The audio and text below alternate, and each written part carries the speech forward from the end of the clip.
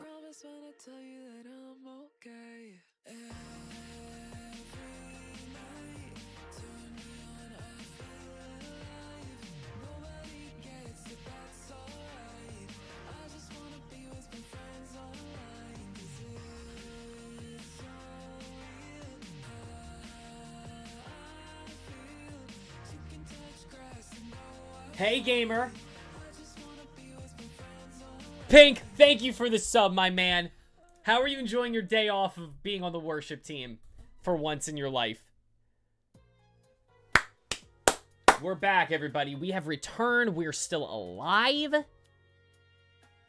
We have not died. You're homesick? What do you have? What do you have, dog? Like a cold? Because I've met a couple people recently who have colds. Yo, I'm going to be honest with you, dog. I'm not saying you have to stay here the whole time. But whether I'm just on in the background or I'm whatever, take a step back, relax. It's okay, LeBron James. Ben Simmons is here. You can relax. You can retire now. We're good. We're here. We're going to have a great night, chat. I've got some stuff planned out. I'm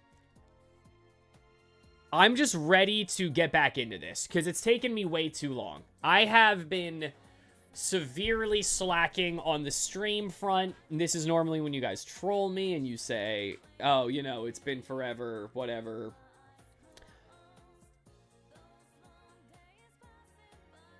Say what you will.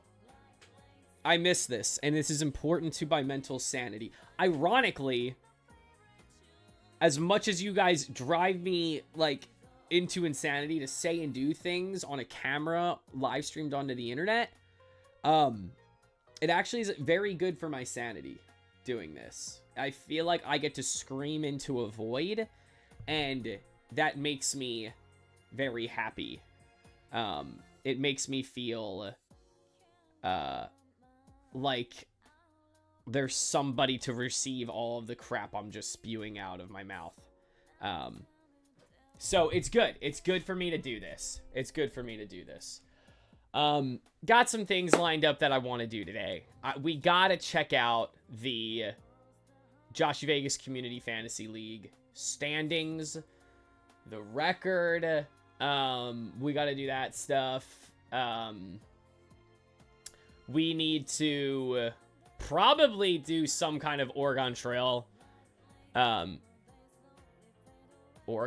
Did I say Oregon? Oregon Trail Run. I don't freaking know what it's called. Okay. All right. This isn't starting good. Okay. I got to do something with that because we barely... I haven't revisited that game in a hot minute, so... I'd like to get that done. Maybe we play Smash at some point. I don't know. But Fantasy League... I'm actually going to change the category to sports.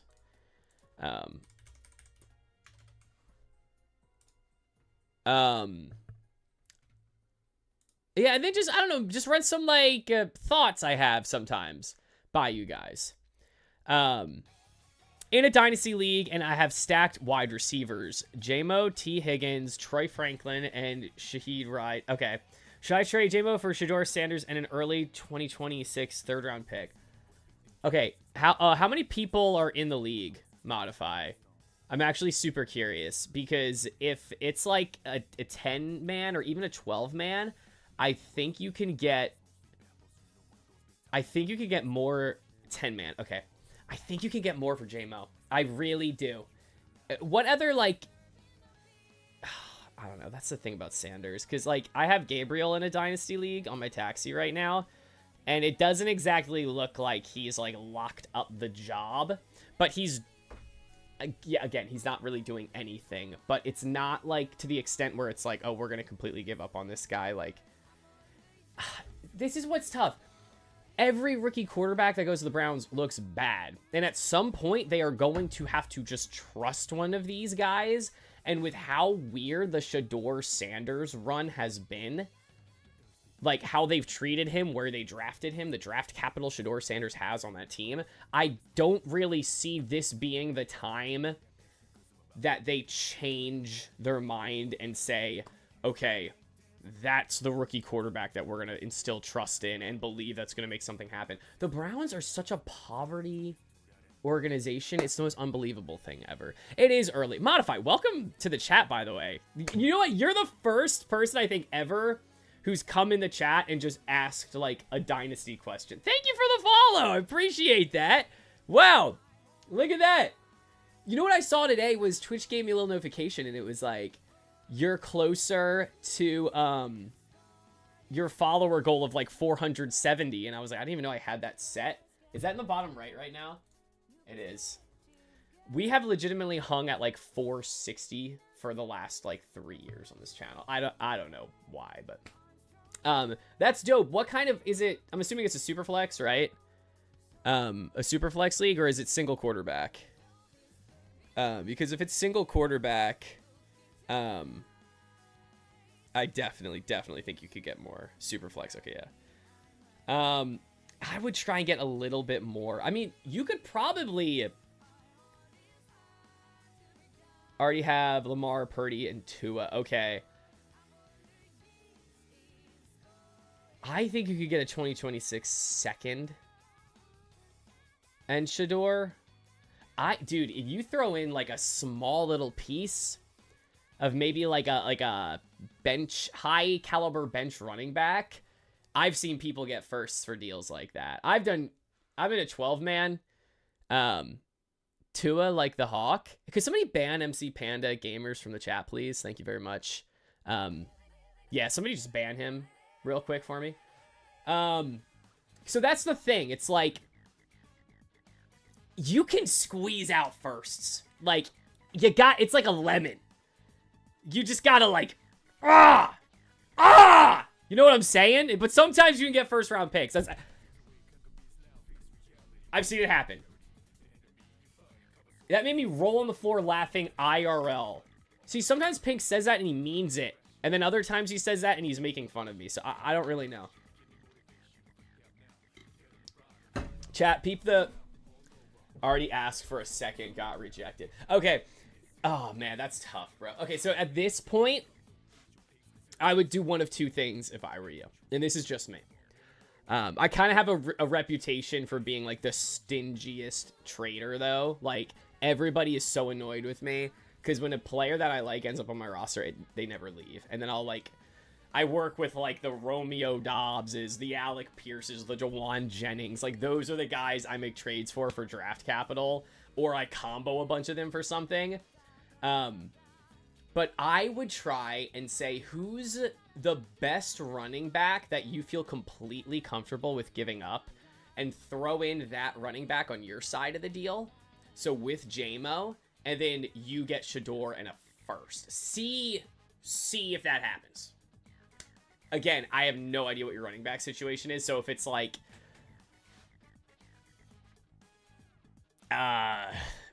random running back. David Montgomery is too good in my mindset for that. Like, maybe... like Tony Pollard. Like, I don't know. Scat, Chase, Brown, James Cooks, and Jonathan. Holy crap, dude, you're sitting pretty at running back. And maybe you, if those are your running backs, maybe don't do anything at all, because that's a great dynasty setup you got. Holy crap, that's one of the better running back rooms I've heard in a dynasty league. I have yeah, that's awesome. Hold on, wait. Let me show you my so this was a horrible week. Mind you, this was an absolutely terrible week. But my team is the one on the left. ASAP Baraki. Panda, how are you doing, by the way? How was your week, dog? Ooh, pop this up here. Cool. So we got Mayfield, McCaffrey, Bijan, Michael Pittman, Dobbs, Jennings, Kelsey, and then Drake May, my pride and joy. Also, name leak. Everybody knows my name, though. It's fine. I got Purdy on the bench, but then I got Genty. And I drafted Henderson, and that man has let me down.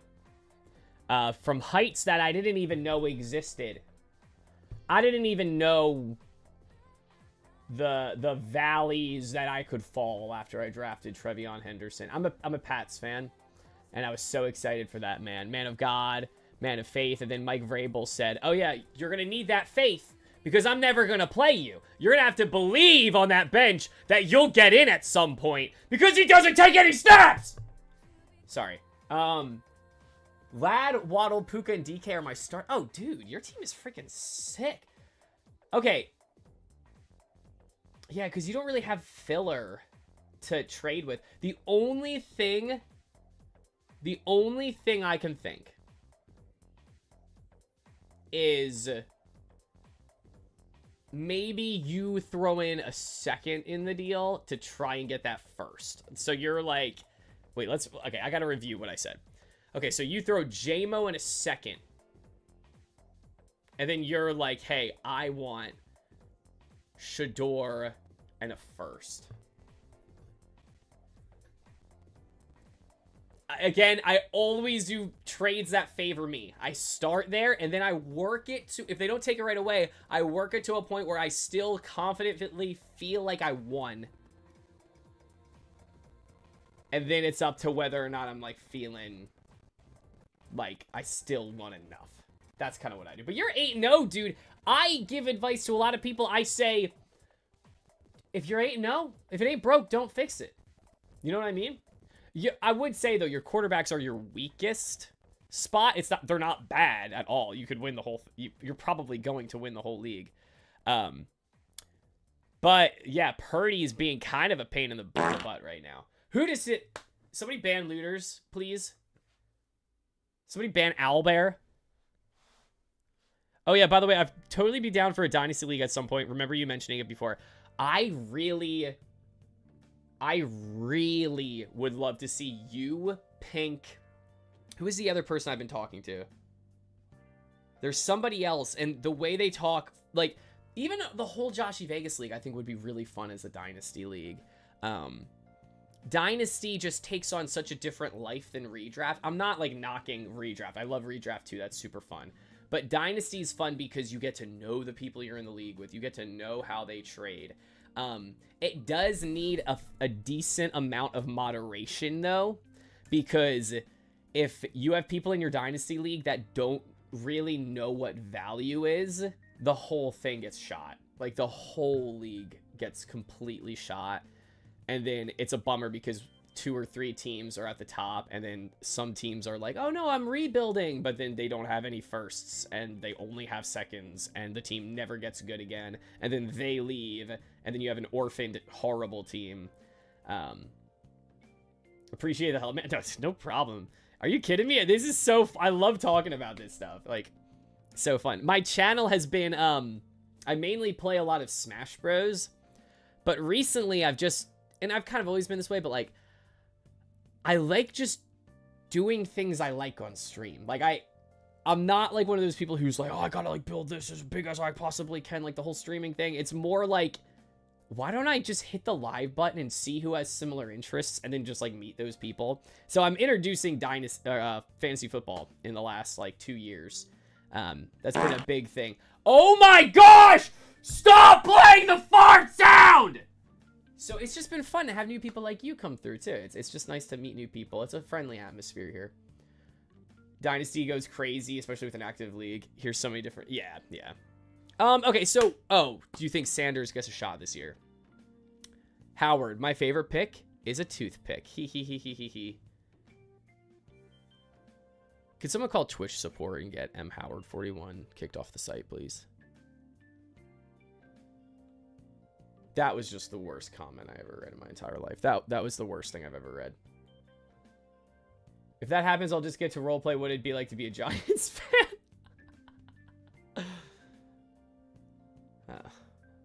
That hurts. I'm not even a Giants fan. It's just sad to beat up on Giants fans. So, I think...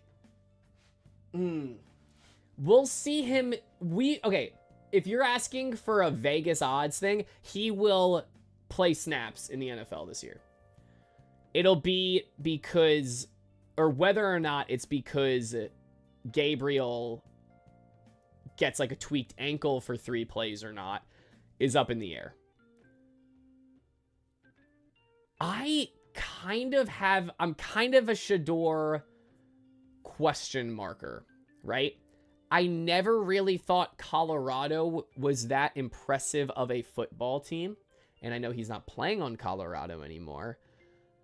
But whereas Travis Hunter, playing in kind of a Wild West conference, was able to do crazy things there and just develop into a good football player,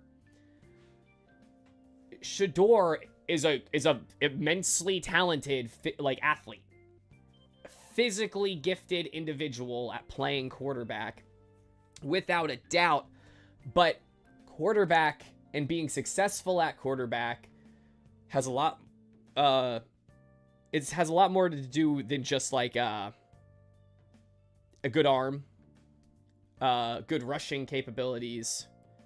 Like, you have to be a leader of men.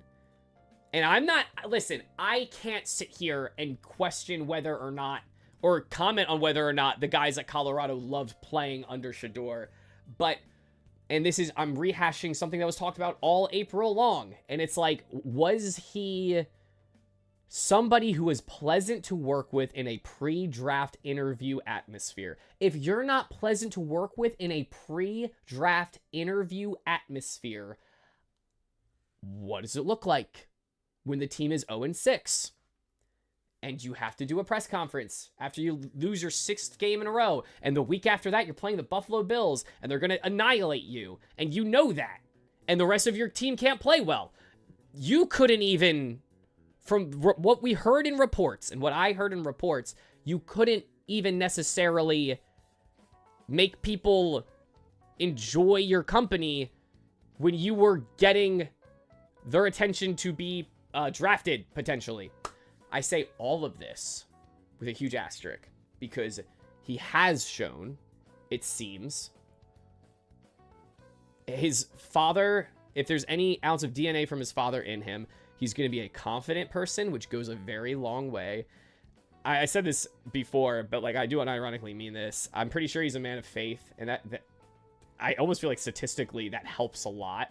I think he'll grow in maturity with that. I don't think it's shot. Like, I don't think his career is shot. I think he has a chance to kind of, turn it around a little bit. But, like, the current version of Shador, I think needs a lot of growth before I can envision him, like, leading an NFL franchise. Especially the Cleveland Browns. I don't know if you can get a worse team to have to pull it all together for. So, I don't know. I don't want to just... It's funny, because sometimes I talk about, like, sports on here. Or even, like, famous people. I'll do, like, a little, like, just, like, run on about something. And sometimes I'm like, dang, am I just, like, another... in my own very small world way, like, just another talking head on the internet, like, hating this guy. I don't mean that at all. Like, Shador's probably, like, a dope dude. So, to answer your question, I don't think he gets the starting job this year. At any point. I'm also kind of weirdly a Dylan Gabriel believer. Do with that as you will. That's more of like a gut feeling thing. I've been very wrong about that in the past. You know what I mean? Like, I've been very wrong about things like that. I did say, though, I think the Bucks are winning the Super Bowl this year. I will say that. You can take that one to the bank.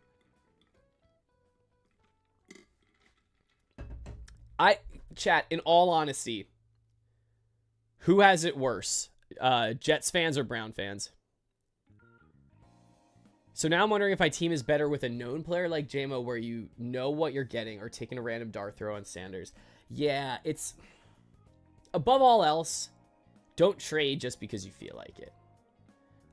Again, I'm like... it's funny, I'm... no comment on that. Yeah, both isn't an answer. I'm gonna make it hard for you guys. It's sad, dude. My extended family are all Jets fans, and it breaks my heart. So never like trade because you feel like it. I talk to a lot of people and they're like, I'm just itching to make a trade, and I'm like, don't. I don't even think you're definitely not saying that, but if I were you, I'm gonna need a little bit more than a second or a third and Shador for JMO. Check your bye weeks. It's such a boring answer, but like check your bye weeks, and if JMO covers any of those for you, that's important to put in a account too, because he could help you, keep your record high. I think you're right, man. Appreciate it. Yeah, I mean, I think it'd be really cool if Shador Sanders ends up being like a really good bye weeks already checked. Okay, cool. I think I hope Shador ends up being like a really successful quarterback. It'd be a really cool story. Like how he turned that all around. But you know who I did believe the whole time? Browns at least have potential. Don't they mostly have rookie players? So this is what's tough, Panda, is that like it's been that same way for so many years. I remember when they drafted Peppers, what was his first name? Jabril? Was it like Jabril Peppers or something? Wait, am I going crazy? No, Jabril Peppers, yeah. I'll never forget the year he was drafted. They got him the same year they got Myles Garrett, right? And I remember being like, okay, they got half the ball. Michigan. They got half the ball, the game figured out. Half of their team is like good to go. That's such a great core. And then the years go by. And I remember the year when they traded him. And then I was like, wait, what happened to the whole, like, the Browns are this young, exciting team? And it just keeps staying in that perpetual state, except for Texas A&M shout out, Myles Garrett. And he's still younger than 30, which is incredible. And that guy's amazing. But it just seems like they're always stuck there. More so just wanted to chat it out with somebody. I love that. Like, yo, if you want, you can join the Discord. Just, like, hit me up randomly. I love talking trades. It's funny because I don't trade that often in my, my dynasty. Like, you need guaranteed hits. I only do guaranteed deals for me. But I love talking to other people about their trades. It's fun. But I would say, Panda, like, the Browns have, like, at least gone to the playoffs when my frontal lobe was fully formed. I don't know if the Jets have. And, like, I don't think anything describes them better than Aaron Rodgers running out on the field and legitimately tearing his ACL. Like, it's like, okay, how can we guarantee the season's good? Let's get a Hall of Famer. Oh, sick. Okay, yeah, we got him down. The second that thing went... If I was a Jets fan, I would probably just, like... I would probably just, like, not consume football anymore. If I was a Jets fan, I might move to, like, Czechoslovakia or something. Like, I don't know. What would I do there? I don't know. Maybe, like, I'd probably marry a Czechoslovakian woman and start a family. And, like, it would be great. We'd have, like, kids and stuff, but I would leave. Unfortunately, I'd have to leave America behind because football is American and I couldn't associate with it in any way, shape, or form. Anything that would remind me of my former fandom to the New York Jets would disturb me. So I'd have like 7 kids and I'd probably get a job in like a food stall and I'd sell like crabs. It'd be hard, but I would develop a reputation for being this like great Czechoslovakian crab salesman and life would be good. Jets have been horrible since what? Mark Sanchez? Yeah. Yeah. When was the last, 2010? When was the last time the Jets were in the playoffs? Not the Nets, the Jets. That hurts. Okay. 2010 season. Yep. They lost to the Pittsburgh Steelers in the AFC Championship game. That's crazy that they went to the AFC Championship game, though. In my year and a half of caring about football, I'd say last year was the closest chance the Jets would get to... I mean, yeah. If you're a Jets fan, do you still, like... Is your lock screen still Joe Namath? Like, no, like, in all actuality, I actually need to know this. If you're a Jets fan, and, like, you want to support your team... What's on your lock screen? On your, like, I'm a Nets fan. So, you know, okay, actually, let me just back this all up. I'm New York everything. And not only New York everything, I'm, like, the metropolitan New York team. So, I'm Nets, Mets, Devils. And you would say, oh, then he's a Jets fan too, right? I'm not. And not because they're bad. It's not that. I'm just so glad that, like, the draw I got... Did you say a loser? Because somebody... I was about to say because somebody off Pink 2K. That was almost... I almost got banned. I already got... what's his name? Nick... Fuentes... What's it? How do you even say that? Fuentes? I already have him in my title. I'm already anticipating getting my stream taken down. Mets, yeah. You know what's up. Oh, this is kind of cool, though, right, dude? I'm not... Listen, I'm not a Dodgers fan. I'm not saying that. I just think Ohtani's dope. Weren't they versing the Giants in the Super Bowl in, like, 07, 08? So, the Giants were playing the Patriots when they made the Super Bowl in 08. The Jets... Before that... Yeah, Sanchez led them to a stinking AFC Championship game. That's crazy. That guy gets so much hate. Wait, didn't he just assault somebody? Didn't Mark Sanchez just assault somebody? Did you guys hear about that? He, like, pulled a knife on somebody. Is that true? Hang on. Mark Sanchez assault.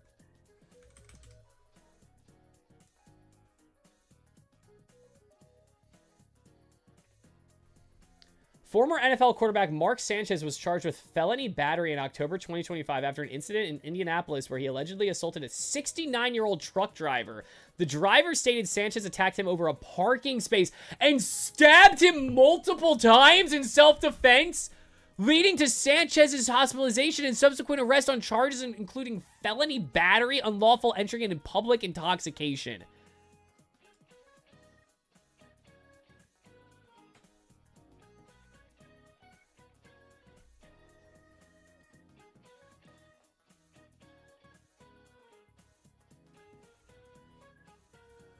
All right. Prayers up.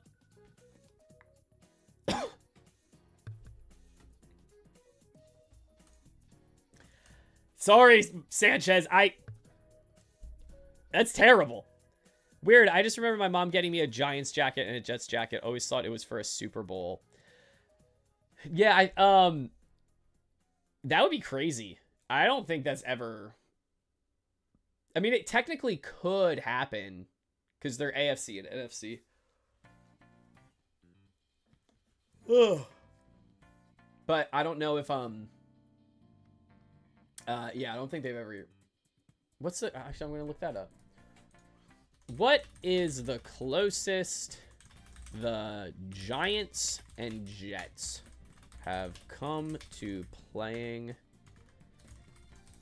against each other in a Super Bowl?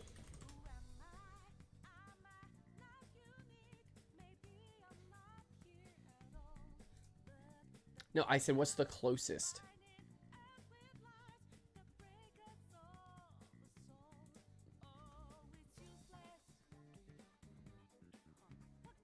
Oh, this is actually interesting.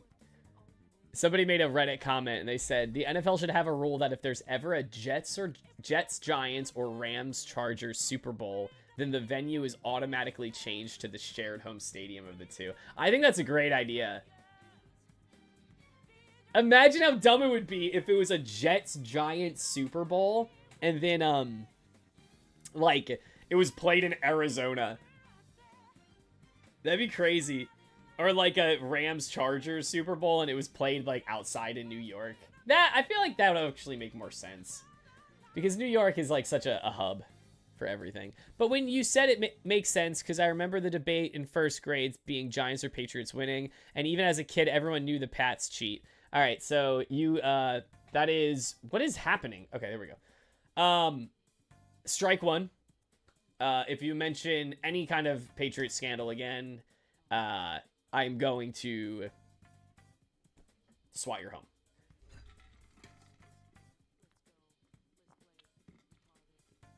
Brady is the GOAT. That is correct. Somebody please get M. Howard 41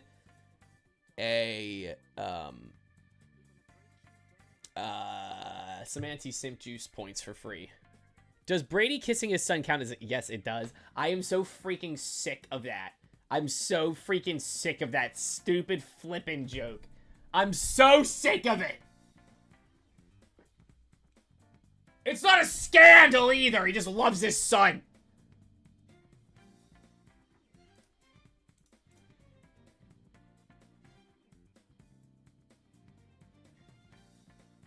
It is an odd video. Okay. Is it odd? Maybe. You know what else is odd? How much money American citizens send in foreign aid to other countries. That's odd too. If I focus on that, I'm gonna be upset. Okay? So maybe I'm just not gonna focus on it.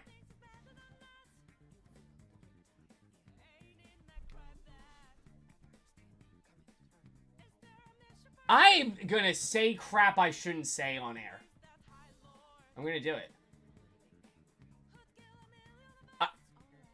I started talking about fantasy football. Who's to say I won't start streaming in the politics section because of how pissed off I am at Tom Brady kissing his son. Yo, I have gone off the deep end, dude. In real talk, my Twitch channel has, like, actually just gone off the deep end. Like, it's, I don't know, dude. I don't know. I think Twitch should probably just ban me now before I do something crazy. M. Howard, do you play fantasy football or no? Oh, also, I keep forgetting. Chat, check this out. I fixed my table. Yeah. New Joshy politics arc would go crazy. Get the shock collar ready. Can we talk about the shock collar? Do you guys want to talk about the shock collar?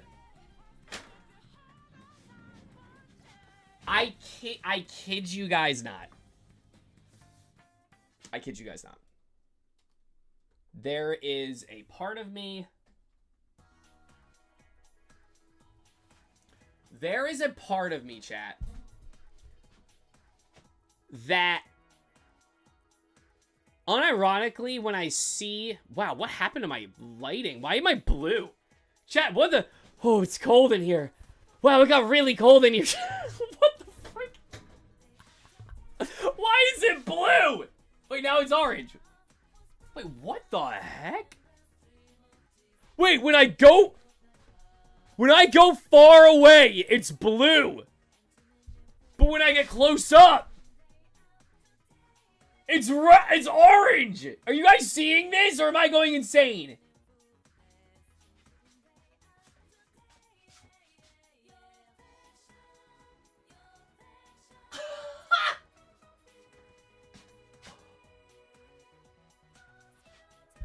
All right, like right here is perfect, I think.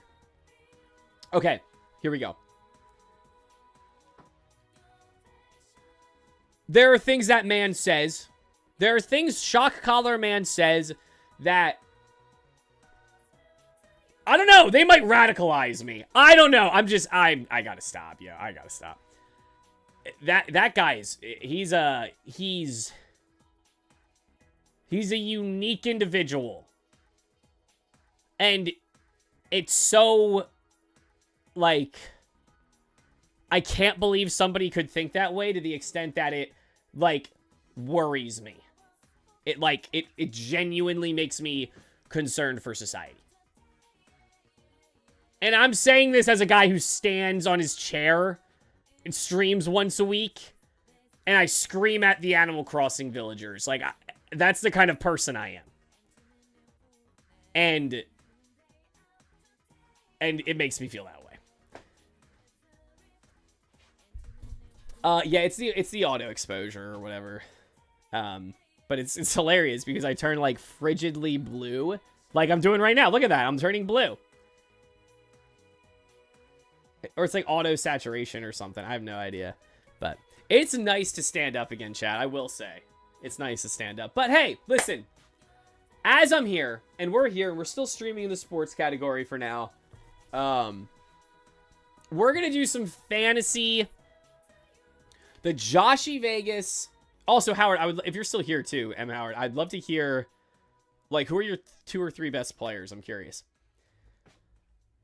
I want to, real quick, we're going to do a mid-season review of all the different teams, okay? Wow, this camera angle makes me look so short. It looks like I'm pushing, like, 5'3" right now. Wow.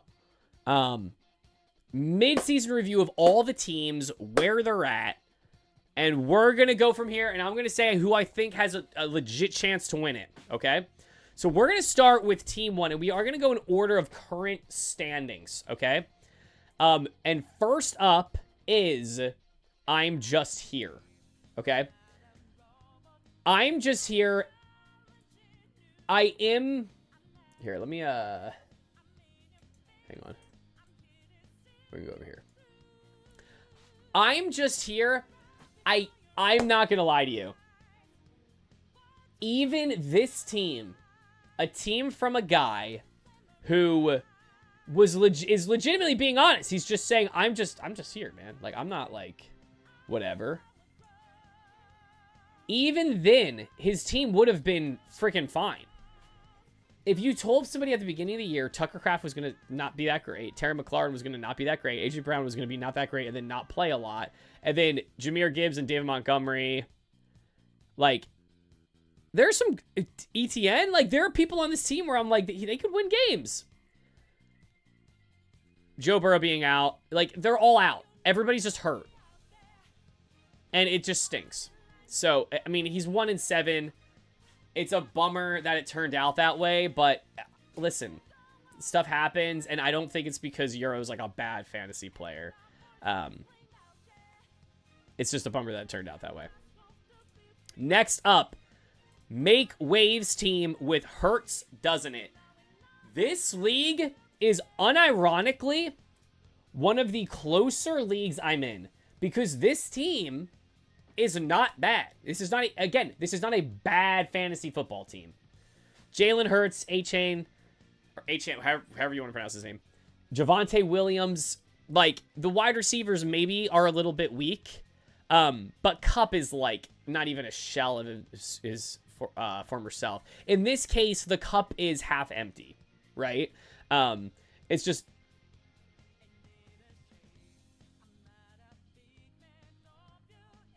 In this case, he's not doing anything for anybody. He's not helping anybody's fantasy team. Trey Tucker was that fun, exciting ad after he dropped like 44 fantasy points, but not really doing anything. Does have a weirdly good quarterback in Jordan Love, though. Sleepy MVP candidate. Jordan Love. George Love. Who the frick is George Love? I have no idea who that is. Okay, next up. Oh, Saquon UC. Okay. Hey, okay. Let's see this. I traded Henry, Ibuka, Warren, and Swift for Bijan, JSN, Walker, and Debo. My knee-jerk reaction to that is dope. Okay. Which makes my team Daniels, Gibbs, Bijan, JSN, London Kittle, Debo, Walker, along with Flacco, Hampton, Wilson, Dobbs, and Travis Hunter. Is this a single quarterback league?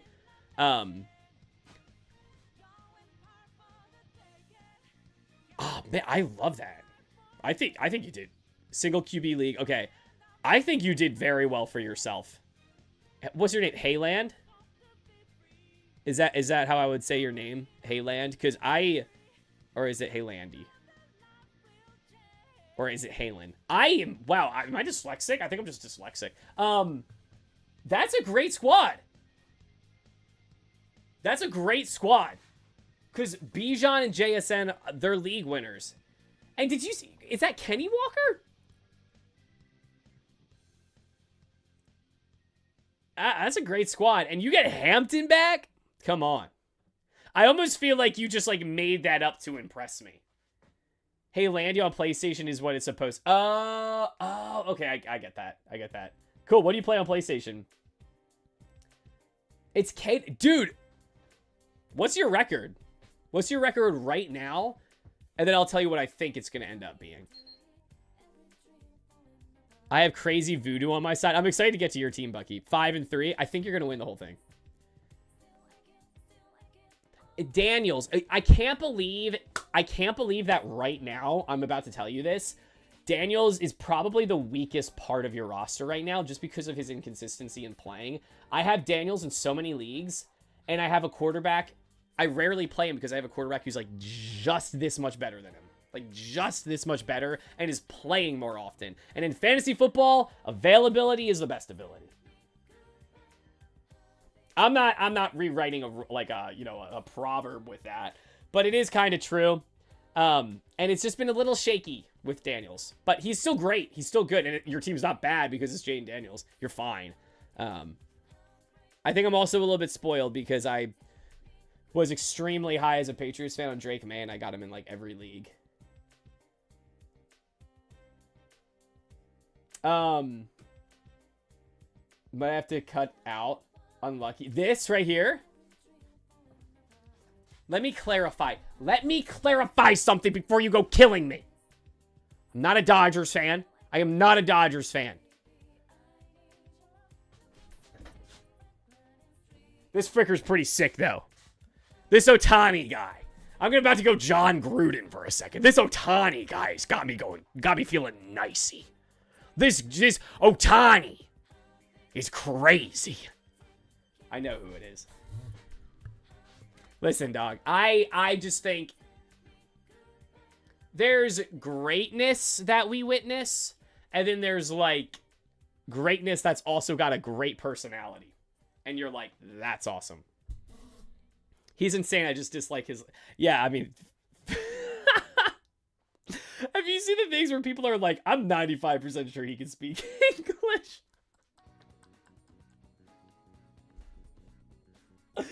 Yeah, it's crazy. It's probably just a totally different culture over there in terms of sports. Like, I don't know. I was a Dodgers fan for maybe 2 seconds before the HoloLive VTuber that made a video for them retired. What the frick? They made a video for them? He has to act like he can't, so he can't get... I hate to be that person because I'm going to be honest. If I existed in a different country as like a professional doing something, am I going to sit here and be like, oh yeah, I would know how to speak the language of wherever I went? Like, imagine if I played like, okay, professional Valorant and I was signed to like Team Secret. They're in APAC, right?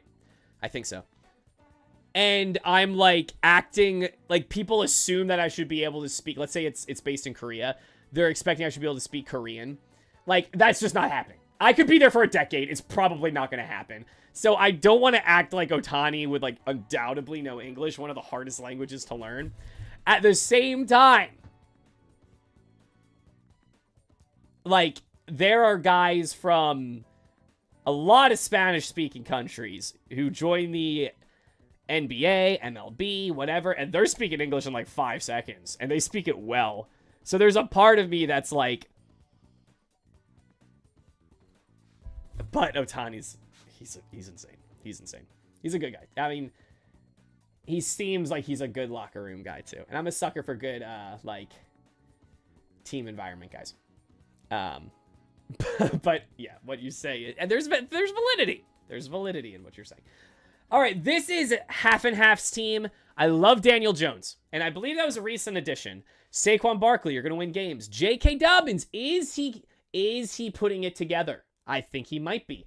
I think J.K. Dobbins might be putting it together. I just dropped him before his huge coming out game the other day. Look up Gora Dodger. She sings for one of the games. Are you serious? That's insane. The Dodgers do a lot of like, I mean, it, like, I feel like VTubing and anime are like kind of in the same universe. And I feel like the Dodgers do a lot of that stuff because of like the giant Japanese fan base they have now. Dunze and Sutton, okay. Ingram, Michael Pittman. Oh, Goff, Adams. Oh, this seems great. Yo, this team, chat, low key, half and half. Okay, first bold prediction. Half and half is making the playoffs. Half and half is absolutely making the playoffs without a doubt in my mind. All right, who is this now? This is No Johns. This is Michael's team, who I have seen scrape out some very, very close wins and lose by very, very small margins. Justin Herbert, great ad. Derrick Henry, I think Derrick Henry's going to put it together. Kenny Walker, Amon-Ra, Higgins, Henry, Jonathan Taylor, automatically in contention with him on his roster. Pickens will start going down now that CeeDee Lamb is back. Waddle on the bench. This seems really good. Also, making the playoffs. Vecroar. Mayfield, McCaffrey, Chase Browns, Nico Collins, Rashee Rice, Taylor, Andrews, Diggs, Garrett Wilson. Dang, what the heck? Some of these teams are really good. I'm a little worried about like the Harrison, Godwin, Myers, Mixon is on IR. This team is also really good. Okay. When I start saying people are going to make the playoffs, it doesn't entail that certain other people are going to miss them. This was the biggest VTuber news like a year ago. That's crazy. The MLB, listen, I give props to the MLB for trying new things. They try a lot. Okay, wait, let me really add some context to that. In terms of like the game theme atmosphere, in terms of the actual sport, no, they don't. They very rarely change things. They're a very traditional sport. But in terms of like, I went to a Mets Phillies game and it was like a Margaritaville night. And then a freaking person with like a zoo animal threw the first pitch. And then I got heckled because I was wearing a Juan Soto jersey. People wanted to kill me. They wanted me dead. Like, multiple Philadelphians, like, came up to me and, like, made unwarranted physical contact with me. Well, I gotta add clarity to that. They were, like, mockingly shaking my hand or fist bumping me. That's what I meant when I said that. It was a snake she held like you in a Dodgers jersey. I hate you. Okay? All right. Yeah, that's it. That's all I wanted to say. Enough with the banning joke. Oh, could somebody ban him for a second? I hate you. I can't say that. I love you so much. Because keep in mind, this wasn't a huge gamble on an indie VTuber. This was essentially VTuber Beyonce. How did they even do that? Somebody send a video link to that. We're gonna watch it. Like, I want to see footage inside the stadium as a VTuber singing the national anthem. Is that what it was? Were they singing the national anthem? Has a VTuber sung the national anthem yet? I'm gonna look that up. Has a VTuber ever sung the national anthem at a sports game? The first thing that comes up is "Take Me Out to the Ball Game" at the 7th inning stretch.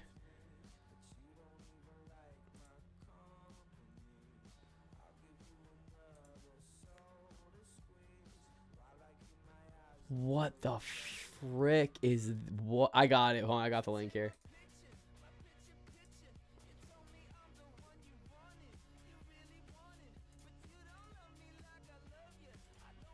All right, movie time.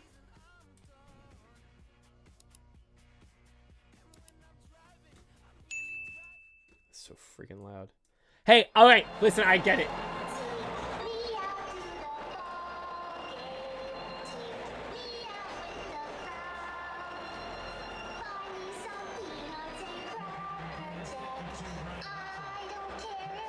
I want to know what the 65-year-old grandfather who stormed the beaches of Normandy is thinking as he's watching the Dodgers game with his grandson here. That's what I want to know. Like, I have, like, some form of, like, I understand this. I go live on twitch.com. And I've seen VTubers.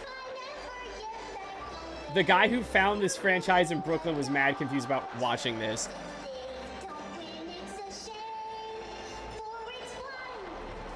Again, it's like they're trying something new. Like, I respect it. I just want to know what the older generations are thinking.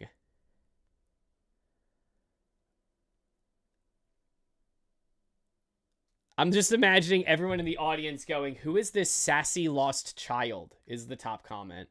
One of the top comments. Apparently they made a comeback after this.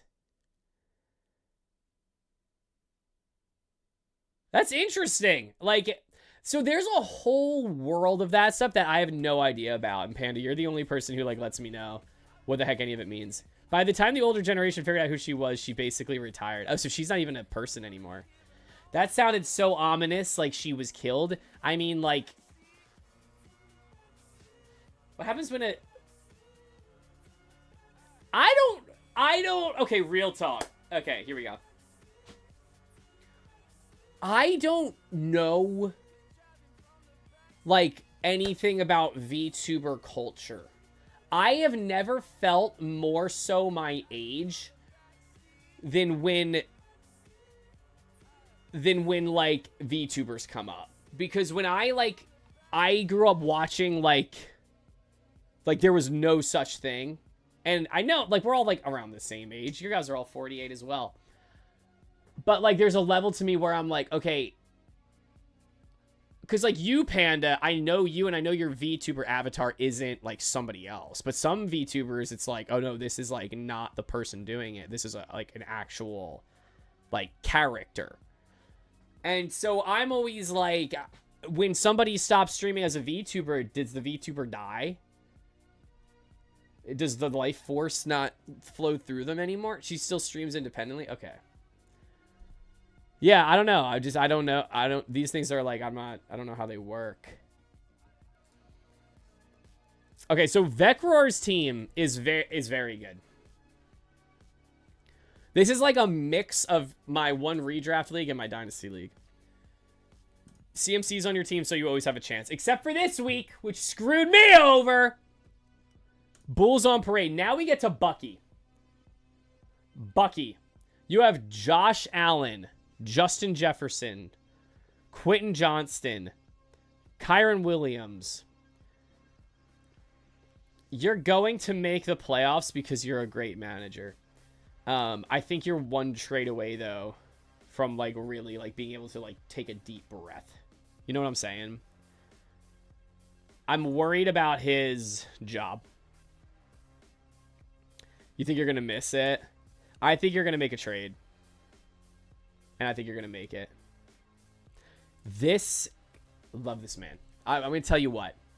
Man of God right here. Great man of the faith. Awesome dude. Monstrous college player. If Mike Vrabel does not hand Trevion Henderson the ball himself at this point, he'll have to line up on the line and do it himself at this point if I'm going to forgive him. Because I am so frustrated with what the Patriots have done with this man's career. And he's only a rookie. Nobody will trade with me. I think I am bad at trade offers, maybe. I would put in the chat, yo, can't stay 'cause sleep, but I hope you all are having a great day. Curry, I love you so much. Love you so much, Curry. I hope you're having an amazing, amazing night's sleep. Get cozy. Put on some brown noise. Turn on brown noise. It's just... Actually, do you need me to do it for... Tell you what, leave the stream on and I'll take care of the brown noise. Here, I'll pause the music. All right, you ready? So every time I ask for it, I go like this. I go, actually, we can do it right now. Amazon, Play brown noise. Okay. Brown noise from Alexa ambient sounds.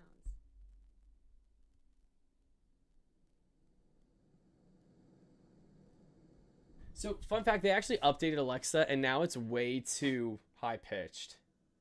They, like, changed the frequency, and I hate it. Amazon. Stop. So, I'll do it for you. It's more like this.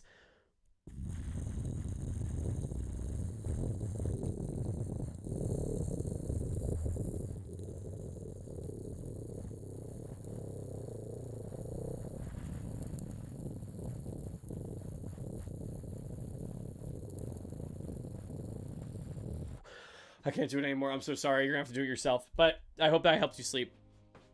I love you, Curry, so much. God bless. Have a great day. All right. I think when you have... Thanks for that, Joshy. Have a good night. You have a better night. Curry is such a real one. Such a real one. DM me sometime, Curry. We still need to play Civilization together. That model is under an agency who owns the rights to that character. So them being a huge company brings huge support to a new VTuber. But they take of your revenue and probably put extra rules / contracts in place. Eventually, most agency VTubers will graduate once they build enough of a name for themselves so they can create a new character and go independent. Wow. It's like K-pop, but for streamers. Is that what you're telling me? That's nuts. I legitimately had no idea that's how it worked. Exactly. Okay. You guys remember like the dark ages of K-pop? Where like only the absolute like there were like maybe you knew one person who liked it. Who is wait, hold on.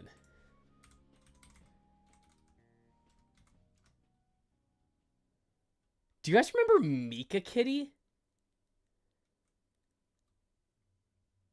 Oh my gosh. She was the first person I ever saw who liked K-pop.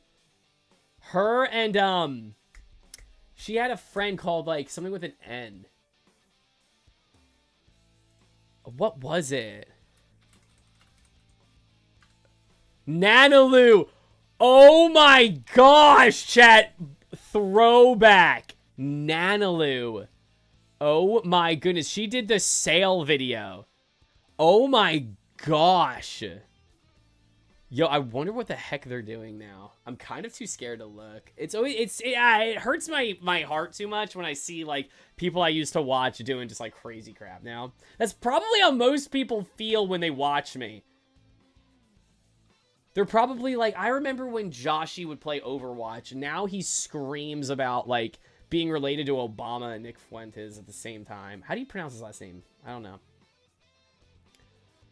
VTuber agencies follow the same idol culture in Japan. Okay, that makes sense. I'll never understand idol culture, but I'm not in the market. Yeah, Bulls on Parade. Bucky, I don't think you're shot. I do think you're a trade away, though. And I think you'll make that trade. All right, next up. Everybody's favorite anamorphic giant bear. MC Panda. Bo Nix is going to win you football games. Josh Jacobs is going to win you football games. Rashad White. But Rashad White filling in for Alvin Kamara. One of those guys will absolutely be serviceable as your running back too. But they're maybe not absolutely. They're both on the fringe of it. Because both can be inconsistent for random reasons. Lad McConkey. Great player right there. It's kind of hard with him because you don't know. It seemed like this stretch was going to define his season. Right here, right? It seems like he's getting away from that. He's settling into his role that he had last year. A check down guy. I'm not worried. Zay Flowers, I love as a football talent. I worry about consistency sometimes. Amazing talent. Tucker Kraft is going to win you football games. Frick me, man. 33.30 fantasy points. Gamer Dogs! Yes! Thank you for the 31 months, Gamer Dogs. Unironically, thank you a lot for the 31 months. That's awesome. Guys, I say this all the time, but when you guys sub or give your primes, God's awesome, because it'll be like a random day, and I'll get that Twitch payout, and it helps so much. Like, so when you guys do, like, come on here, drop your Twitch Prime because you have it, or sub, like, thank you from the bottom of my heart, seriously. I know I say this stuff all the time, but it really is such a blessing when that Twitch check comes in, and I'm like, wow, I got people supporting me, financially. It just, guys, it's so sweet, and it's never something where it's just like, oh yeah, whatever. That means a lot, so thank you so much, Gamer Dogs. I only remember Tessa Violet for constantly getting recommended to me constantly when I listen to Cave Town or Beach Bunny. Does she make music too? Did she, like, actually have, like, a music thing? Romeo Dobbs is interesting. I'm in a 12-man dynasty. I was about to say, I was like, I'm in a 12-man dynasty, and he's serviceable. He's serviceable in my lineup. It's kind of frustrating sometimes, though. Wandale, but, I mean, you have Bowers on a bye. You can play him in your flex. You have, why do you have all... Holy cow, your tight end room is insane. A solid handful of my team isn't permanent. Oh, I'm not showing my screen. Thank you, Bucky. I appreciate that. Why? Wow, okay. Gadsden, Bowers, and Kraft.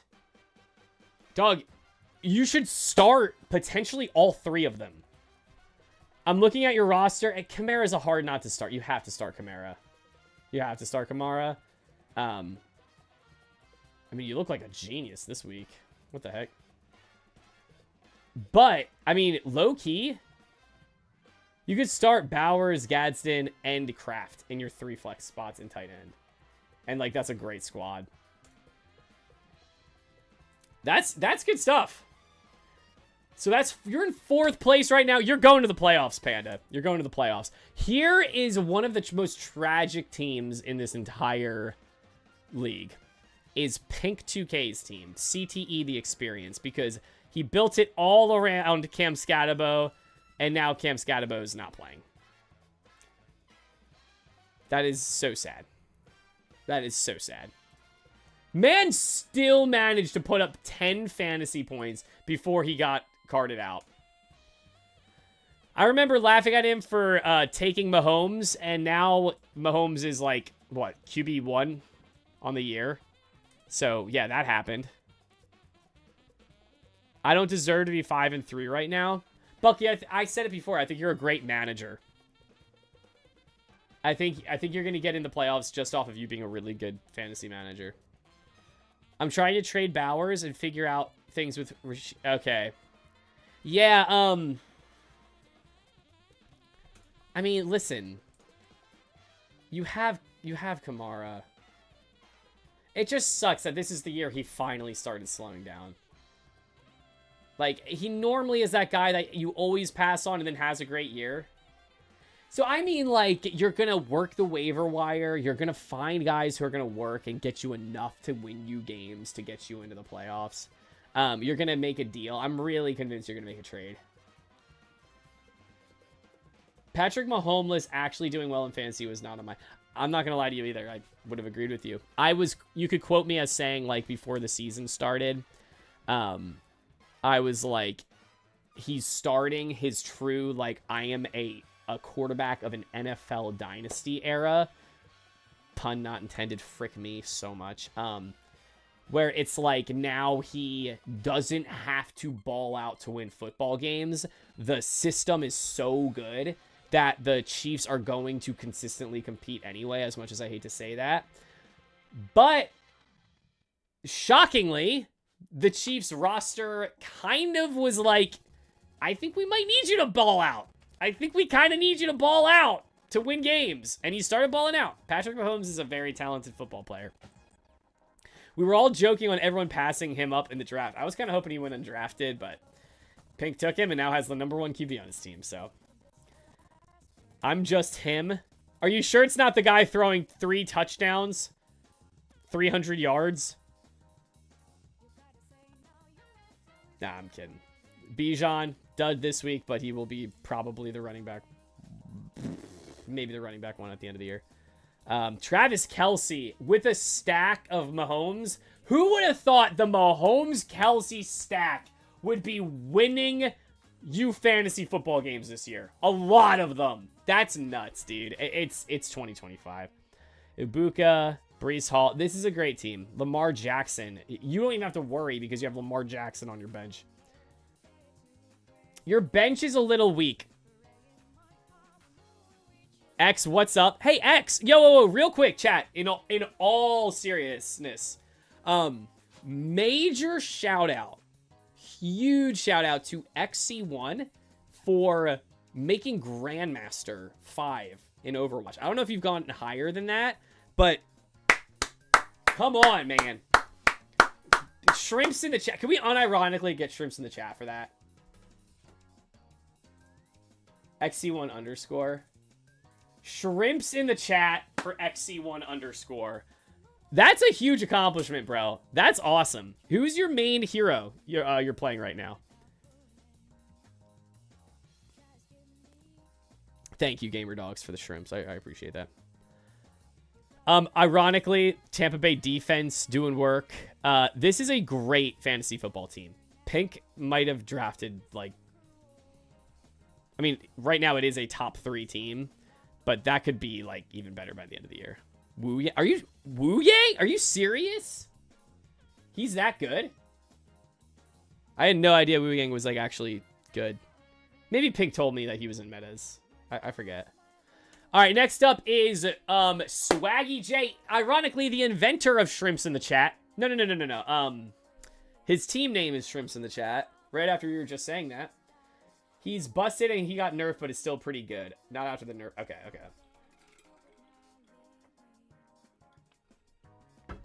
It's funny because it's like there's meta. But Grandmaster. Listen, I can't talk about Grandmaster. I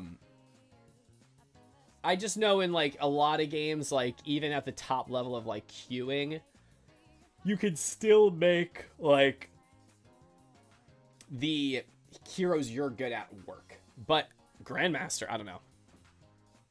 To a certain extent, undoubtedly you can, if you're like cracked, but okay, so this is Swaggy J's team. He drafted a very good fantasy team. Drake May is the best football player on the planet. He's the best football player on planet Earth. He got him. Annoying, but he did. James Cook is so good. I went from hating this dude to loving him. Jamar Chase is Jamar Chase. Keenan Allen's been having a sneaky good year. What is he? The number 8. Wide receiver 8 on the year. That's nuts. Tyler Warren. Number 4 tight end on the year, right? DeAndre Swift is... What? He's 11. I was looking at that earlier today. RB 11 on the year, DeAndre Swift. We didn't even know if he was going to have a job. McMillan has a flex, is crazy. And then Boswell's unironically... He's got an iron leg, dude. This dude's freaking insane. But Bucky, Brian Thomas, who is like a letdown, is somehow like totally fine being on his bench. And then Fannin, come on, Hampton on IR. This team could win it all. Very well. Shrimps in the chat could win it all. But I'm still a bit salty about Vidal. I picked wrong on that 50-50. Yeah, that's... I hate that crap. That happens to me all the time, dude. Don't worry about it. I was going to say we live and we learn, but we live and then we guess again. Number 1 seeded Wizards of Waverly Place. Great team name. And I would like to say that I said this team was going to be really freaking good. Does go down for the first time this week because of CTE, the experience. What a match, right? How do I... Wait, what the heck is this? Oh, here we go. crazy. I mean, it made sense. Everybody was on bye or just had the worst week freaking ever. But let's check out this roster, right? Wait, what the heck is going on here? Oh, there we go. Okay. Prescott. Hey, listen, if you were going to have a bad week, this was the week to have a bad week. Look at this. Look at the players you have on bye or injured. That is egregious. That's insane. Dak Prescott having probably the best year of his career. Or close to it. The last few games, or a few games in there, are pretty big duds. Last week and week 1 were omega duds. But Chuba and Dowdle, you're not going to always be starting both of them. That situation does get more confusing now. It does get more confusing. Yet, you have 2 very talented guys. Maybe one gets traded. If the Carolina Panthers have like 3 brain cells, I'll say 2.5. If they have 2.5 brain cells, they trade one of them, and you get capital for that. You don't need 2 great running backs on your team. Take advantage of the fact that you have interest probably in some of these guys who you thought were just like, we're going to fill up some time. At least Dowdle, right? You thought you were just filling a roster spot with Dowdle. If you can actually get capital for him, take advantage of that. They just signed Chuba, so I doubt it'll be Chuba, but Olave is... Wow, he's the number 9 on the year?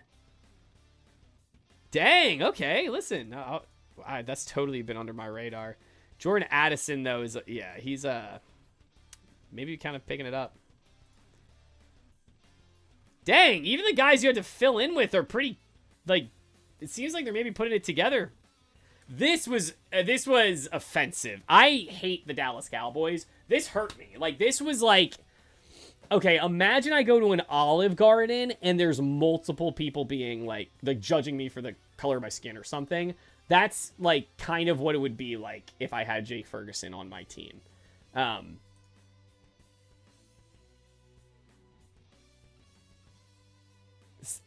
Maybe. So Ramondre Stevenson is kind of enemy number 1 right now. And I love Trevion Henderson. I love the Patriots, and I want them to do good. Why? Like, from either one of those standpoints, I don't get why he gets the chances. This is what I've heard said before. Actually, no. As Christians, we need to be more like Mike Vrabel. Right? And hear me out, because Jesus Christ forgives us of our sins. No matter how many times we sin, there is fresh forgiveness in Jesus. He will never count something against us as long as we come to him and we repent of our sins. Mike Vrabel, it doesn't matter how many times Ramondre Stevenson fumbles the football. Mike Vrabel always has forgiveness in his heart for him. So as Christians, I just think we need to spend more time trying to be like Mike Vrabel and not holding a record of accounts against somebody, right? Because clearly, Paul in the Bible says, what? Should we sin endlessly so grace can abound? No. Should Ramondre Stevenson fumble endlessly so continued starts and a high snap share can abound? No! Jaylen Warren, great start to the year. Some question marks from here. Cameron Dicker, I love him. And the Patriots defense is number 1 on the year. Look at that. Genti, Njigba, Puka Nakua, and Trey McBride on your bench. This team is a full course meal. There's a freaking the pre appetizer that's like a sweet potato puree.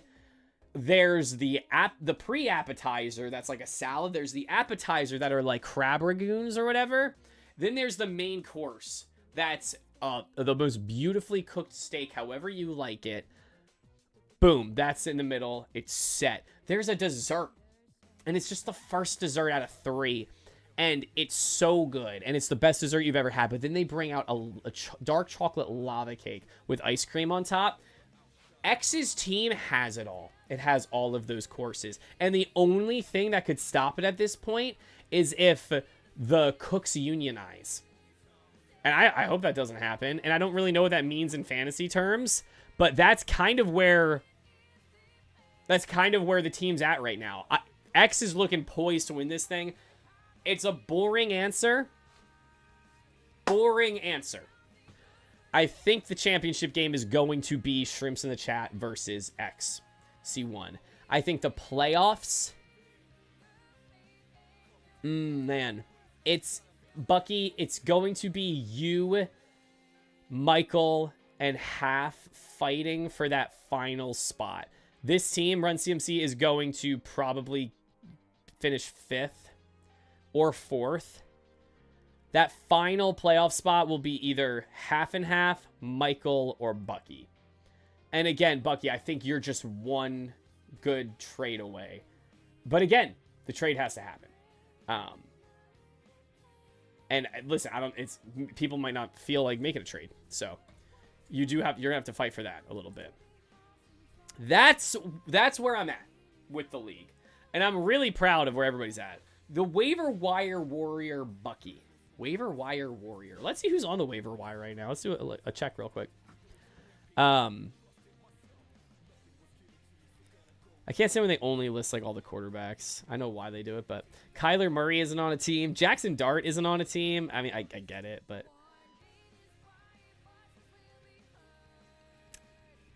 oh, he's kind of popping off. Surely somebody could use Jackson Dart.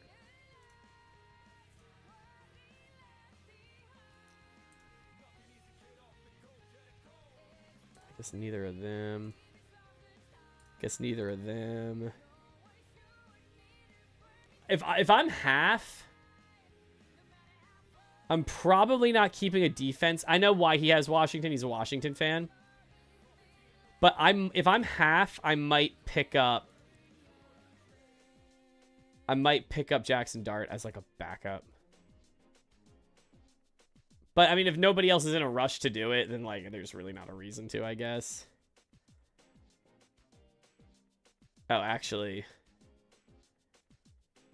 do both of these? Oh, both of these teams don't have a backup quarterback rostered. Yeah, so Swaggy J, Half and Half, and Euro. Oh, Euro. I don't know if Euro's checked the team lately, but should probably pick up Jackson Dart. Dart doesn't throw the ball when he needs to, though.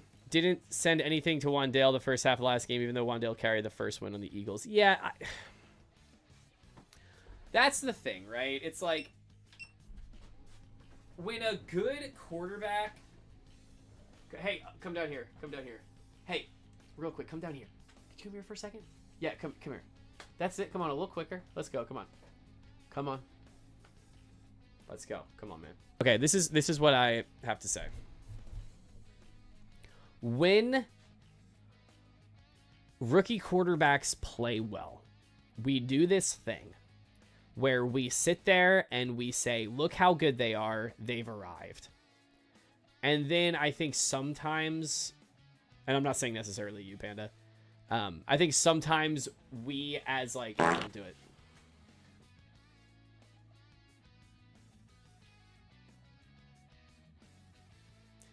What do you guys ever think about, like, the context? Is there like a context to it, or do you guys literally just go and dart throw when you're gonna play the fart sound effect? Sometimes I think rookie quarterbacks play so well, they end up playing themselves into a higher expectation of what they're actually capable of. And what are they supposed to do? Not play as good? No, they're obviously supposed to freaking play as hard as they can. Like, obviously, I'm not saying they shouldn't do that. I think it's more of us as the viewer and the fans to be like, Jackson Dart is going to make like boneheaded decisions. He's a rookie quarterback. He's had great games, and a lot of it comes from him being able to jump like at the opportunity. People have no idea what to expect. Ironically, because he played, what, 4 years at Ole Miss? Was it like 5? Did he... Stream lagged like crazy. I queue that when you drop the desk. Okay. Is it still lagging? Because I got the notification that, like, I lost connection on my Steam Deck to, like, my Spotify controller and everything. How many seasons did Jackson Dart play at Ole Miss? So he played 4 years in college, 3 years at Ole Miss. This is something we need to sit and realize as sports fans sometimes. Wow, things just got really emotional. It's fine, it's just a few seconds. Okay. I feel like I'm about to say something really impactful with this song on, but I'm not. I'm just literally going to say something. These guys play half of a decade in college now. And these colleges pack sometimes 100,000 person stadiums that are bigger than NFL stadiums. And they learn how to be an NFL quarterback, essentially, in college. So when these guys spend 4 or 5 years in college football, the NCAA, they're coming out a lot of them are coming out ready to lead men in a battle. The guys who spend less time and aren't as integral to their college's culture, I worry about more. We were talking about Shador earlier. Like, there are certain guys, a lot of the guys who come out of Oregon, right? The Justin Herberts of the world, the Bo Nixes of the world, that's kind of why I'm a little bit like Dylan Gabriel. Like, I see those other two guys and how they're playing. And it makes me think, like, Dylan Gabriel was part of an organization that really trained him to be an NFL quarterback. Like, these guys are essentially playing the NFL junior and learning how to play football. So there's almost a level where I feel like we can expect a lot from rookie quarterbacks, where simultaneously we can't just throw them into the fire and then give up on them after 1 year. But again, Jackson Dart's going to make some boneheaded plays from here on out, although he has been looking suave out there. That's all I was going to say. You know what I mean?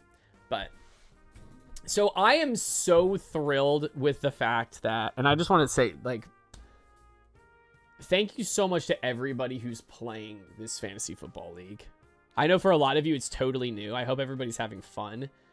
But, like, it's so fun getting to play and follow along something I love with the people I love. So I just appreciate you guys playing fantasy sports with us. Especially for you guys who it's new. It's just fun and it's a good time. I apologize I haven't been able to do the weekly recaps. This is like a mid-season thing. Really trying to go live more often. I've kind of recognized in my life too recently, like, I really need to make time for this, like streaming. Again, it's just I was talking about this earlier, but it's a opportunity to go live and just go live about something I generally enjoy. So in this case, today, we're talking fantasy football in this season. We'll probably play a game in a second, but, like, it's neat having a community where I'm not, like, bound to one thing. Like, you guys will come through for anything I really, decide we're gonna hop on and stream about that day. So it's fun. All right, so we're going to continue our journey on the Oregon Trail. And we can keep chatting sports while we do it. But we are going to give that a go. So I need to set this up. Excuse me just throwing my armpit in your guys' face. I apologize sincerely. Here we go. Get this light back on. So I forget where we left off. I think everybody's in the party, and I think everybody's alive still, if I'm remembering right. You know what's cool today, too? We've had multiple people join the stream and be like, just talk about fantasy stuff. That's fun. I love having that opportunity to just chat with people.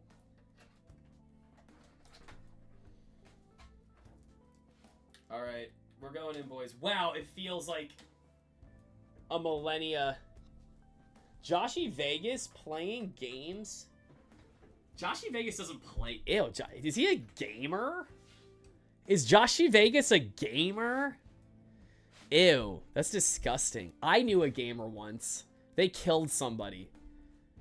I know that's what you guys are saying right now. You guys man, you guys are disgusting. Check your preconceived notions at the door, please. You guys are horrible. What the heck is going on with my... Is it on? There we go. Why does it just say Rosalina? The heck? Here we go. Oh yeah, baby.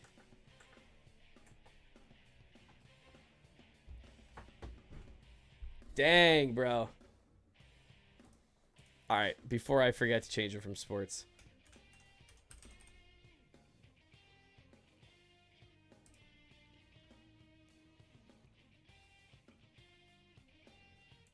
Boom. Okay. Yeah, I mean, listen, chat. Update? Oh, frick this, dude.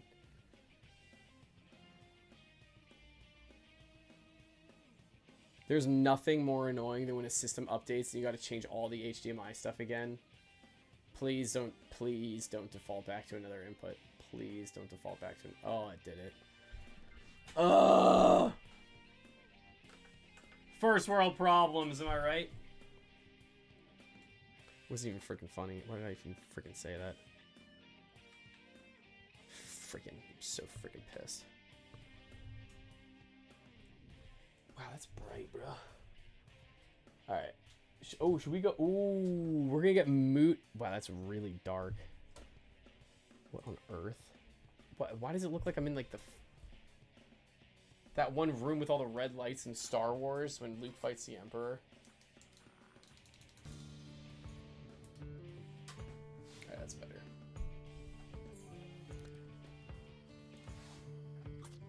Yo, I haven't streamed since September 9th.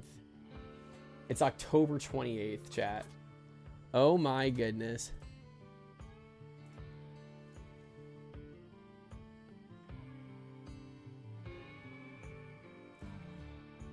Okay. We're going back in, chat.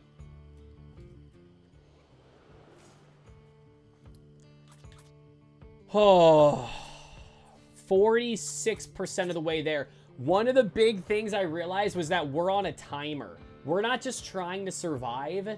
We have to make it in a certain amount of time to Oregon. And we had been going on a snail's pace the whole time. And they were like, hey, the group's getting worried that you're not going to make it in time. And I was like, I didn't know that there was a limit. Okay, let's talk to the Mormon traveler. My family and I travel with 40 other families to the Valley of the Great Salt Lake to seek religious freedom. Back east, Mormons are persecuted. In Utah, we'll join together to build a new community, changing desert into farmland. Oh boy. That's all I'm going to say. Who the frick is Alfred? Make sure you're prepared even if you're planning on attempting a desert cross, and even then, maybe say a prayer or two. I know folk have gone blind from sandstorms out there, and they were the lucky ones. Alright, I don't have time for this crap. Benjamin, give me something good. The desert's not as bad as other folks say. Sure, it's hot and dry and dangerous, and it's easy to get lost, and there are sandstorms, but, you know, maybe heading south isn't such a bad idea. Oh, shoot. Are we gonna, like, die? Is the group gonna die? Crossing the desert's quicker, of course, but certainly not safer. I'm thinking we'll head south down to Fort Bridger. Don't want to risk getting lost out there. Okay, chat, so I just gave us the conundrum we're in, right? The conundrum we're in is that we majorly missed out on time. I think we're going to cut through the desert. I don't care if somebody dies. I will make that sacrifice. Redbird. How do I do an accurate voice for Redbird? He's like buff. I feel like he's like a buff guy. When the Bayash Chatile first crossed our lands, their wagons were few.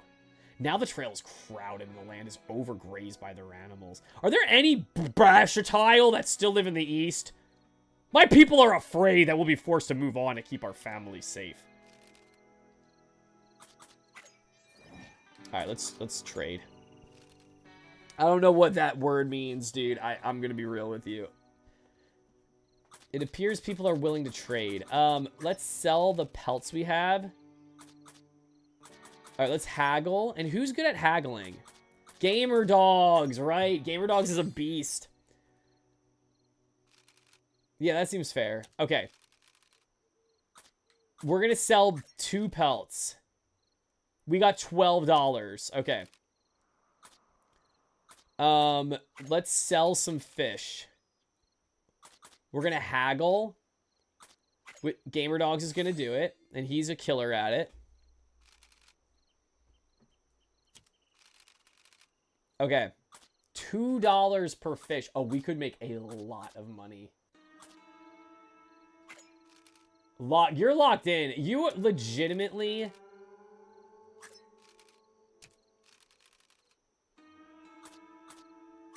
We're gonna do one more time. Alright, chat. We just made so much money. Oh, we just made so much money. But we need to hit a lake at some point. And I'm worried since we're going into the desert, there aren't going to be any lakes. Oh, that's scary that we just did that.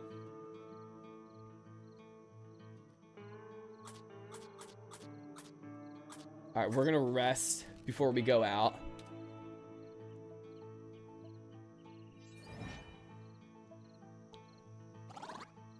Okay, stamina went up. That was good. We lost 16 foodstuffs.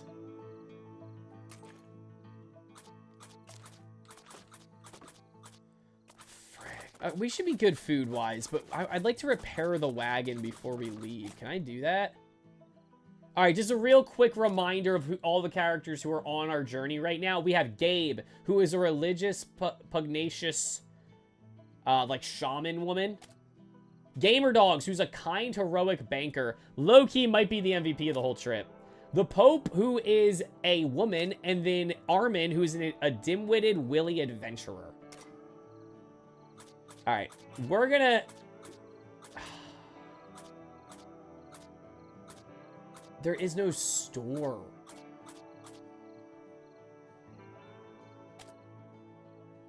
Alright, we're gonna... This is bad. Oops. This is bad, chat, because... I guess we're gonna use a wagon repair slot. Oh, that sucks so much. What is going on? Okay, there we go.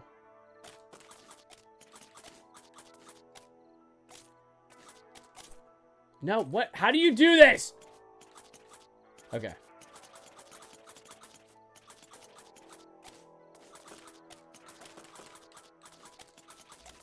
This is getting it's so ugly. Look at this inventory management. I'm great at it, but at the same time, like, there are so many broken spots.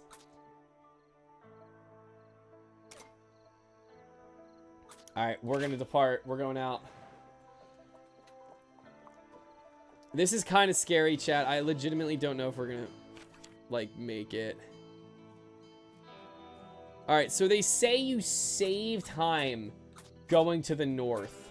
We have to do the north. And it's a river. It's a river. We'll be fine. Yeah, the largest and most dangerous river crossing on the Oregon Trail. The Green River offers little respite. I thought it was a desert. Oh, it doesn't matter. I have to do it both ways.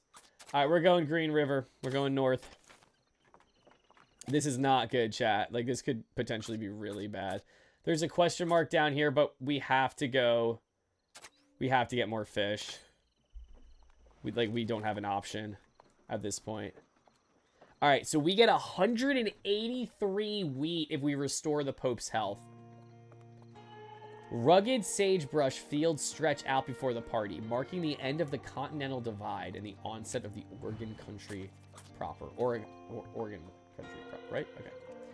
We're on a grueling pace right now.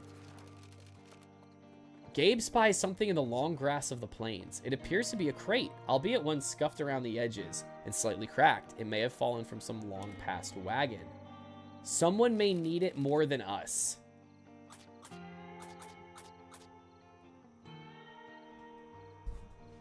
What? No, we're taking both things. What the frick you mean somebody might need it more than us? We're taking both.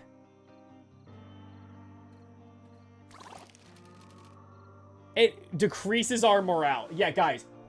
Smile, okay? Some among them feel it would have been more charitable to leave them behind for future travelers.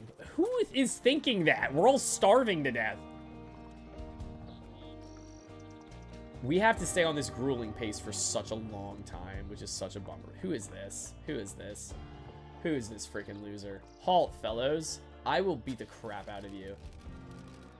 Ye shall go no further. To continue on, ye must assist me. An affliction most foul hath has cursed me. What an insufficient inspiration. Your trials shall serve as a daily basis for mine. As a reward, not only shall I let ye pass unimpeded, but ye all shall know your names. Oh my gosh, dude. I don't have time for this. I thought Reddit wasn't invented at this point in human history. I really thought Reddit wasn't invented and I wouldn't have to worry about these kind of people, but whatever. Excellent. I knew ye would see reason. Tell me, what event during your travels has been the most important? One full of intrigue and pathos. What was the most significant moment? Does anybody have an opinion? Because right now, I think the most significant thing we did was probably either crossing South Pass or catching the big fish. We caught a huge fish. I think it was catching the fish, chat. Tell me if I'm wrong, but I feel like that was the thing we should be the most proud of.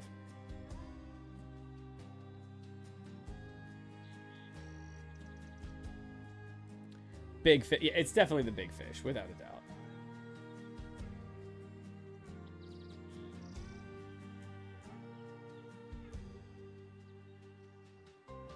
That's so weird.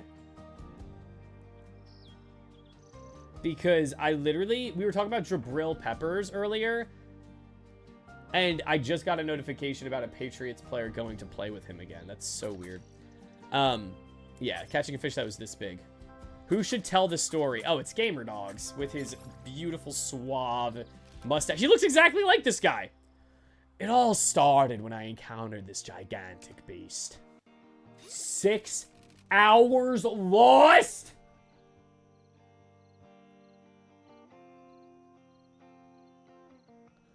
You took 6 hours, Gamer Dogs! Many a tale has been told about the enormity of a fish's catch, but ye have gotten done it. Can't miss any details. Yeah, can't miss any details. Armin might be a husk of a frozen human being by the time we get to Oregon. I just, when you see that, you're burying Armin, okay? Ye have shown great skills and prowess in catching even the most notorious of targets. One can only hope to match such potency. Yes, this shall make for an epic that will echo throughout the ages, read by those for centuries to come. My thanks, heroes. Shall yet ye pass. I shan't keep such heroic folks from any fortune good ye may do. Be sure to regale me with your tales in the future. That does get our morale back, which is good. But frick that guy, genuinely. Oh, now all of our hygiene goes down. Oh no, multiple people are like omega stank right now. The Pope needs deodorant. Oh no.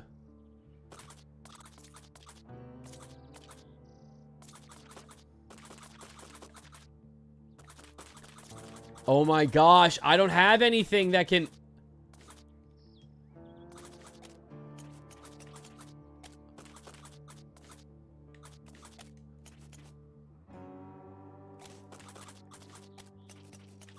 I'm such a legend. I'm such a legend. Did you just say 6'7" on Twitch? Did you just actually somehow get... I'm gonna freaking ban you.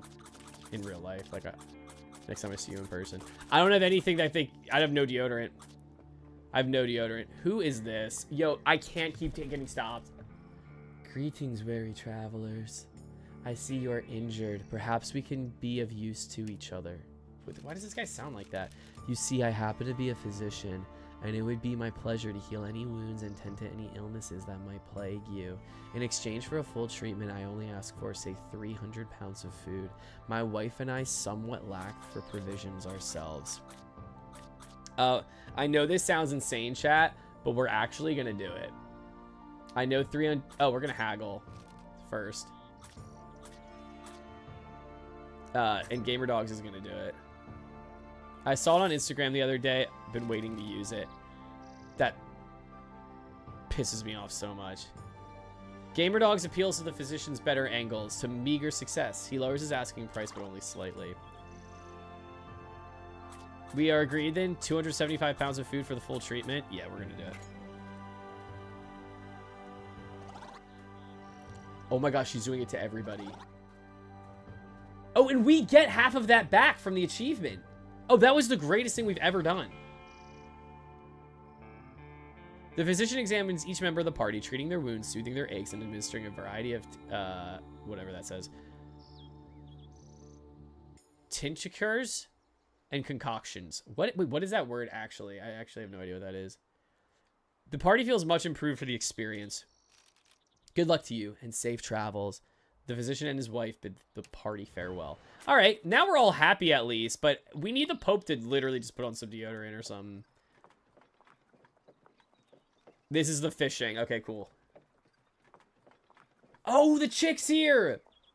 Yes, this is huge for us. Oh, hello there, travelers. I've set up my challenge again. Would you like another try? I will grade you in the same way, but it's up to you. My challenge remains the same as last time. I'll give you a few minutes to catch as many fish as you can. Once that's done, come back here and I'll grade you on how you did. Yeah, this is really good for us. So we know the Pope is really good. So wait, can somebody legitimately explain to me really quick, like, what does 6-7, like, actually mean? Because I know everybody's gonna be like, oh, it doesn't mean anything, it's whatever, but, like, what was even the context? Like, I legitimately am not aware. And I do want to, like, understand. Is it like, oh, some kid was talking about scoring 67 point. Why am I stuck? It does actually mean something. This is absolute bullcrap. Are there any fish here? There are no fish, chat. What is this bullcrap? I'm gonna get embarrassed in front of the Native American chick.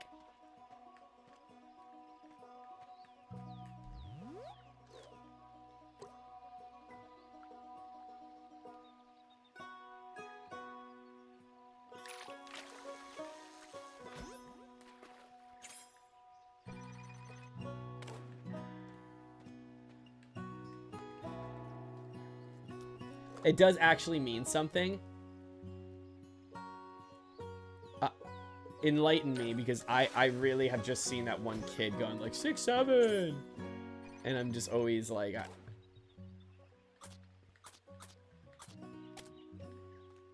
I just don't understand.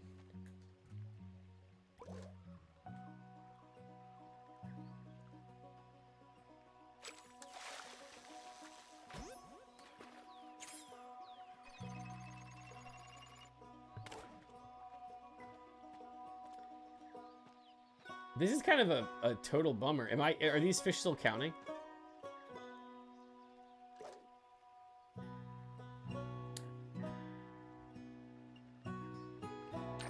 It was a funny line in a song used for NBA edits. Then once a team started purposely saying 6-7 in interviews as a bait to try and get edits of their teams, they became a meme.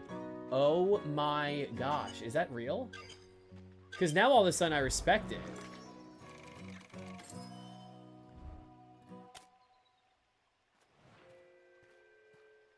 Oh, look at Pope walking back, just stanking. Look at that. Welcome back. Let me see what you caught. In the meantime, I'm interested to hear how you thought things went. I think they went okay. That's interesting. Always curious to hear what people think they actually did.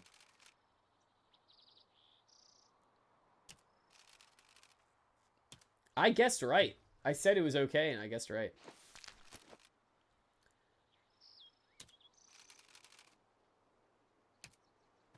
I hate that I can't actually clean all the fish. Okay.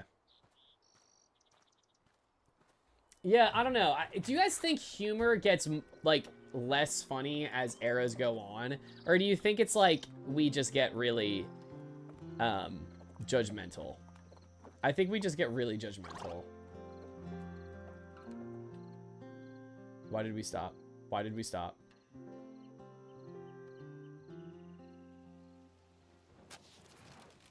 Heavy clouds roll in quickly and soon thereafter dump their rain, blanketing the trail in water.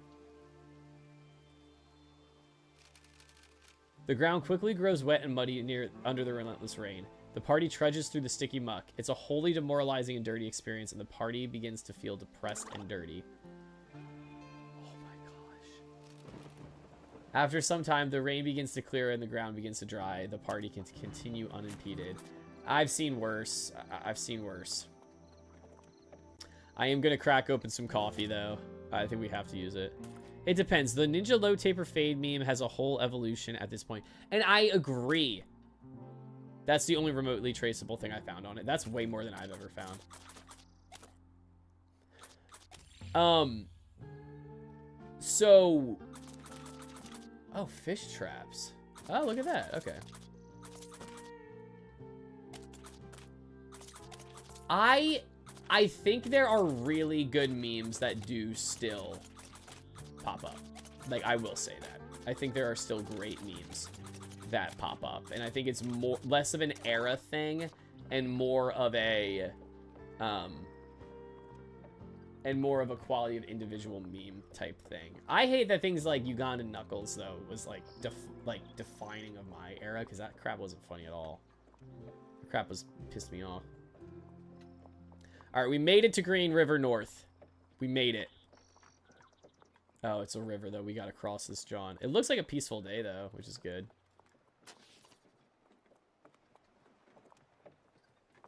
If there's, like, a boat option to pay money, we're going to take it. The muddy, red-brown waters of the mysteriously named Green River can be heard ahead. This is one of the deadliest crossings of the trail. The party needs to be prepared. Okay. We're going to talk. We're going to get as much information as we can here. The waters of the Green River rush past violently. Some travelers are taking the opportunity to wash their clothes, and others are preparing for the dangerous crossing. Let's talk to the young man. My family didn't buy enough food in Independence. We have been eating very small rations since Fort Laramie. Because of that, our health is poor. My sister has mountain fever, so we've stopped here for a while. We're going to offer food.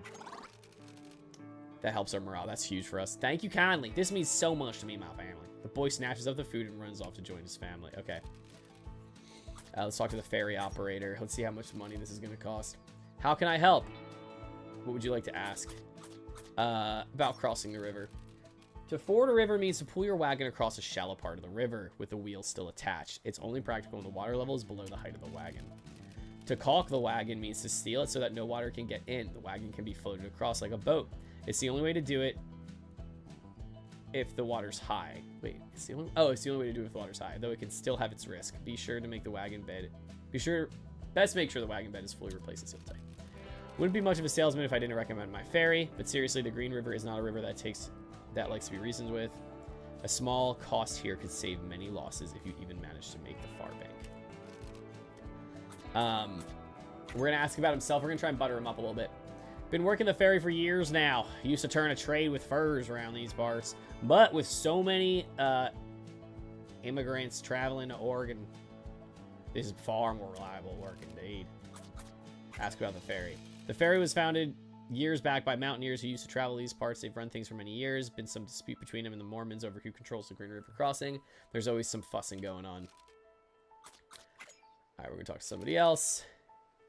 We're going to buy... a ferry ticket. I've kind of decided that. We've just decided to take the risk and travel across the desert. Just hope we can keep the cattle fed and moving forward. Oh, we can ask for help? Oh, we already knew that. Oh, we already knew all this.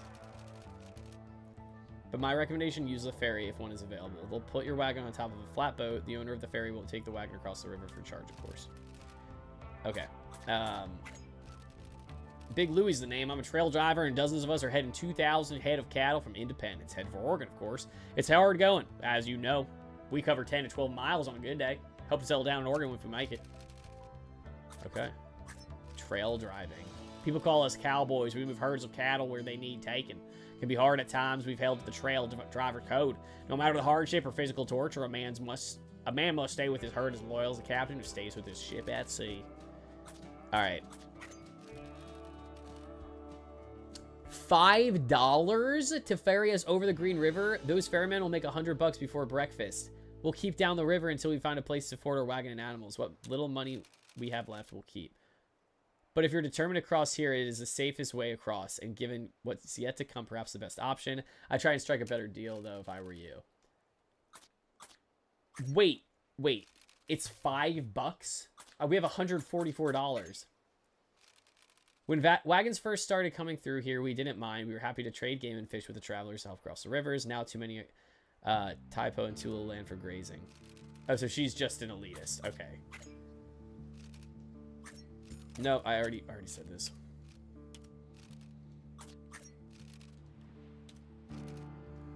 Okay, whoops.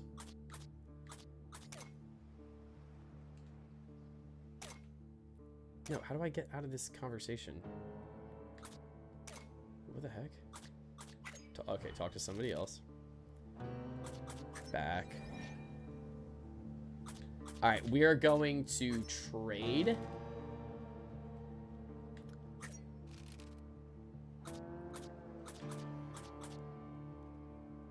I thought it said offers 10x, and I was like, what the heck? Ooh, bullets.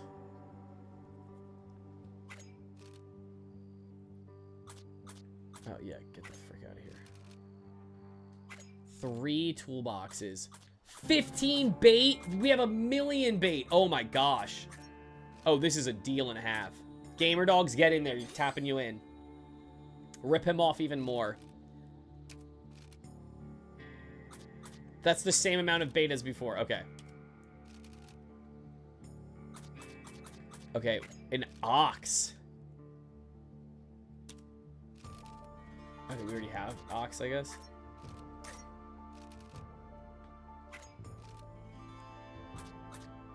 Do pelts really get us anything? I thought you really just sold pelts. You can, like, seal up your wagon with them, I think. I'm not really... Didn't that just go up? No, we don't need pelts. We don't need pelts. Chat, we're just gonna go on without them.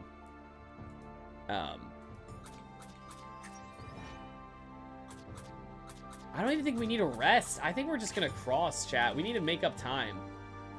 We must make the best preparations if we have any chance of crossing. Current moderate depth. No, we're gonna use the ferry. Oh, it'll be $5 per person and head of oxen. Oh, and there is a bit of a wait. 3-day wait to use the ferry. Chat, do we take it? Oh my gosh, gamer dogs, haggle, please. Okay, it turned green. He reduces his price. I can't believe it. A 3-day wait to use the ferry. We made the mistake last time of not we're gonna do it. We might not make it.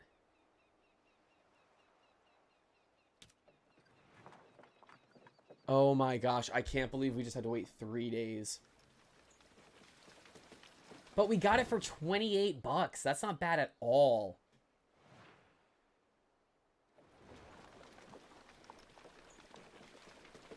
I can't believe they made us wait 3 days, though. It was 2 minutes! Why do we have to wait 3 years for that? 3 days for that? The party aligns from the ferry after a pleasant ride across the river. Okay, well, we made the money back for that as well. That's crazy. All right, we're going to Soda Springs. If we collect meat and collect pelts, we get coffee and medicine. All right, we're going to do one of these stupid things with this guy.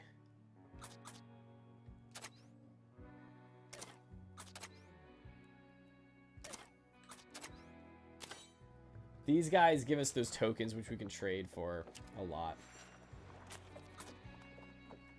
It's still the hygiene. Yo, okay, we're going to a river, though, so I'm happy about that. A bison lies in the dirt beside the trail, unmoving. It doesn't appear to have any external wounds or evidence of sickness, but at a quick glance, however, further investigation may be necessary to determine the safety of any meat. We're going to investigate because I need to collect meat to get that prize. The Pope holds her breath and investigates the carcass. She can see nothing external to suggest the meat is unsafe and concludes it is likely the bison simply perished of old age. Yes. Let's gather the meat. Let's do it. We lost 2 hours. That's fine. Okay. Some items have fallen from your inventory. Okay, we gotta squeeze them back in.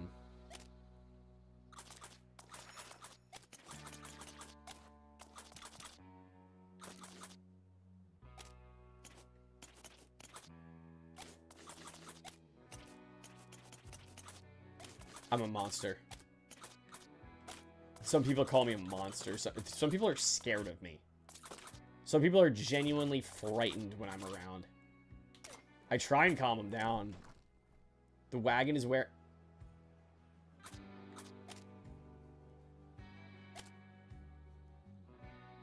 Are you flipping kidding me right now?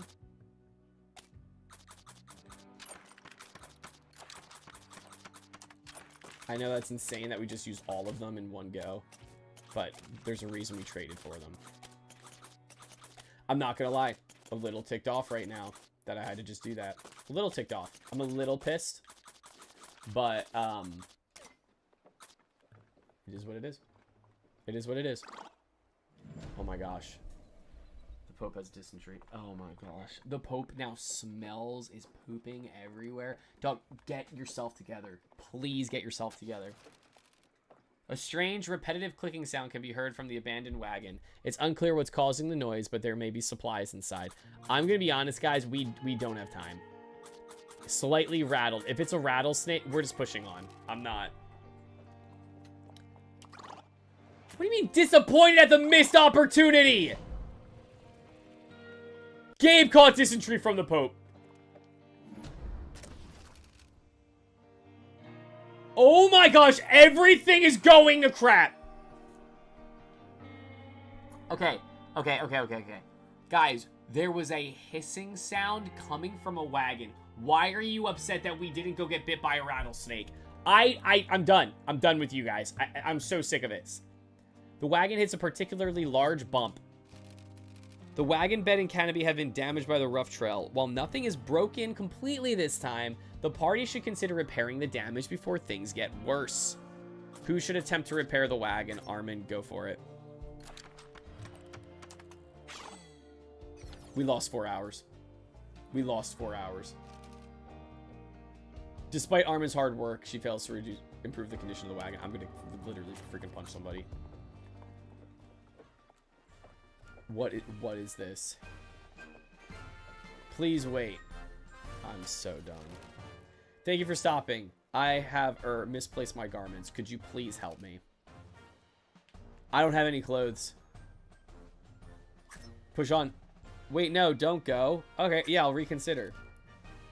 I don't have clothes to give you. The Pope is pooping themselves and smells like Taco Bell that I left in my fridge and then let sit out and de-thaw for 3 weeks. I don't have clothes to give you. So you either come out here, junk and all, or you stay behind the berry bush.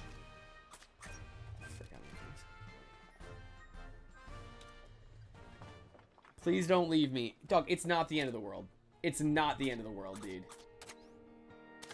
It's not the end of the world, bro. Alright, we got the coffee.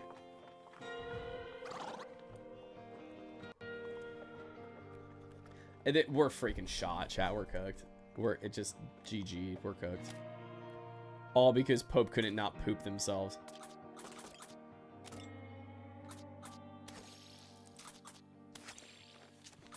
Absolutely freaking cooked. The wagon just got shot. I can't believe we did all that repair work and the wagon just got shot.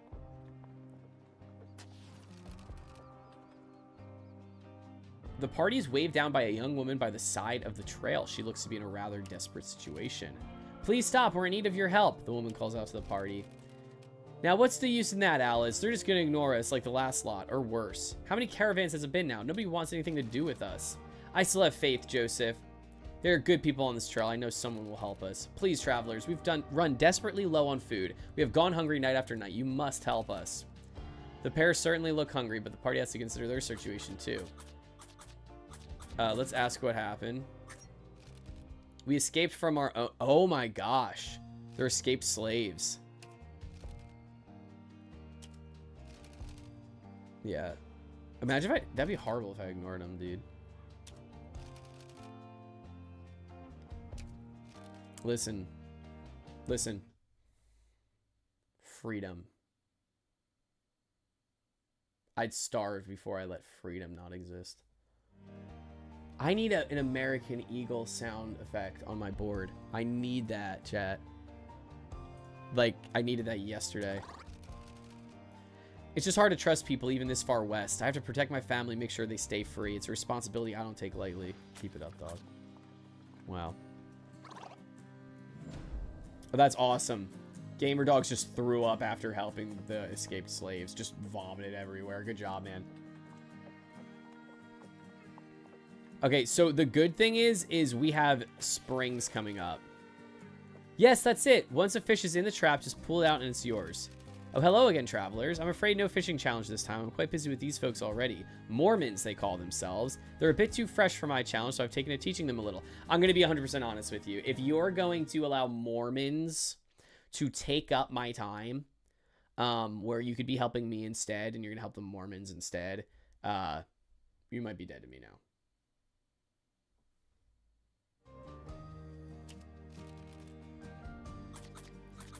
I've already seen that you can catch fish, but you're welcome to join us on the lesson anyway if you'd like. Bro waited for me to go to bed to start the stream. Dog, I've been live since 7 p.m. I've been live since 7. Also, I was saying a lot of good things about your fantasy team, Half. You missed it. We're going to approach the Mormons. General rule of thumb, chat. If a game ever gives you the option to approach the Mormons, you have to take it 10 out of 10 times. Oh, your notification just came through. That's weird. Yeah, I've been live for 2 hours now. 2 hours and 5 minutes. How are you doing? The Mormons are knee-deep in the stream, desperately trying to eye any poor... Piscine? What the heck is that? Shape that swims by. They look up as the party approaches. Ask about their journey. We're all followers of a church. You may have heard of us. The Church of Jesus Christ of Latter-day Saints. A bit of a mouthful, I know. Most folks call us Mormons. Ew, why am I here? Why the frick would you say that to me, Brookie? That's so mean. I've missed you so bad. It's been literally a month and a half since I streamed, and you say ew. I'm chilling. Let's go. Let's go. Half, how you feeling about Washington, dude? I miss you too. Thank you, Brookie. I appreciate that. Our kind isn't much welcome out east anymore. We're heading to west, to a place called Salt Lake City. Our leader, Brigham Young, settled a couple years ago, back in 1847, a place for some Mormons. The journey there so far hasn't been so bad. We're a part of a company, 50 of us all told. They're camping nearby. Me and my husband here and our friend. We thought we could come try and catch some dinner. We didn't expect to find a woman here, but she's been quite helpful. I don't like them. It could be better. The fish seem to be wise to our tactics, and the shoes are light no suffering. Hey, Brooke, don't talk to me. I still don't know the difference between Mormon and Jehovah's Witnesses. Okay, so they're both wrong. I'm actually just gonna stop there. Okay. She's been very helpful, though. Her people have a wealth of knowledge about these parts. I'm glad she's taken the time to teach us. We might not have caught anything yet, but I'm confident it's only a matter of time. No, in all honesty, though, that's probably a rude answer. But there are fundamental like theology things that are a little odd. Mormonism is like kind of what happens. No, the don't talk to me is still fully aimed at you, Josh. I watch ex Jehovah's Witnesses stuff. Yeah, okay. Why would you say that to me, Half? Oh, you're talking about the commanders, you mean? Like, don't talk to me about that. So Mormons, they actually just mentioned him, but so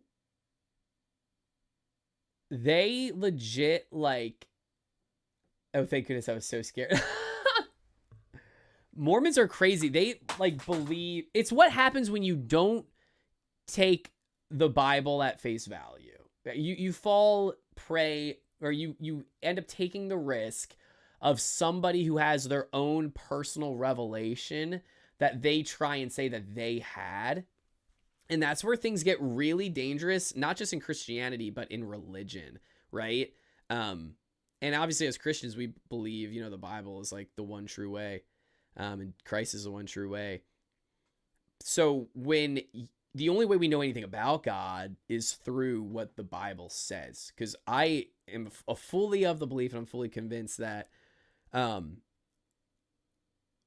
the only way we know anything about God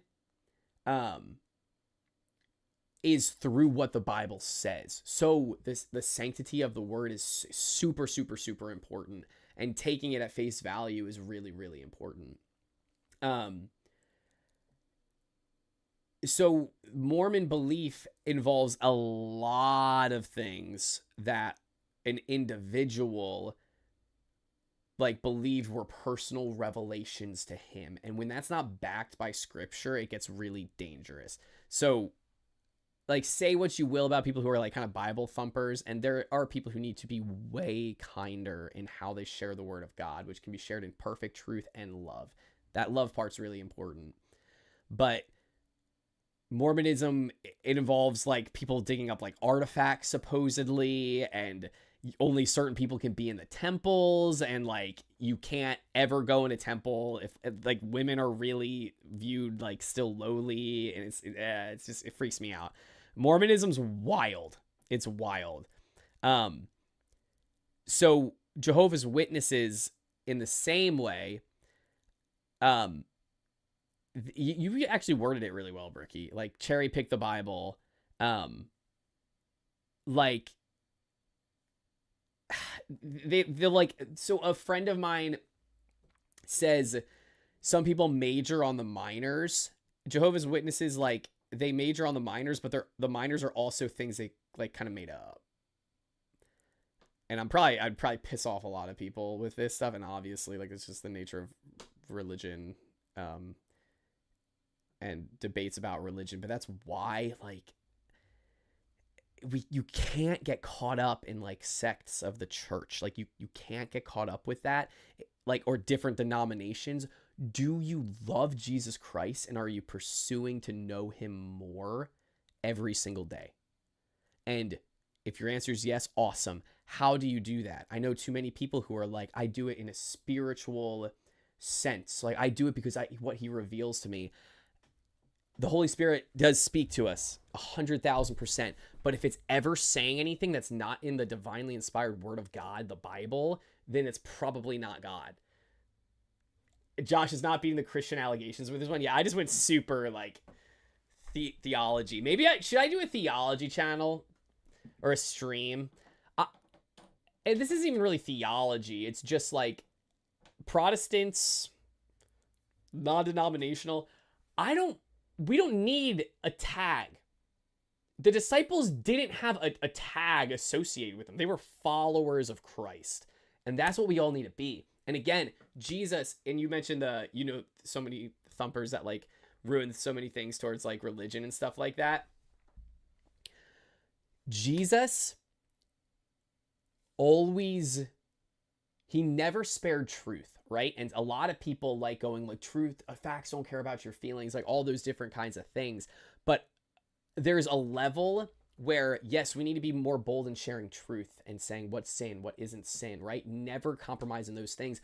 But Christ, people were drawn to him because he spoke truth in love. So even when he said immensely difficult things, like insanely hard things for people to hear, he said it in love, in perfect truth and love, but he never sacrificed those standpoints. Disciples were followers of Christ. They weren't Protestants, they weren't Catholics, they weren't Mormons, they weren't Jehovah's Witnesses, they weren't whatever. They wanted to know Jesus personally, right? That's what's important. That's what's so important. You guys are getting, so this is what's crazy, right? You'll get me screaming at a video game, and you get Joshy Vegas. Joshy Vegas also works at a church. Like, that's like literally what I do. So I love talking about this stuff. My grandma is very culty with her religion.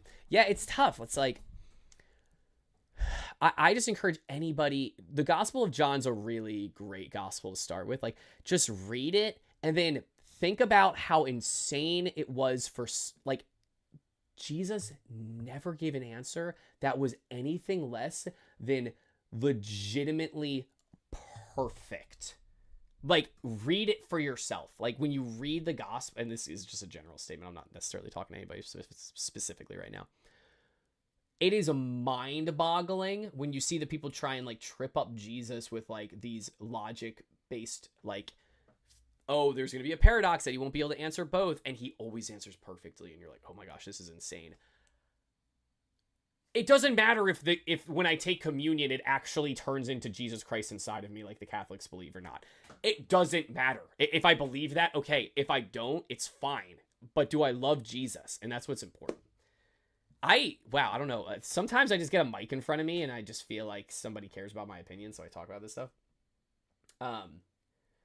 Like, I'm not a Christian anymore, but it drives me wild how people have taken things. I don't care if this is wrong to say or blasphemy, but I would much rather praise Jesus than God. No, you haven't derailed the stream at all. So what we believe, and again, when we look in the Bible, is the concept of the Trinity. So Jesus, God, and the Holy Spirit are all one. That's the same person when we refer to him. So sometimes you look at God and like you look at the Old Testament, the time before Jesus was around, and you're like, wow, this stuff is brutal. Like, this stuff is brutal. And it's because God is just. There's a level of like, if there is a God, that also means that God sets the moral standard of what we do here, which is why morals are important. And even random societies, a lot of them all follow a similar belief, right? Killing is taboo essentially everywhere. Why is that? Did every human being just independently decide that? Did every society on planet Earth decide that killing is immoral? No, there's an innate nature of us that's from the divine, from God. So Jesus and God are the same. They're the same person. Jesus is the fully human, yet still fully divine. It's like a holy paradox. Person who came down from heaven, and then him dying fulfilled, forgave all of us for a stain that we had of sins, because he was also fully divine as a man, which is what's so awesome about it. But that is why, like, certain religions, a lot of them would tell you, hey, cheating on your spouse is bad. Killing somebody is bad. Like, why else would people all have similar viewpoints? If you look at very archaic looks into like every religion that has been around since the beginning of the world, conceptually they morph as time changes.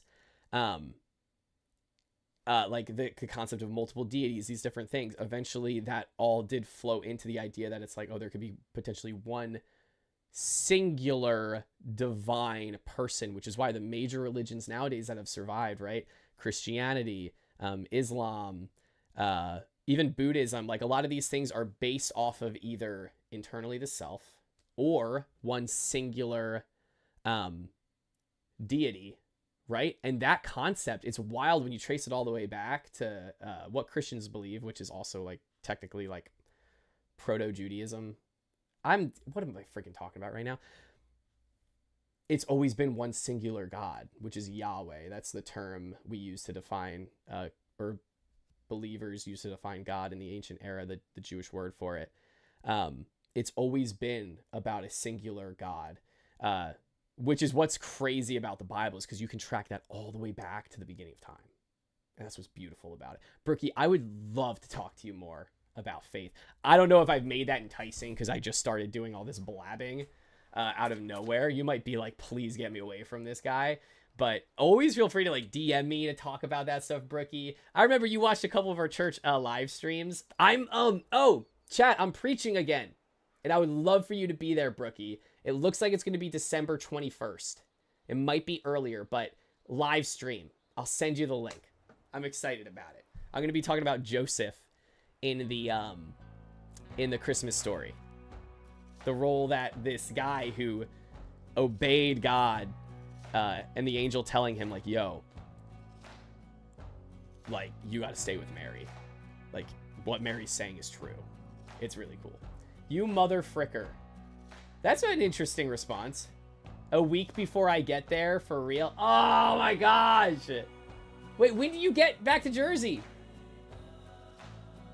I'm not going to lie though, chat. Development this year that has been one of my favorite things that happened in 2025 was I was given the opportunity to preach for the first time. And you guys helped prepare me for it. Like, unironically. I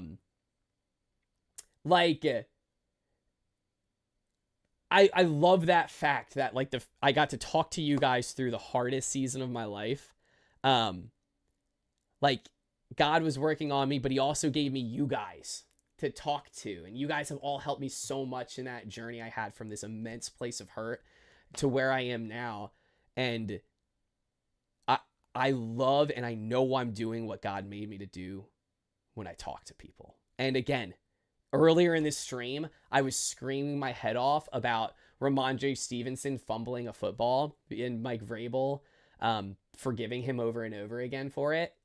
And now I'm like talking about all this stuff, but like genuinely, you guys have helped me realize something that I love doing. And I genuinely believe God put me on this planet to do, which is just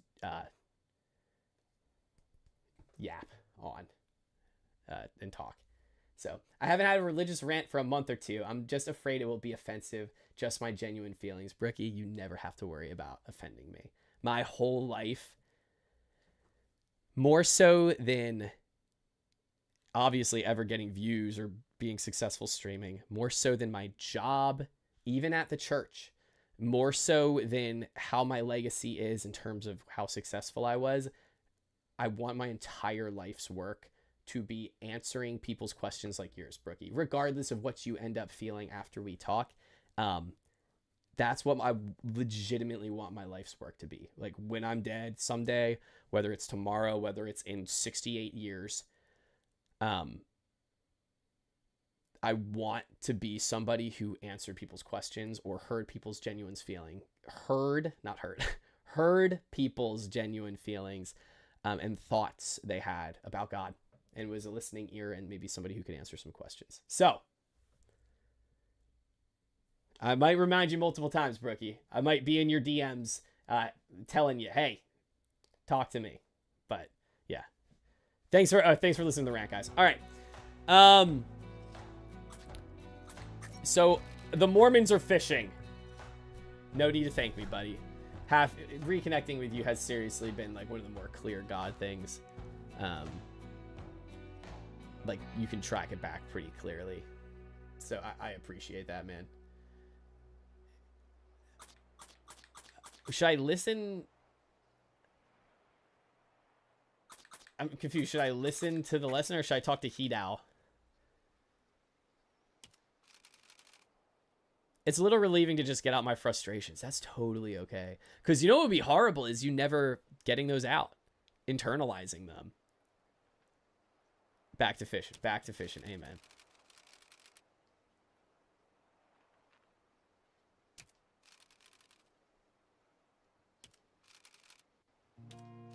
Okay. I guess we'll listen to the lesson. The attitude affects how you catch fish.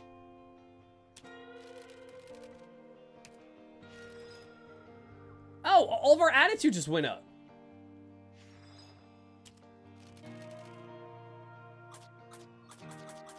All right, we got to go fishing. That's amazing. I didn't know we were actually going to get anything from that.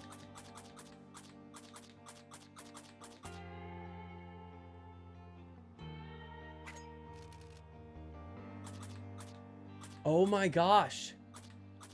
Patience and good attitude are... Oh my gosh, I didn't know that.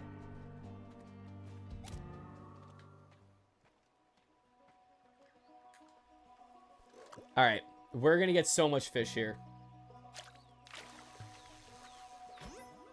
The fish feed off your energy. They can sense fear.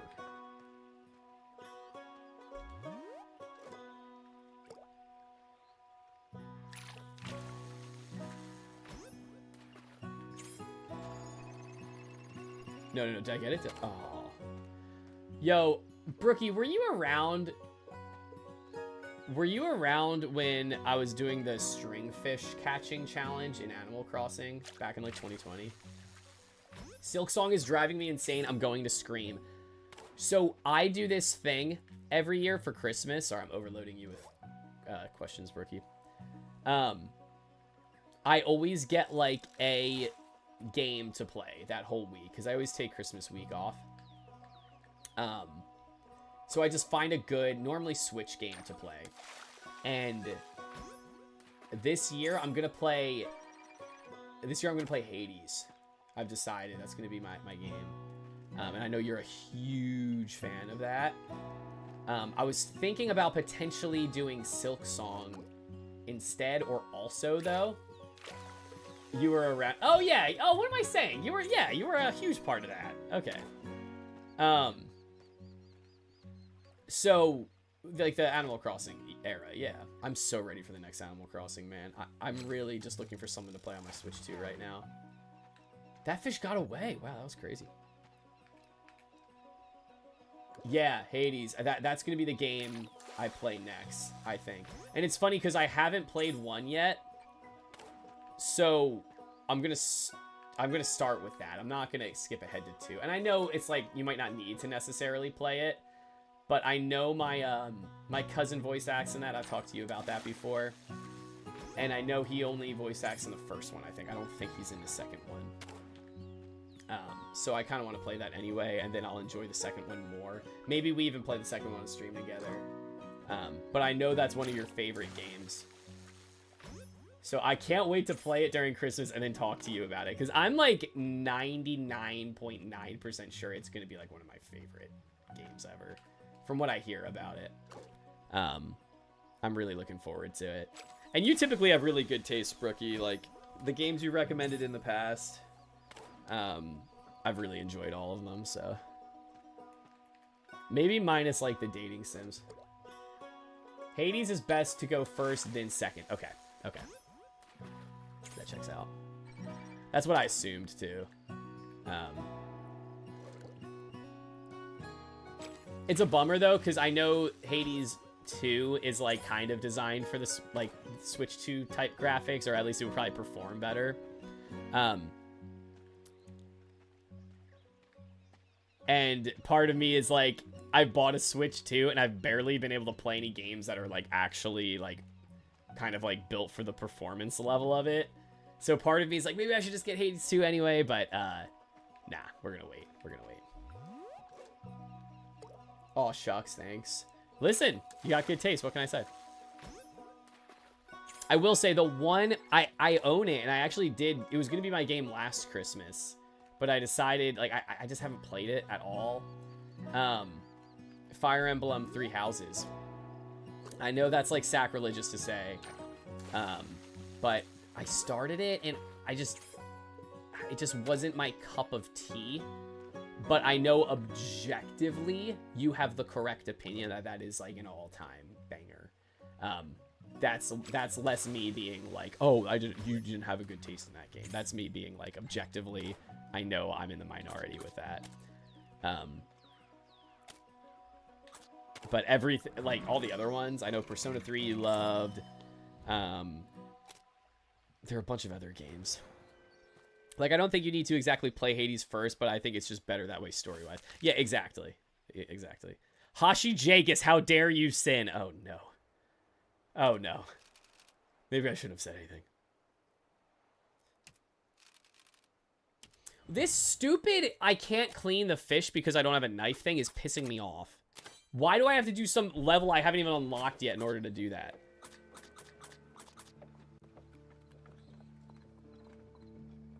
That is a cardinal sin. Listen, I'm sorry. I'm sorry. I'm sorry. The wagon's wearing out. We're freaking screwed. We're freaking screwed, chat. Rip me. Rip us. I don't have anything that can repair it. Where did I put the map? What are you talking about? Where did you put the map? No, no, no, no, no, no, no, no, no, no, no, no, no, no. What are you talking about? We're lost. It becomes evident that Armin, dim-witted, cannot read the map or possibly cannot read at all. Oh my gosh, Armin, are you freaking serious right now? The wagon is now 8 hours off course!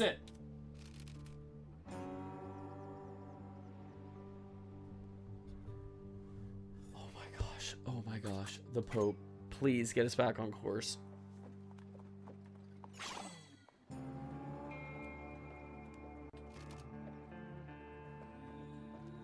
Guys, we're not going to make it before winter. It's July.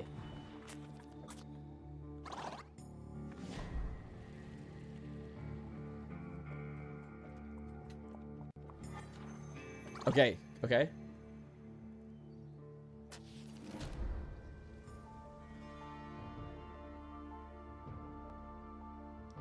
I have over 400 hours in it and I'm replaying it again. Oh my goodness.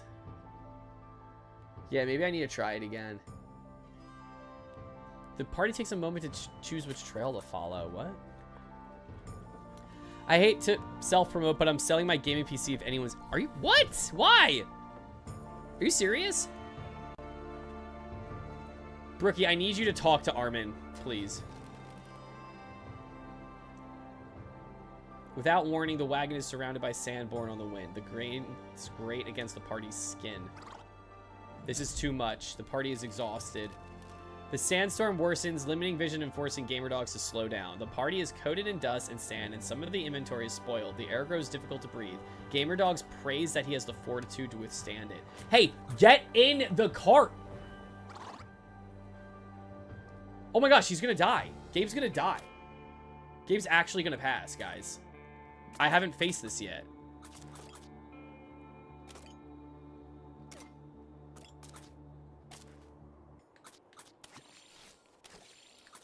Oh, you're building a new one. Okay, I thought you were just, like, gonna give up gaming. And I was like, what the frick, dude? He is dishonoring our family name. Al does it enough already. I agree. Al came in here and just played the fart noise and then left. Oh my gosh, we made Soda Springs. Please have somewhere we can bathe. Please have somewhere we can bathe. Please.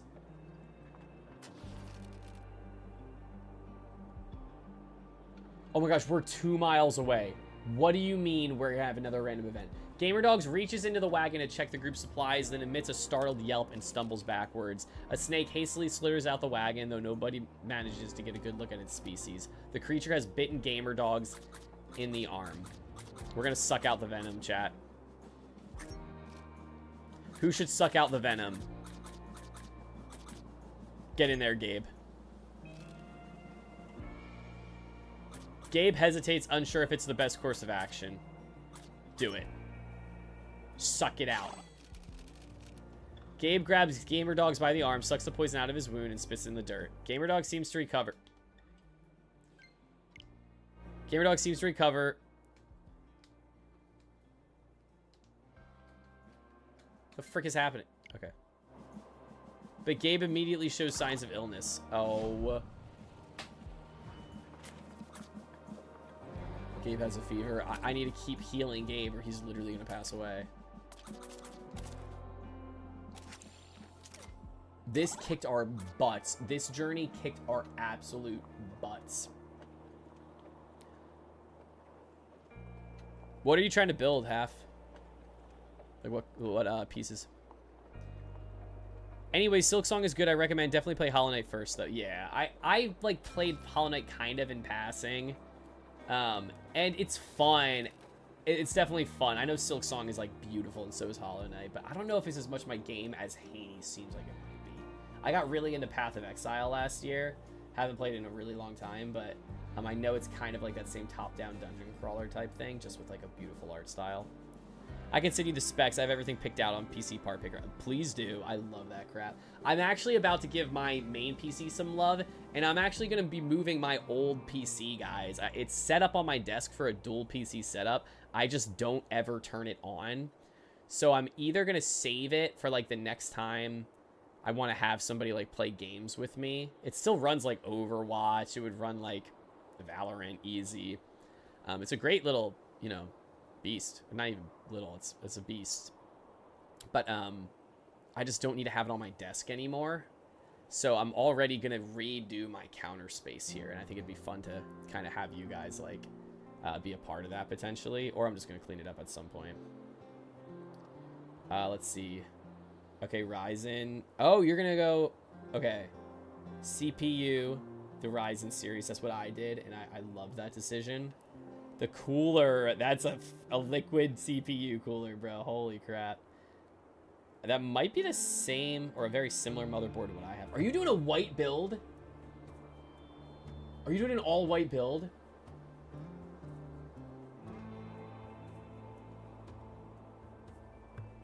Oh.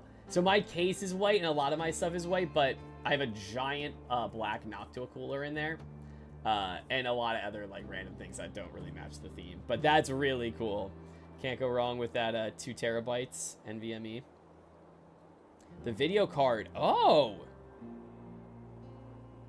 okay, GeForce 56. Holy crap, dude, you're really going all in on that. And you're getting a smaller case. Okay, and then the power supply. Okay, dude, that's a dope build. Dude, that's freaking sick. I want to make this more prominent. I might get a little stand to boost that. Oh, that's what I should do. I'm going to get a little like stand to kind of boost my PC up so you can see it like as I actually sit at my desk, because right now it's hidden behind all my monitors. Even from yards away, hissing pools of naturally carbonated water seem to be bubbling forth. This is Soda Springs, a notable landmark for travelers and tourists alike. We're all still alive. All right, let's talk. The travelers here clearly aren't shy about trying the famous bubbling spring water. Almost everyone in sight has a bottle or cup in hand. That's kind of weird. Let's talk to Jane. Hello again, travelers. It's certainly amazing how often we meet on the trail. Little Mary has not stopped talking about you folks since we last met. You really left an impression on her. She keeps asking questions about your group, but I have to keep telling her I don't know. Perhaps you'll take the time to talk to her? I can use a quiet moment to catch up on some reading. She seems a little suspicious.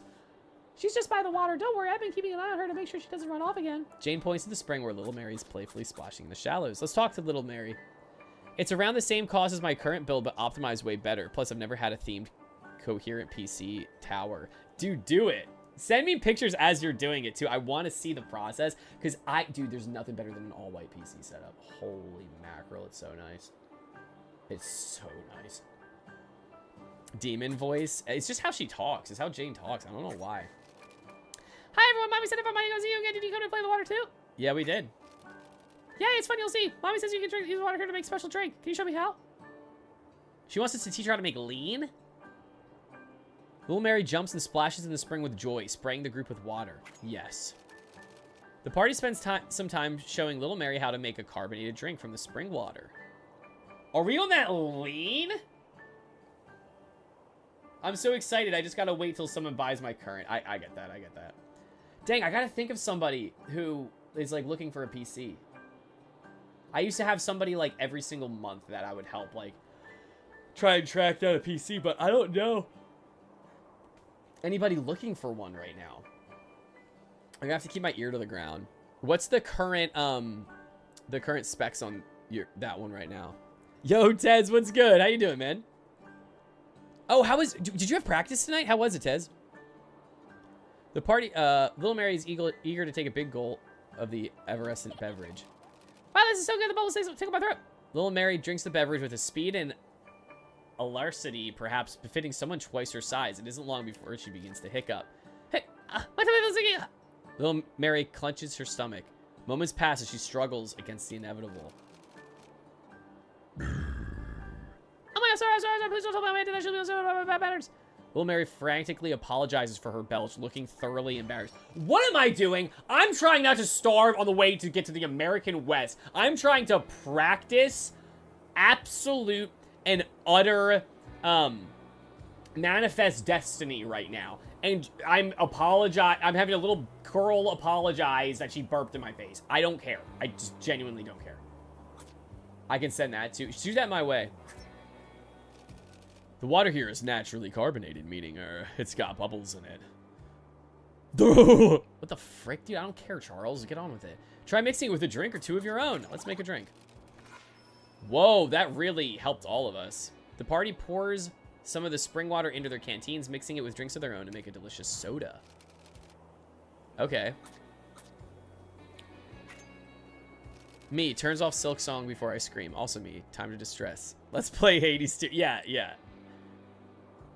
Doing all right. And yeah, that went all right too. Dope. What's the set list? Is it a good set list?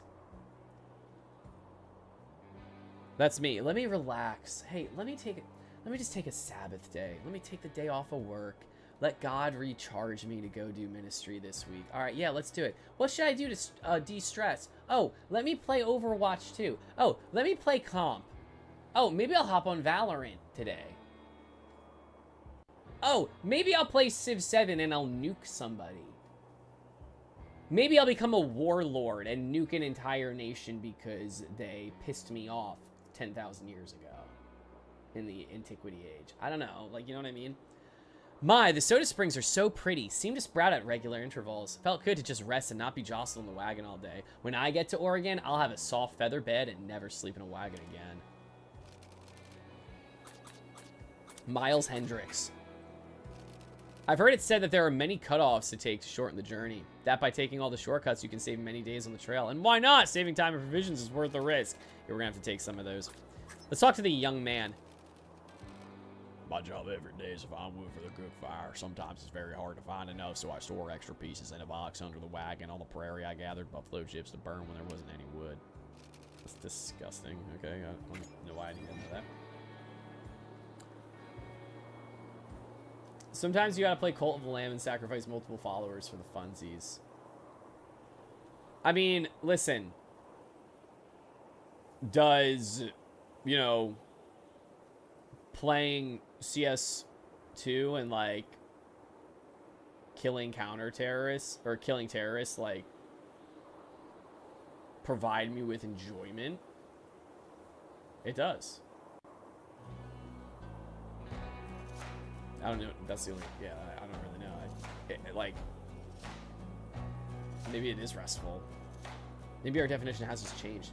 3, then closing. Battle belongs, Christ is enough, holy forever, cornerstone. Nice, nice. Holy forever. That's a good one. They dare to show any sign of yeah, seriously.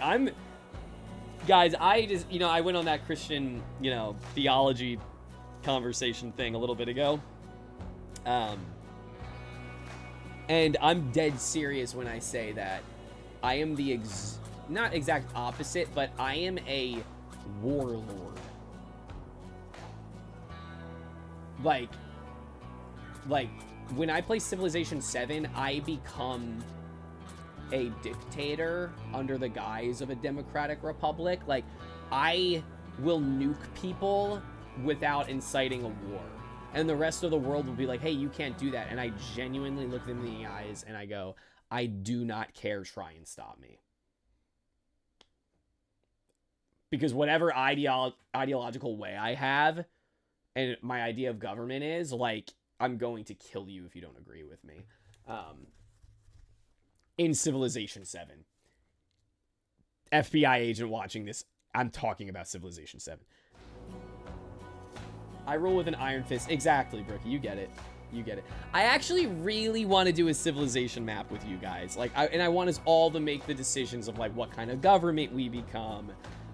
Should we attack, freaking, you know, Harriet Tubman to the south?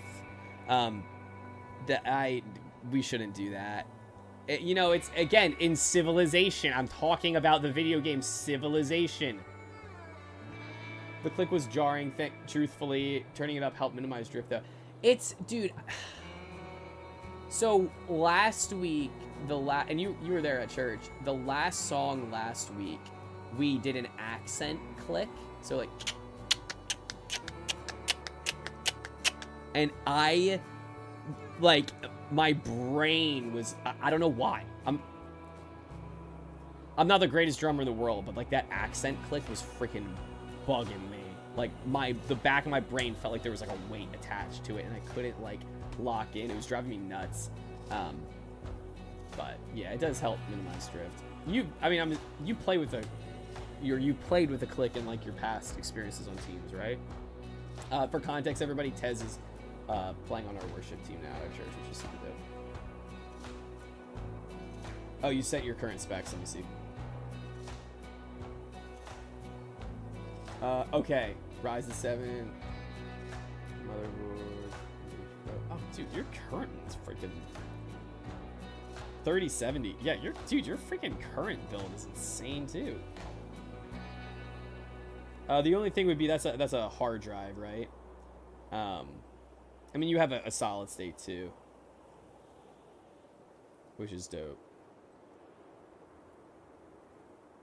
I mean, yeah, your current build is freaking legit too. You'll have to text me how much you're charging for it too, because then I could ask around. Sometimes I just want to maim the Cyclops again. I can relate. Oh, since you've heard a clip. Okay, that makes sense. So also worth noting, the level of volume in the ear, the level of volume in the ear for who plays drums week to week changes drastically. I go there sometimes, and you were playing. I was the last one on drums. I've been drumming at church. I don't know if I told you guys. I just picked up drumming. It's been really fun. But the level will change. Like, the person, whoever played before me, will have it, like, turned all the way up, and I'm like, I'm gonna have hearing loss. Like, I'm gonna develop hearing loss if I play like this. But then I'll eventually get to a point throughout the week where I might turn it up a little bit between Tuesday and Sunday morning. So it's kind of funny. So sometimes I'll put on the headphones on a Tuesday night at practice, and the person before me had it up maybe a little louder than I like, and I'm just like, holy mackerel, dude. Like, wow, okay, that's loud. Also, I had to give a speech at my brother's wedding, and I crushed it. Only needed a little pick-me-up for... Brookie, that's awesome! How was the wedding? I haven't talked to you since then. Tell me all... Okay, I feel like a freaking... Sorry, I'm not trying to berate you with questions, but I love hearing about that stuff. What did you talk about? What was your speech about, and how was the wedding? It was originally a CyberPower PC pre-built. It had everything... And everything has been swapped except the hard drive. Oh, that's hilarious. Okay. That's exactly like my my one over here. The wedding was great. Lots of fun. That's amazing. Like, what kind of venue was it? All right, we're going to trade. Let's sell our pelts. $5 per pelt. We're going to haggle. I gotcha. Yeah, all I need in the ears is click, cues, and vocals anyway, but crazy loud click definitely helped.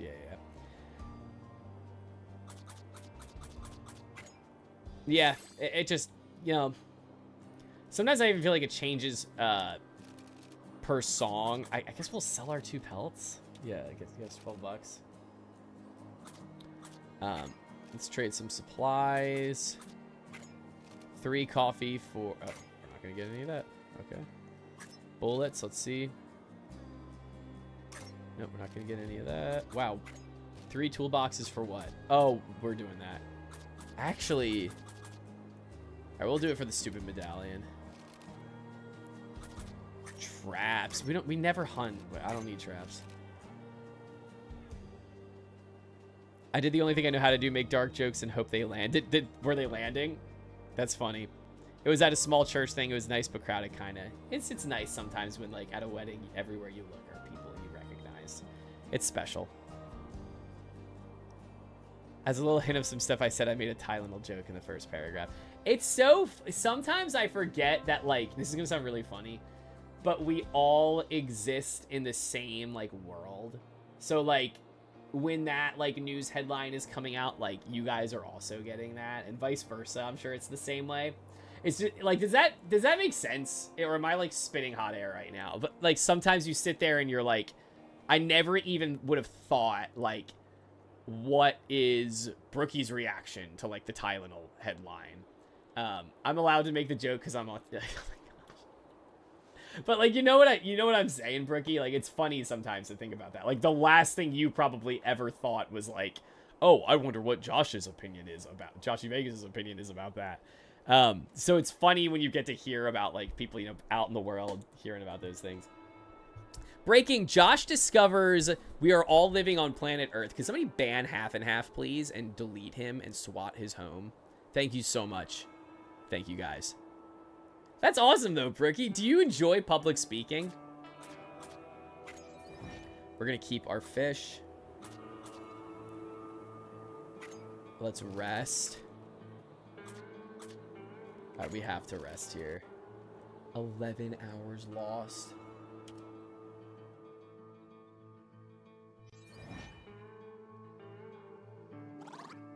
Are you telling me I can't go... I can't go in the water and rinse off. All right, we're on leg 3 of 5. We're almost there, I guess, kind of.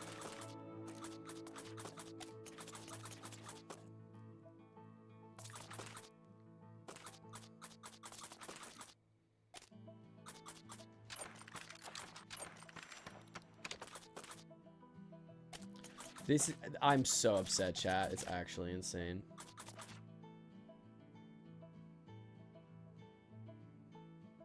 We have known each other for how long now, and you dare question that I like or don't like public speaking. I'm a fan. But you said you killed it. Brookie, I'm going to be honest with you. I have met... Okay, hear me out. Hear me out, chat. I have met very few individuals. Offers 2 clothes. Wait a minute.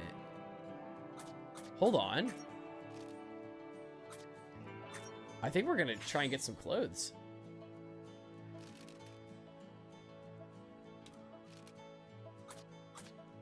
I have met very few individuals who have ever public spoke and then said, I'm confident about how it went. And that's why it leads me to believe that maybe, Brookie, you're better at public speaking than you think you are. And maybe it awoke in some kind of desire you had that you liked it. You know what I mean? I hate public speaking. I was so scared, hence... Oh, okay.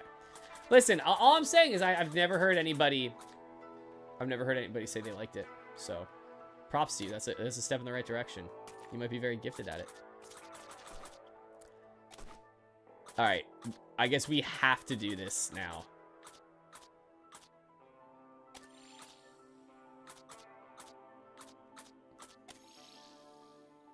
That is a huge bummer that we had to just do that.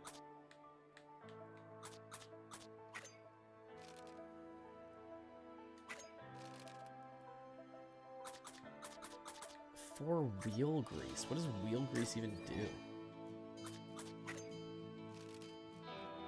Everyone, including the owner, loved the speech. I'm telling you. I'm telling you. You might have a hidden talent, Brookie. Don't write yourself off. The owner? But no, I was having a panic attack beforehand and was so stressed I went first even. Set the standard, Brookie. I love that. I love that.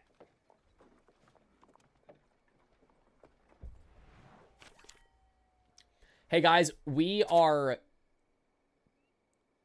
potentially going to die here. The owner of the place we were at. I know you weren't making like a marriage joke. I know you weren't making a marriage joke, dude. That's horrific. How ominous. That's what I'm saying. I'm like, what is half implying right now?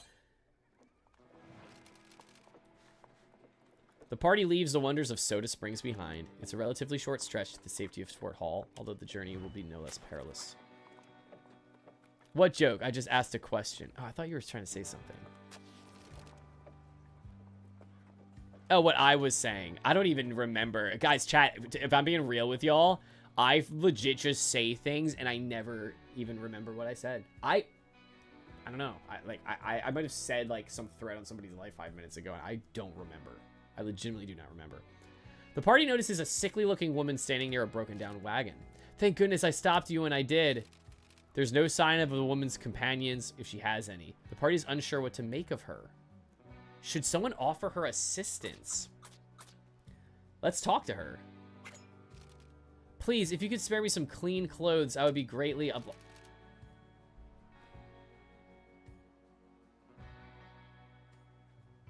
Oh my gosh, chat, we just used our clothes.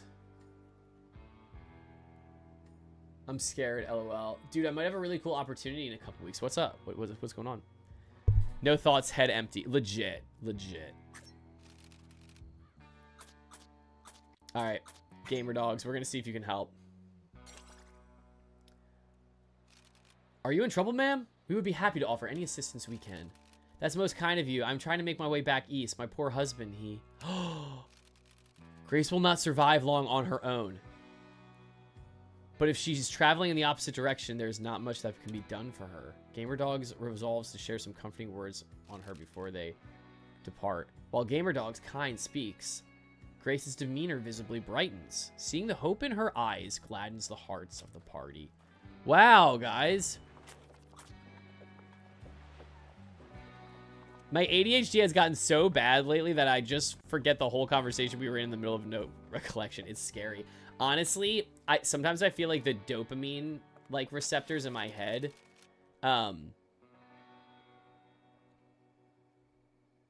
like I'm so shot. Like I'm watching reels, I'm watching YouTube shorts. I'm freaking working all day on a computer and sometimes I'm just like I need to like take breaks.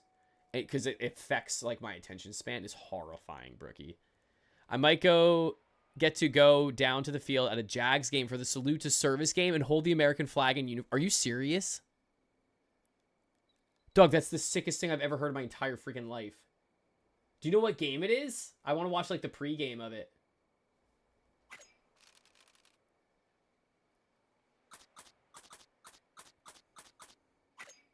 We're searching crashed up crates. It legit makes me feel like I'm getting early dementia sometimes. It's against the Chargers on the 16th.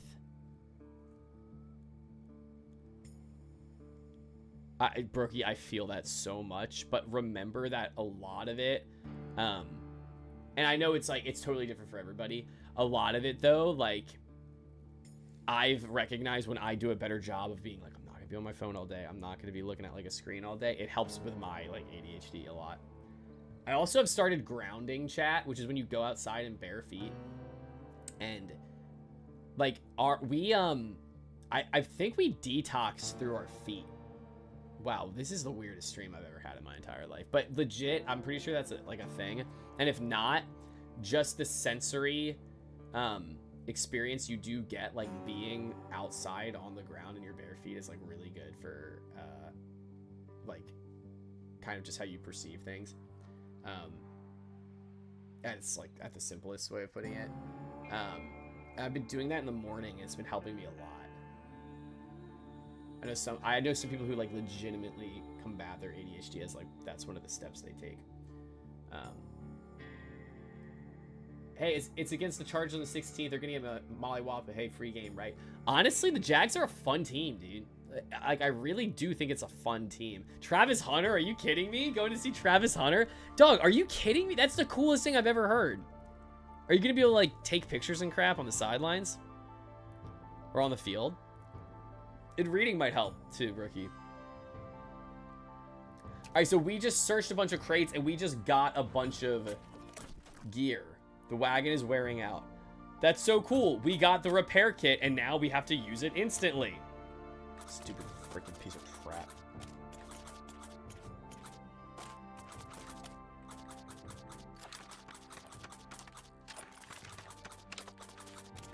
We got a knife. That's actually cool. We can use that for fishing, I think, without having to do that stupid expansion or whatever. All right, hey, we're making it. We're making it, chat. Oh, what are we looking at? What the heck is this? Who the devil are you? Why are you interrupting me? Oh, wait, you're those travelers the captain's got rounding us up, aren't you? How did you hear that news while we're just going out west where no civilization is? I hate that crap. It's breaking my immersion. Got me my favorite book genre at the library, so it'll be interesting. 2 murder mysteries. How fast do you read? Like, how long does it take you to finish, like, a book like this big? It takes me, like, 3 years. I'm literally not even joking. Honestly, no clue, but potentially. Either way, I get to create more lore for my old man days. I love it, Half. That is so cool. Let me know if that happens. I'm being dead serious. I want to see the national anthem of that game. Tell you what, I can't leave here until we finish this performance of Robert Byrd's The Gladiator, but our leading man has abandoned us. If one of you were to step in and play the role of Spartacus, I may be persuaded to rejoin the brigade. Alright, it's gonna be gamer dogs. Throwing up, smelling like poop. Excellent, excellent. Now I have a copy of the script here. You'll be playing the role of Spartacus and only remember his lines and actions. Oh my gosh, we're gonna review the script. Firstly, oh my gosh, what? Is it 1,000 leagues away to Thrace? That's what we need to say. Oh my gosh, chat, we need to remember this. Chat, okay, I need your help, I need your help. It's 1,000 leagues away to Spartacus or something. That's the first line. The next line, again, that's you, has, okay, he's gonna say, great degradation, no matter, I am sworn to be a caitiff. Where have you placed my wife? It was conditioned you should not part us. What the frick? I know it's a lot to take in, but when the fires of passion overtake you on the stage, it'll all come flooding back. There's more? Ho, slaves, arrives. It is your hour to kill. Kill and spare not, for wrath and liberty, freedom for bondmen, freedom and revenge. That has to be it, right? We're nearly done. Oh my gosh. Oh my gosh.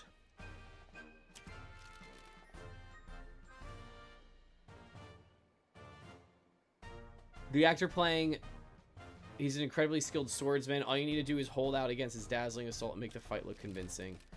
Finally, Spartacus, that's you. Don't forget, has defeated... Oh my gosh.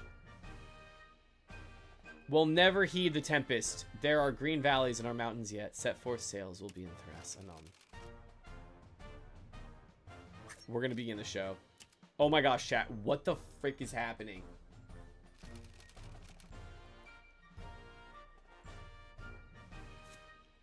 A Hercules, a Mars.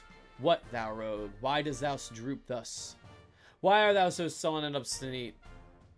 I don't know how to pronounce any of these words, chat. No words. What? Cannot thou speak? Fetch me a scourge, hither I'll find thee tongue. Come, Sarah, look up, speak, show thyself.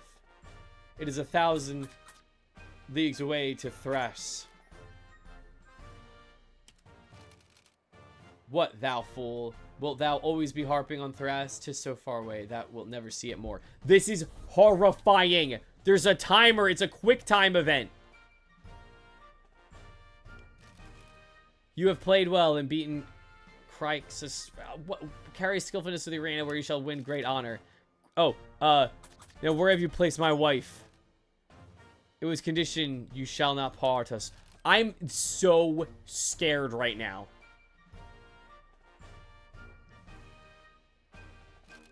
Quick time events, I hate them. It's so scary. I used to be able to read a 600-page book in a day, but now I struggle. Are you kidding me? 600 pages? Are you serious? Not an instant. What? Shall our shows wait on time and pleasure of our base bondmen? Sound the trumpets there. What treachery, ho? Call in the soldiers. Freedom for gladiators. Death to all their masters. Treachery. Death to Roman fiends that make the freedom and justice.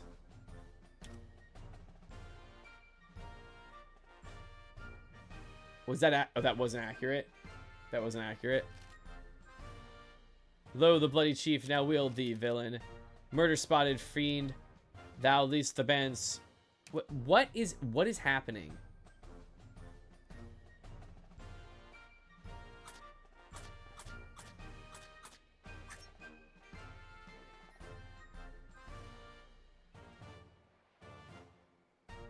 I think I messed up one of the lines.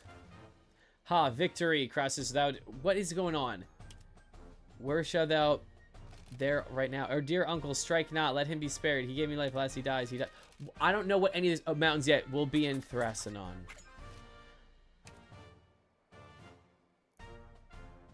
How do you read that quick? Do you actually register everything being said?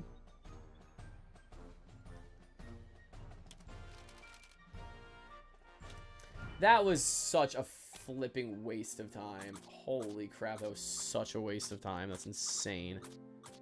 I got one line wrong. That's just what a bum, dude. That's the kind of guy that, like, No, we're gonna do the map thing. I am beyond confused, but in a fun way. Dog, we just were supposed to do some show, and I didn't even have time to read the things because none of the words made sense because it's not freaking English. It was a hyperfixation.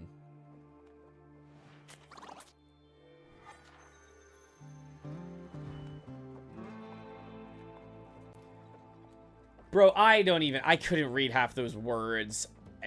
I just hate that crap because you guys can barely even see what's happening, and I'm just pissed off. The group notices the flour supply is getting low. We should bake some hard track. The party groans at the suggestion. The hard track will stretch the supplies for longer, but it tastes miserable. We're gonna cook some. That and writing helped me escape from the world. I love that. I love that, Brookie. How much have you written?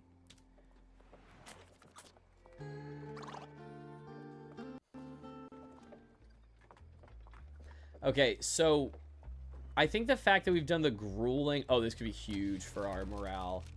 Hi there, the name's Raymond. I don't suppose you could spare some change for this old performer, could you? I'm just a few dollars short of some new boots, then I'm out of here for good. We have a lot of money. We could definitely do this. Raymond seems skilled at playing the double bass. He'd be a perfect fit for Lewis Southworth's band, but he looks to be dressed for winter, not the concert hall. What should the party do? We're gonna ask about the fiddle. Hey bro, I'm gonna call it a night. Enjoy the rest of the stream. Love y'all. Yo, I love you too, Half. Like, seriously, bro. I appreciate and love you, dog. Text me. Keep me in the loop. I'll also think of people for the gaming PC, potentially. But sleep well, bro. I sound nicer and nicer the longer I go. Too much and not enough can never finish a story. I don't know if you've met... I forget what he goes by. He goes by, like, Gilly on here sometimes.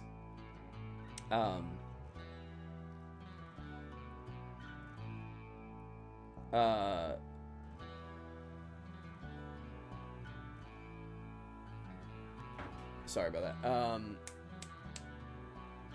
He goes by Gillian here sometimes, but he's writing a book right now, and he's had to be really dedicated to the whole process of it. And if I ever have him on, you guys will have to talk about writing, because that's really cool. What was, like, the main plot line of your favorite one? You're looking to buy a fiddle, are you? I hear there's a salesman who went south to Snake River. I'm going to meet with him myself, see how much I can get for my double bass. I bet it's worth a lot. Alright, I'm going to invite him to the band. Join a band at Fort Boise? Sorry, no can do. I'm giving up on music just as soon as I've earned a bit of money. I'm going to go live in the mountains and start trapping furs. Then I'll be able to make a real fortune. What should we do to convince him not to go do mountain life? We're going to compliment his playing. You're a very talented musician, sir. Are you sure you want to give up on your playing? It would be such a shame for the world to never again hear you for such a fine performance as yours. That's very kind of you, but I'm afraid so. After all these years of playing, I've earned nothing more than callous fingers. At least in the mountains, I'd have a shot at making a real fortune. He seems quite enchanted by the idea of mountain life. Raymond is persistent, but the party still believes he could be convinced to join the band. Mention the cold. It's freezing. It's mighty cold up in those mountains, you know. I've heard stories of men who freeze to death in their sleep. Can't bear to imagine something like that happening to you. Of course it's cold. That's why I've got this thick coat, you see. I've got it secondhand from a real fur trapper. I'll admit it's probably seen better days, but I'm sure I can fix it up. He's starting to sound a bit doubtful. Much of the party's frustration, Raymond is still holding out. What should be done next? Enthuse about crowds, discuss clothes making. You'll be able to take care of that coat for many winters, I'm sure. Mountaineers are very experienced at hunting deer, skinning them, tanning hides, but you already know all about that. Well, it's not exactly something I've done before, but I'm sure I could ask my friends to teach me. Okay. The party senses a weakness in this facade. Who should attempt to take advantage of it? It's going to be the Pope. Probably the first one that had something to do with a guardian angel. Had it on my notes app on my old iPhone. Got deleted, sadly. Wish I could rewrite it. I was like 12 when I wrote it, but I was proud of it. Are you sure it's deleted? Or maybe you could get the iPhone on again. Do you think that's possible?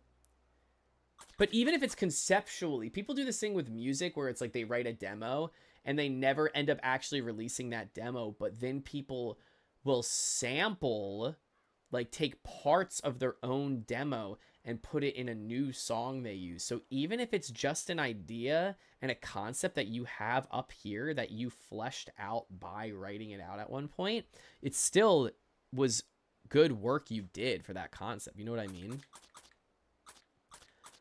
I don't have that iPhone anymore, so it's lost in the... Okay.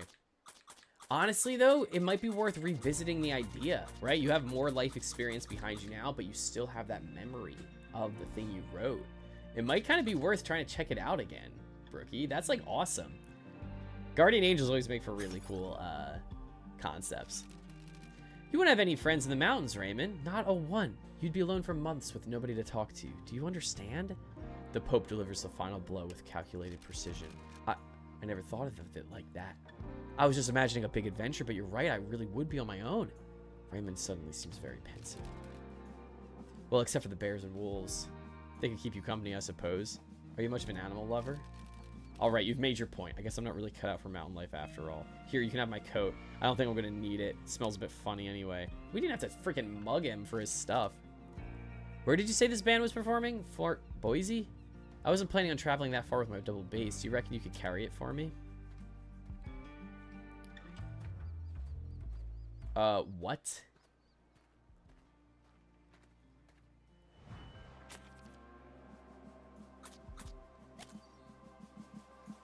$100,000 words, probably. I yap through writing. That's good. I remember bits and pieces, so I need to pull those thoughts together again. But it's concepts too, right? Remember that it's not always like you need to go word for word. We need to get everybody's hygiene up. We just have to. I hate to keep using that stuff as soon as we get it, but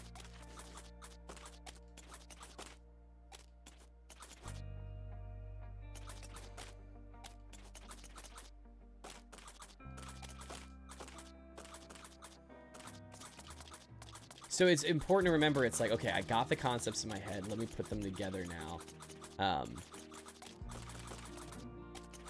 I would just love to hear you, like, hear something you put together. I think that would be so cool, Brookie.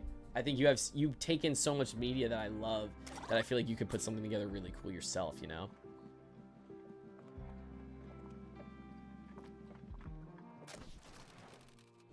A sound rings as one of the wagon's wheels jams in place. Closer inspection reveals that the sand has wound its way inside of the bearing and worn down the axle.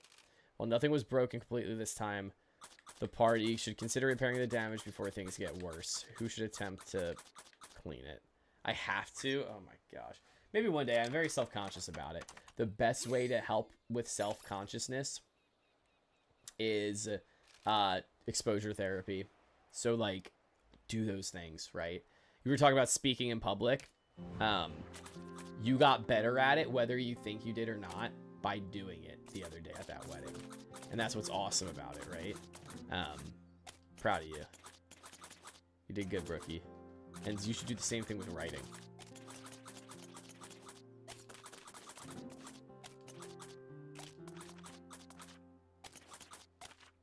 I just need therapy. LOL. Thanks. Nah, it's all true, Brookie.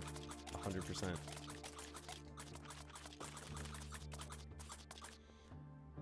Oh my goodness, there's nowhere to fit all this stupid stuff.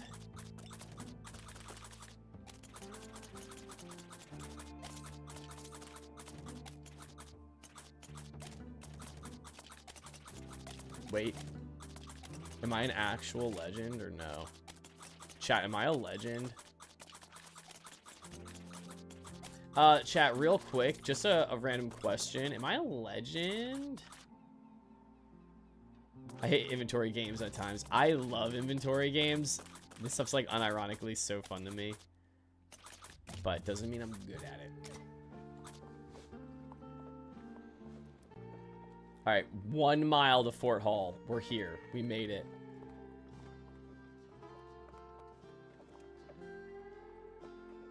Please don't crash. Please don't crash as we get inside.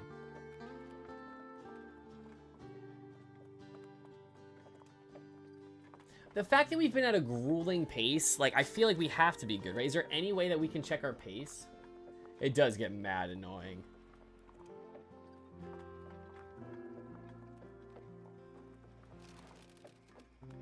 As the imposing white-gray walls of Fort Hall rise into view, the clamor and hubbub of trade is already evident. Several tents surround the fort, many of which, no doubt, belong to hopeful fur traders. You've arrived at the fort. Who would you like to heal? Everybody, maybe? Does that mean I get rid of that red part too, or no? Gabe has the most to earn. You've unlocked a new journey, Bitter Winter. Brave the harsh mountain weather to help Thompson and his companions in this brutal winter-themed challenge. Successful completion unlocks the hunting knife item and mountain man class. Okay. That's so we can get the stupid thing. One of my favorites is Papers, Please. That's an inventory management game? I didn't know that. I kind of want to try that at some point. That and Contra Police looks so fun. Congratulations, the party has reached Fort Hall. We finally freaking did it, chat.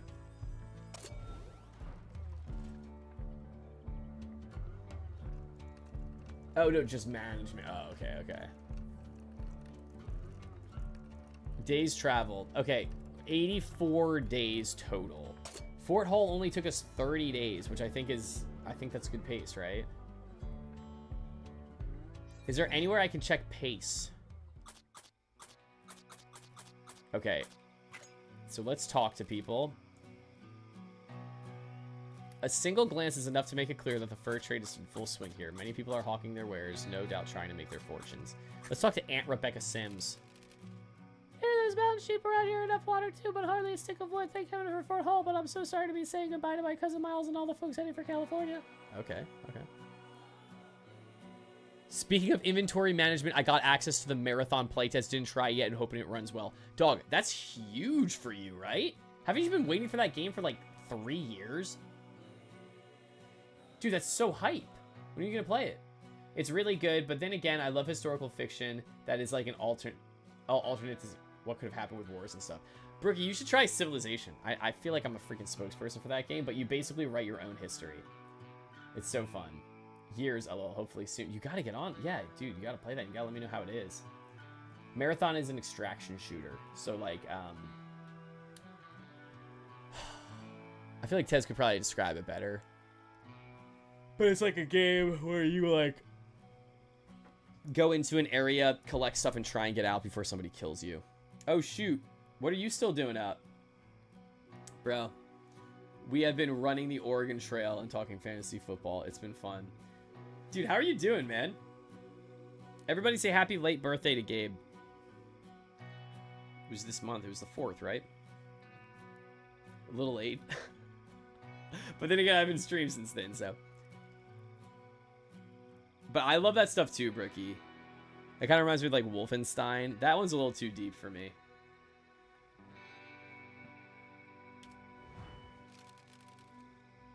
We're all still alive, Gabe. Everybody on the trail is alive. Doing well. Just got back home from watching the Chainsaw Man movie. Was it good? I know people love that crap. Fort Hall is a busy fort. The wide stretches of meadow grass here are just what our tired animals need. As for me, I'll fix up the wagon leaks. Amanda's real anxious to wash all the clothes and linens in one of those clear streams. Yeah, it was pretty good. The soundtrack was very good. Okay, okay. What do people like about Chainsaw Man? I'm just, every time I see any piece of media about it, I'm just kind of confused. All right, let's check the services. A handful of stores have been built to supply trade goods to fur trappers, but will happily take money for... Okay. So, welcome, my success is in your... What the frick is...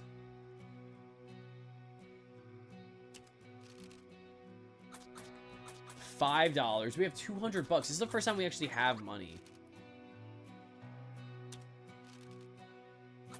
Now it's... Oh, now it's $7. You fart face. Let me guess, it's 10 now. $11? You're a freaking piece of crap. You know that?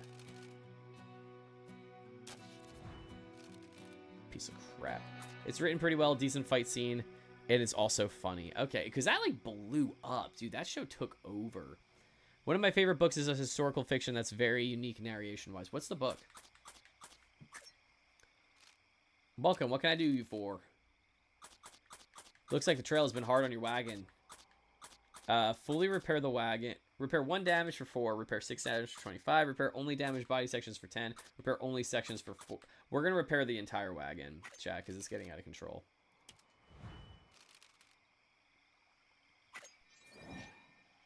Bungie is rebooting the series. It used to be a Mac-only Doomish-style game. Now it's going to be a team-based, futuristic slash kind of hero shooter-ish. Very stylized extraction shooter. Yeah, that's going to be freaking sick, bro.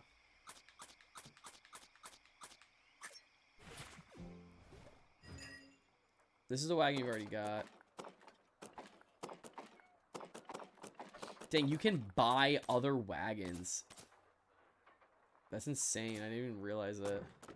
We need to buy more stuff to fix.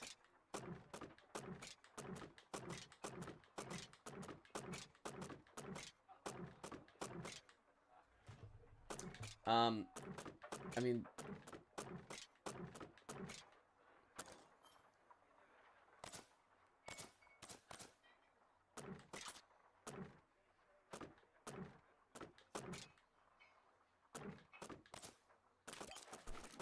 What do we need more of?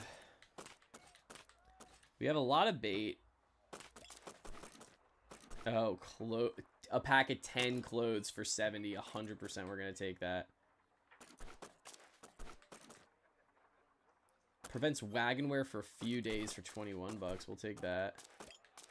The coffee is really nice to have. This crap's you can find on the side of the road, though. Alright, I think, and we'll buy that for 13.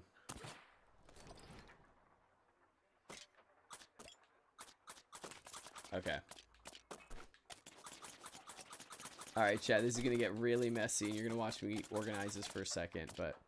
It's called The Book Thief. I've heard of that. Okay, okay. This is the one book I will recommend to everyone. Amazing story, 1940s Germany, if you know, you know. Not exactly related to the war, complicated, but it's told from the Grim Reaper's point of view. Okay, wow, that's crazy.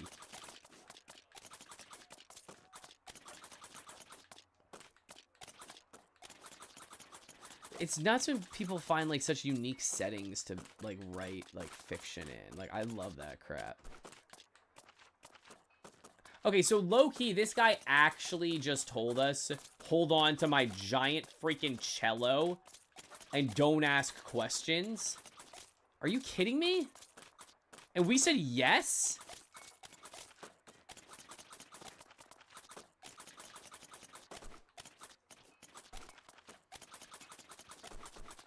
I'm kind of ticked off at this guy.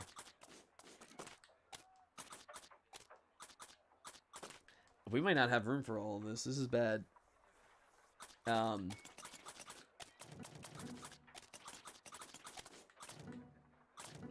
It's funny when you hover it, it makes a sound.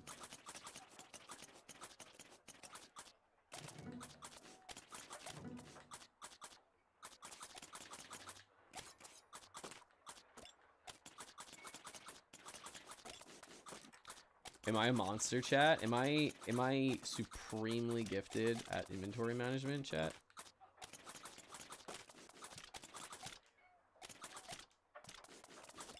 Frick me, chat. Chat, frick me.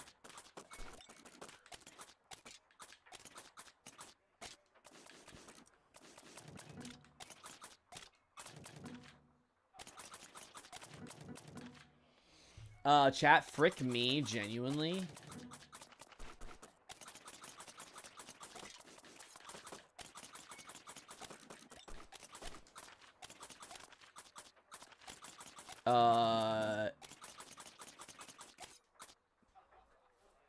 Wow, I forgot that command exists.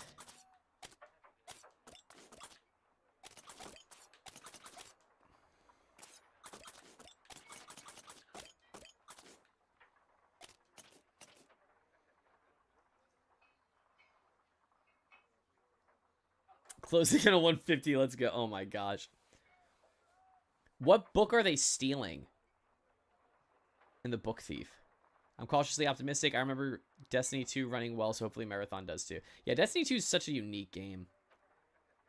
Like, I don't know. Like, I have such fond memories of it, yet, like, I feel like it runs very uniquely to everything else. Like, I couldn't even, like, there wasn't even a slider for, like, FPS on it. Yeah, like, I never really had issues with it.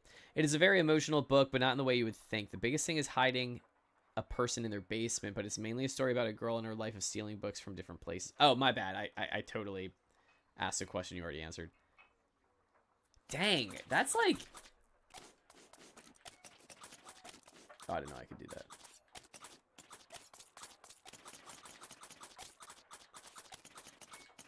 Oh my gosh! We did it! Yo! Look at that beauty! Holy mackerel, chat. The heck you mean insufficient funds? The frick you mean insufficient funds?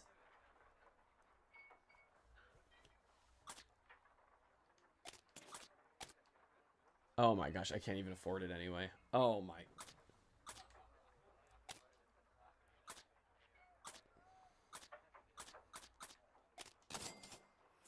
It was beautiful while it actually counted. But watch, we need a trade anyway. So we needed space in the inventory anyway. Different ones, can't remember. I read it in 8th grade and I think about it at least once a month. But she takes one of the from the mayor's house, a book burning, and a graveyard. Okay. A guidebook. What's a guidebook? Clothes are so tempting.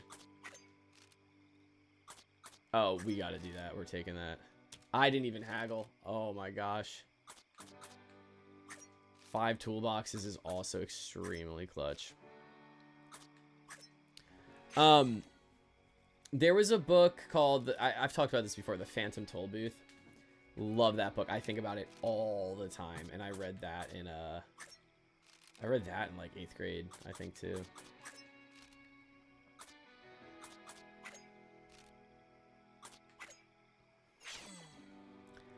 It's complicated to not get into spoilers or anything. If you don't want to read, they did make a pretty good movie. Oh, wow, they made a movie? That's wild. It's nice when they make a good movie out of a book. Oh, we didn't...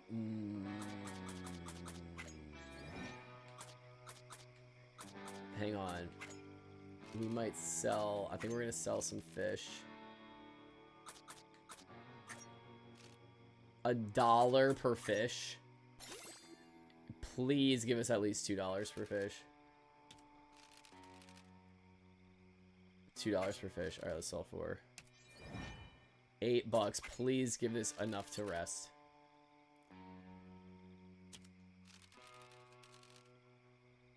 Oh my gosh, we have oh my gosh, they gave us exactly enough money. Seeking lodgings for $8. Oh my gosh, chat. We are going to be, like, fully healthy leaving here. Holy crap. Oh my gosh, it's so beautiful.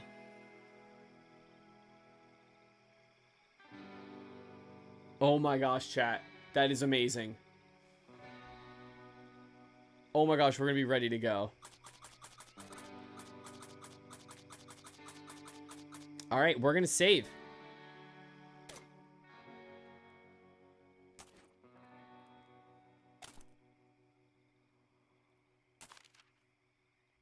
Is there anywhere I can check my pace?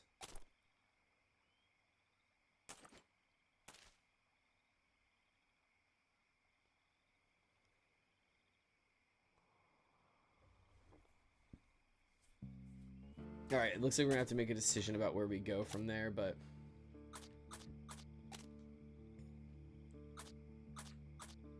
Progress will be saved. Okay. Ooh, it's just one of those stories that sticks with you and makes you think.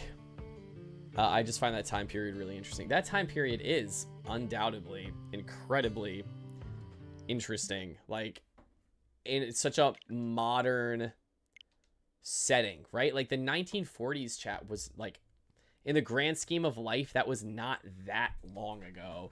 And an ideology like what happened in Nazi Germany, like, ran rampant in the semi-modern era, really the modern era. That's why history and history education is like so egregiously important. Like, if we don't educate ourselves about the mistakes of the past, we're doomed to repeat them again.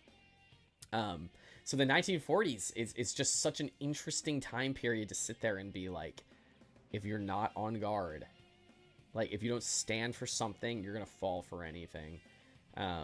So yeah, a lot of media works that are written around that time period and stuff.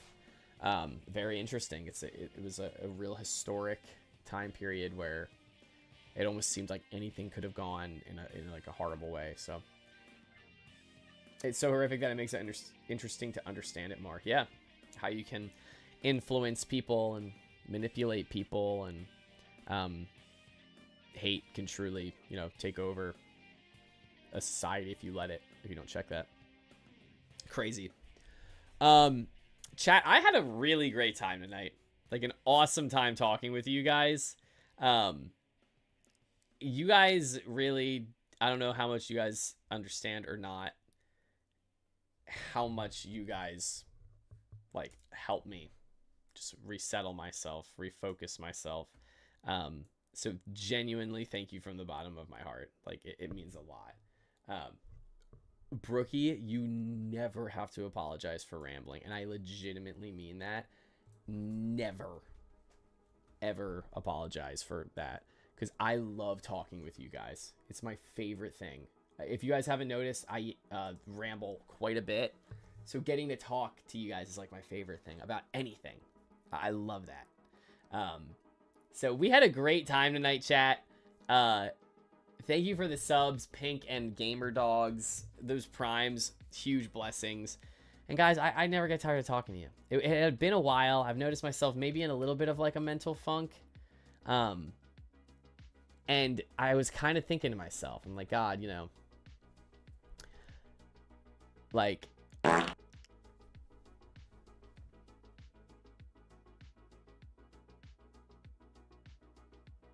I hate everybody. I hate all of you. I'm going to bed.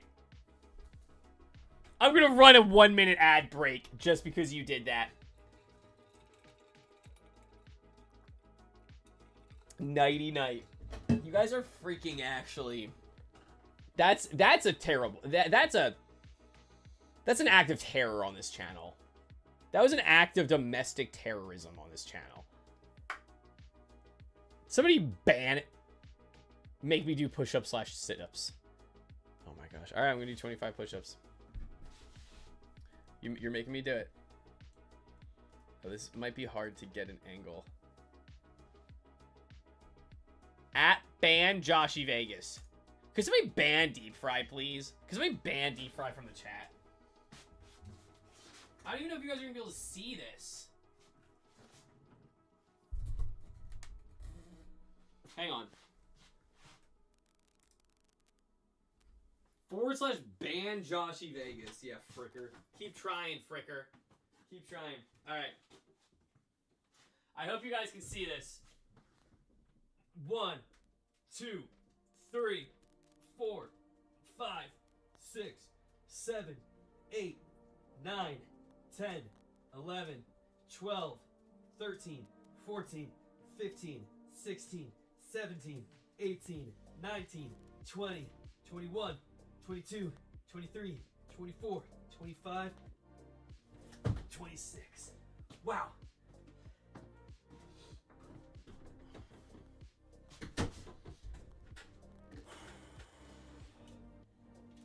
That's hard because thank you. When you try and do the jump clap one, I have these slippers on that have 0 traction. Look here. No traction. It looks like there is, but there's really not. You just slip all over the place. So when I popped myself up to do that thing, I almost just like slipped out. Slam my head. I feel a little bad, TBH. You feel bad? Perky. You never feel bad for insulting me. Or making me do push-ups. It's funny, I try and one thing I started doing this year, actually last year, was like chin-ups and pull-ups. I alternate between them. And then some kind of like leg raise on a pull-up bar. And I'm trying to do those not right before I go to bed, because then I get my heart rate up and then I sleep worse. But like push-ups like that, that's totally fine. I'm not worried about that. I sometimes have a soul. You always have a soul. We all have souls.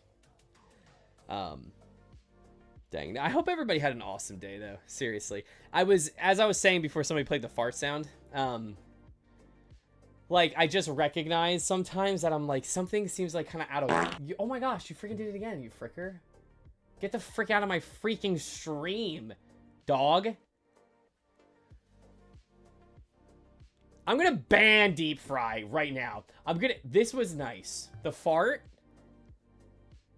No, this was nice though. This was nice. Do it then?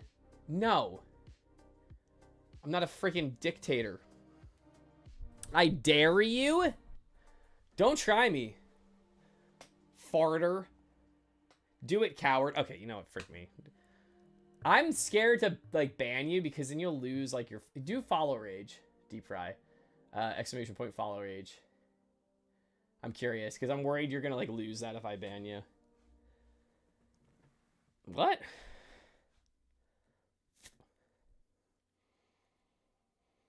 Oh, do you have to at follow age a person? Like at somebody?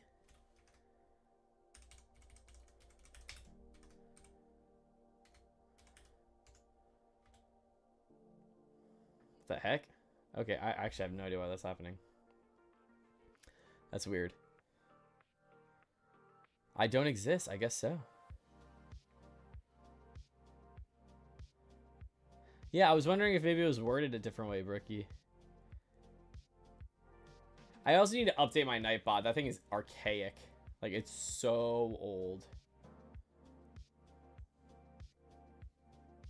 Anyway, no, I just recognize that this is something I missed. Like, talking with you guys, hanging out with you guys. So it's nice to return to that. And I appreciate you guys always being here and talking. It's awesome. All these years later. I think you need to kill Nightbot. Yeah, I might need to get... I'm low-key chat. I've thought about just, like, scrapping everything and just starting completely new. I don't know. Like, I think about that sometimes. I'm like, what if I just did, like, new overlays, new chat? I'm going to redo my desk here. I don't know. And maybe we become a stream where it's, like, I have a bot that, like, you can queue up music. Or, like, you can, like, I don't know. Honestly, a mood. Yeah, I know, right?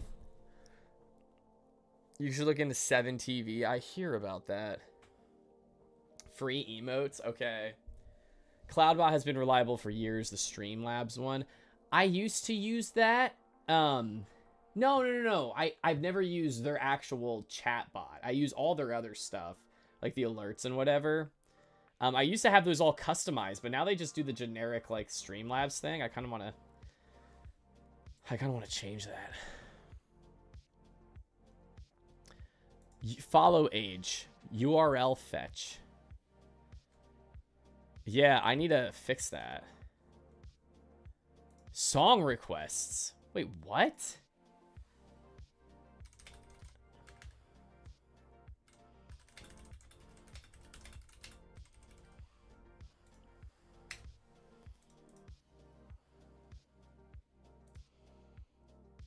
What the heck is that? There's all this weird stuff on there I've never even seen before. That's wild. All right. Chat, I am going to go to bed. I need to reset up all that stuff, though. And just change things up. You know what I mean? So, I've had a really great time, Like today, we started the stream in the sports category, and I met a few people today that were like, you know, like we talked football, we talked fantasy football, and that's an interest of mine, and it was fun. Then we played the Oregon Trail, we talked video games, we talked some faith stuff today. I love that. I love getting to do that with you guys. So like, I don't know, I might find a way to try and like really get those different interests like lined up into segments or something every stream. I don't know. I kind of like the lack of structure on my channel. I think that's what makes it fun. But at the same time, like, maybe it would be more approachable if I did that. I don't know. We'll see. But regardless, guys, I love you all very much. God loves you even more. A whole lot more, actually, which is crazy because you guys are the best. But I'm going to pray us out as I do at the end of all my streams. You guys can feel free to join if you'd like. So let's pray. God, thank you so much for today. I know oh my gosh, I am legitimately going to ban you. You know what, guys? Who do we execute today? I'm going fresh out of the prayer into an actual execution ceremony right now. I did it before you prayed. Shame on you, bro. Shame on you, brother. I believe you. I believe you. But shame on you, bro. Owl, I vote Josh. No, I meant out of you guys. Out of you guys spamming the fart thing. Owl isn't even here. You just said it was you who suggested it. Protect your neck, Cap. You guys are freaking nuts. I'm scared to pray now. Congratulations. Congratulations. And you know what's so funny is sometimes it's like, watch out, I'm gonna redeem one right now. Oh, this award's, how the frick did you do it that fast? I couldn't even do it. It said this award is on cooldown. I think we should make the fart 1 point. Guys, the entire stream would literally just be... It would literally never end. You guys would never stop. Ever. You would never stop. And I would never be able to say anything.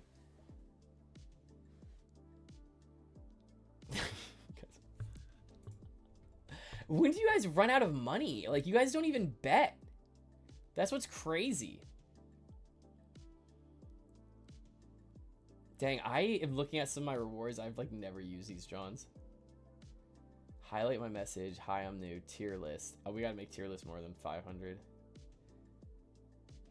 On-screen celebration? What? There's gambling? Yeah. Next time we do Oregon Trail, we gotta do gambling again. We gotta say whether people are gonna survive or not. You have 28.8K?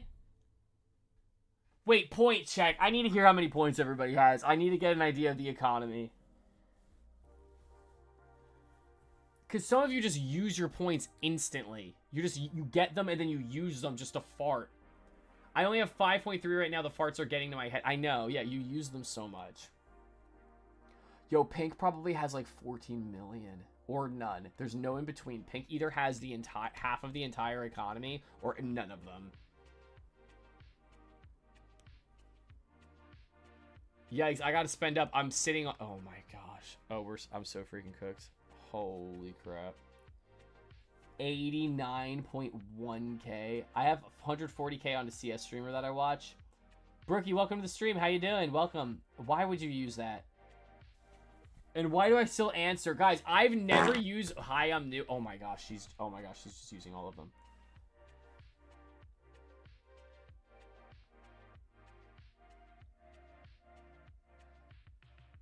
This is bad. Cap and Pink, I have like egregious amounts, like egregious levels, like hundreds of thousands. And I can't wait to just do something insane with it. I think I'm gonna make Cap play Hammond like 15 games in a row. His most expensive thing is like 50K and it's to play Hammond in Overwatch. And I think I can do it multiple times at this point. And one day I'm just gonna make his life, like, it's just gonna be insane. Oh my gosh, what are Owl's like rewards even? Okay, I gotta pray out. I'm legitimately too scared somebody's gonna play a fart sound effect though. You know, whatever. I'm just gonna ignore it. We're just gonna go on. Yeah, I'm not a Hammond fan. I don't even like good Hammond. When Hammond can be played well, it's still annoying. I still get freaking pissed off. And I know Pink is going to have something to say about that. I can't gamble enough. It makes me... Oh my gosh. You guys are nuts. Alright, I'm going to pray. I'm going to pray. Preferably we don't fart. But if... Listen. I'll just execute you publicly. Father God, thank you for this stream. Thank you for the fun times we had. God, we know you are responsible for all the good things that come from this. And we thank you for that, Lord. We just pray that you bless tonight. Bless everybody who is in this stream tonight. And his name is John C.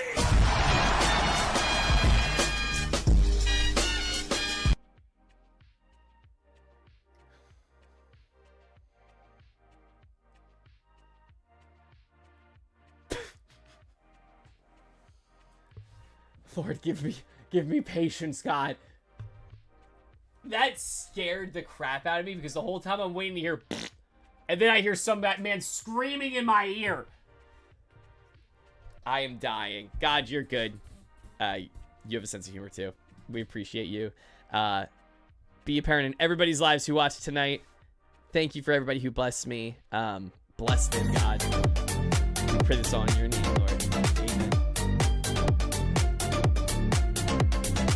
Guys, I love you. God loves you. Honestly, spend all your points now. Spend all the points now. So that way the economy isn't doing too well. You know what I mean? I need more power, and the free market has equipped too many individuals with too much power. So I need to... Hello, darkness, exactly. my friend. Just like IRL. So yeah, I'm like one of those politicians who's like, I'm for you. The big businesses need to lose all their money because they're against you. But in reality, they just don't want anybody else having any money. And then very few people end up very wealthy.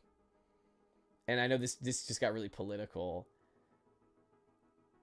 But at the same time, it's like society isn't better when very few people are wealthy.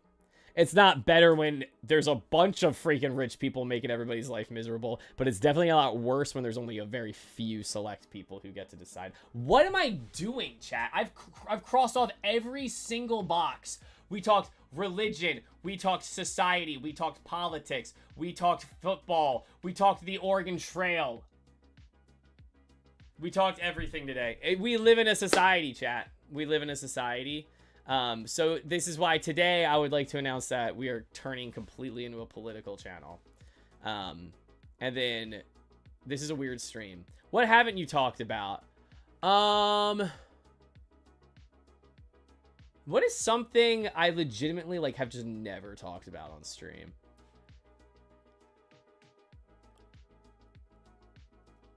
What is something I've like just never talked about? Because like I'm not even gonna lie, like we even talked about World War II. We have in this stream we talked about World War II. I'm talking about everything on Twitch. One thing, and I've said this before, like I really will talk about anything. I like to keep my content like generally free of like sexual content. That I will say is probably something you won't necessarily hear me talk about on stream. But everything else is actually fair game. Like I will talk about pretty much anything. Yeah, like sometimes I'm just like, can we just talk about the socioeconomic state of the world right now? Like, because everybody else is like, like, can we just talk about the socioeconomic state of the world right now? Right? Does anybody else feel that way? That's a reference and a joke. I'm not actually saying that. Okay. Yeah. I mean, honestly, like, I don't know. There's a part of me that recently has felt really on fire about being like, I like want to talk about like difficult things or like hot topic issues. Not in the sense where it's like I want to talk at people about it, but we have as a community have talked about 1,000,001 different things, and it's like, why not? Like, why don't we dialogue? And that's cool. Like, that's a cool thing. So I don't know. I'm in a mindset where I'm like, I'm seeing a lot of,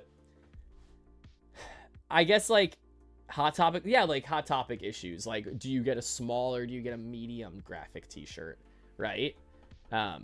Exactly. I've just seen a lot of different communities popping up lately where, like, my brother and Al got talking politics. I love that, Brookie. That is so funny. Because you only know Al online, right? Like, there's no other way you would have met Al. And it's just funny to imagine that.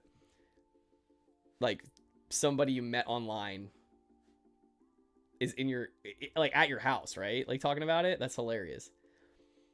To me, it's just cool when it's like a community can become more than just like a singular thing that you go there for. Don't get me wrong, like I will go watch a streamer play Smash Brothers or a game. But oh, Al was there for the right. I love that. Oh my gosh, I got to hear all about it from Al too. Like, a streamer will play a game and it's very much so like, hey, don't talk about these things here. And I get it. I get why they do that 100,000%. And there's a certain level where if like somebody came in here and they were like extremely combative about something, it's like, okay, like, listen, it's an environment where we all want to be able to talk to each other and like say things we believe or like something like that. Like if you're creating an environment that doesn't reflect that, it might be like kind of something, but like, I don't know. I just want to be free to talk and dialogue with you guys. I love it. Everybody's telling me about Shameless. Archer loves Shameless. He loves that show. I've been getting nuclear power propaganda on my TikTok feed. Is that from the you being in, like, that has to be, right? Your TikTok was listening to you, because I've watched it pretty... Oh, Shameless, or the propaganda. Honestly, nuclear power would, like... I knew I liked Archie for a reason. Both, I guess, yeah. If we all got... Okay, imagine if we found out how to, like, properly harness nuclear power safely, consistently, without risk of, like, a fallout happening. We would be... That's the future, chat. It 100% is. That'd be crazy. Like, I love that stuff. I think it's sick. I also think that's bipartisan. 100,000%. Who would be upset? It makes me feel better about my life. That's actually hilarious. There's this saying, it's like,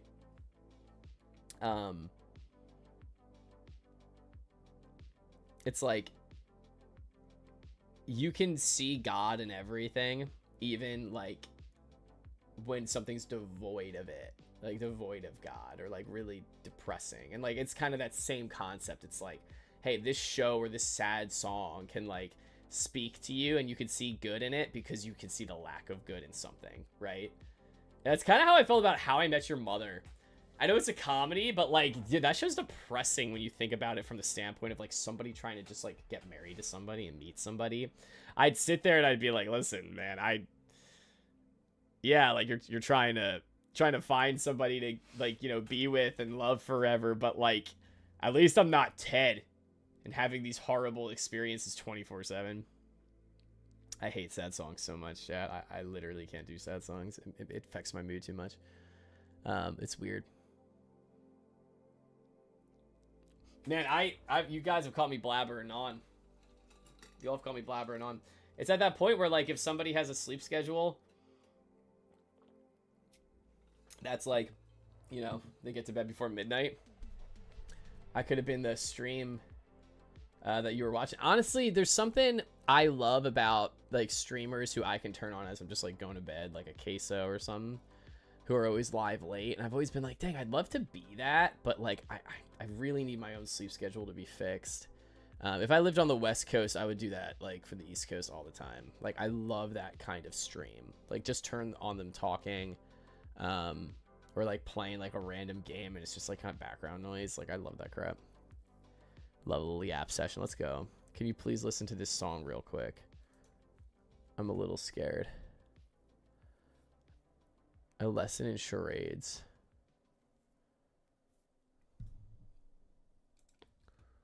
Hang on. What's the vibe of this song?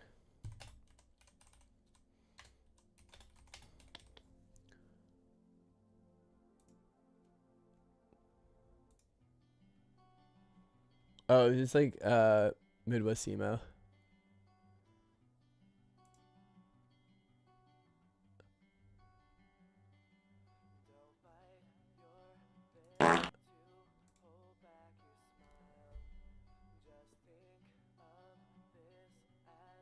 If you want to listen to sad songs, I Love You, I'm Sorry, Grace Something, and Eternity, Alex Warren are so good for a cry. I don't know what it is. So I say this to people all the time. Life is sad enough as is. Like, sometimes sad music just makes me more depressed. I was about to say, I was looking at that. They have, right now it says 19.8K monthly listeners. That's like not a lot.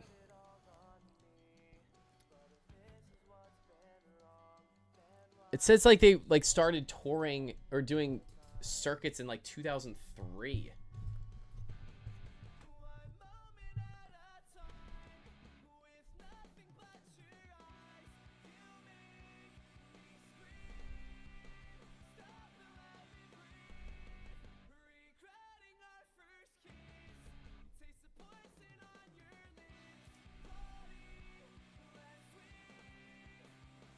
Dang, that's wild. The song's from like 2007.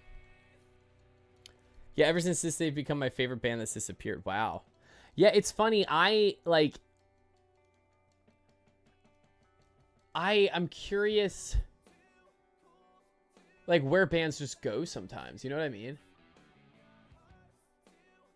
This is cool. I like this. Does anybody here listen to Bon Iver? Or people call him a million different things. Apparently, supposedly, that's the proper way to pronounce it, is Bon Iver. Have you guys listened to his newest project, the Sable Fable? Right? Sable Fable, that's what it's called.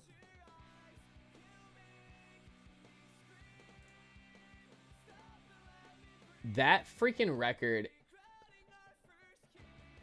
So right now, I like to rank song or like albums and music I listen to all year, and have like a definitive best album or best song of the year by the end of the year, after like rating a project really objectively. And right now,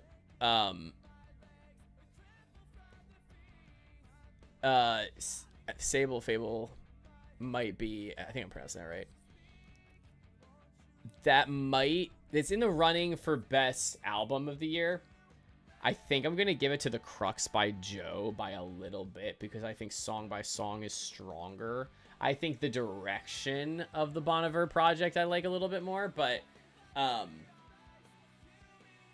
the creative direction. But Song of the Year might be Day One off of that song, or off that album. That song is so freaking good. Intrusive Thoughts is also a banger. Okay. This band also released one. Sessions and Wreckage. Oh my gosh, yeah, there's like... And they just vanish? Is the whole Tame Impala record out? Oh, you guys know oh man. Once we start talking music, it's just shot. I'm gonna be up until like 3:30. Oh, Deadbeat's an album. I thought it was a single, so I was waiting to listen to it. That's the name of the record. I didn't know that. Yeah, so I liked End of Summer a lot. End of Summer, I actually really liked that, like, kind of, like, dance direction that he was taking. A lot of people were really pissed off about that. I thought it was kind of a jam. And I kind of like when people explore, like, an artistic avenue with, like, kind of dance stuff. Because a lot of times, dance is really generic. But I'm seeing this movement nowadays where people are really, like, Fred again. Like, that style of EDM that is very much so, like, club music. But there's, like, I don't know. There's an artistic element to it that I can't really explain currently. This might be my favorite song of the year, though. This song is absolutely freaking amazing. But we're gonna have to spin Deadbeat. I know I heard bits and pieces of Loser. Obviously, End of Summer. And then maybe My Old Ways. I'm trying to remember what the singles were, but yeah, maybe this will make my running. I don't know. All right, fellas. Ah, yeah, it's out. Didn't hear the whole thing, but Dracula is very thriller, which is fun.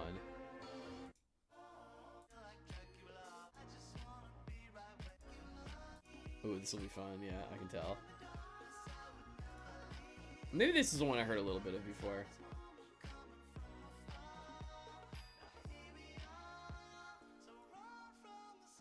Oh, I heard this. Yeah, I heard this. Okay.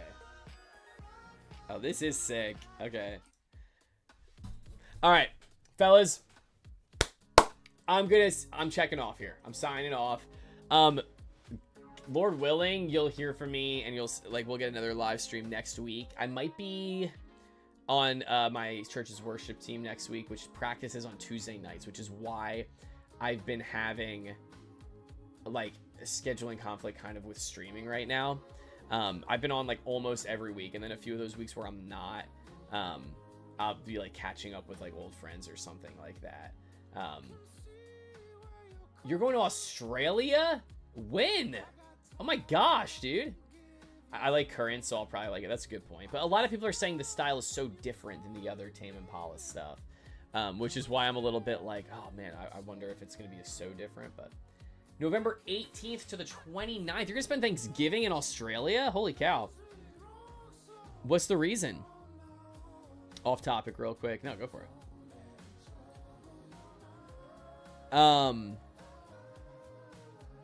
Odysseus isn't. So you know what's funny is I was trying to remember who my cousin voiced in Hades.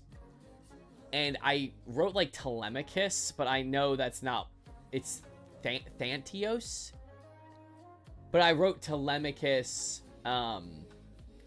Hades, and I saw that Telemachus was in Hades too as well. I don't know if that's like a major spoiler, but that makes sense that Odysseus would be in it too. That's a good point. One way to find out. But vacation, dude. Okay. Bro, tell me all about it. I want to hear about it when you're there or when you get back. Joshy, please learn to pronounce. I am trying my hardest. Is that not enough? Is my hardest not enough? What? How do you? Okay. What is his name? Thanos?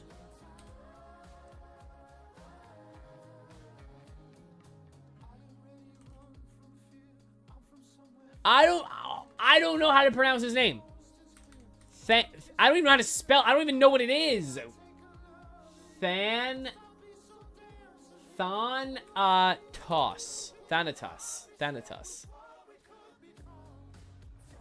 Thanatos pronunciation. Okay. Thanatos. Is that it?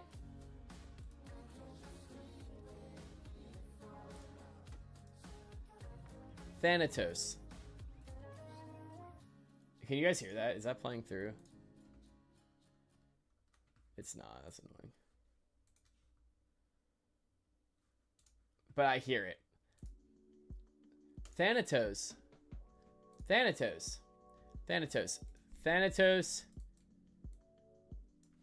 Hades voice actor.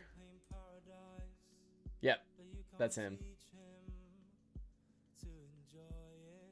That's wild. His voice actor is my cousin. Thanatos. I'm saying it like the Google thing. Thanatos. Did I say Thantios before? Thantios. That's his name. It's his name. Thantios.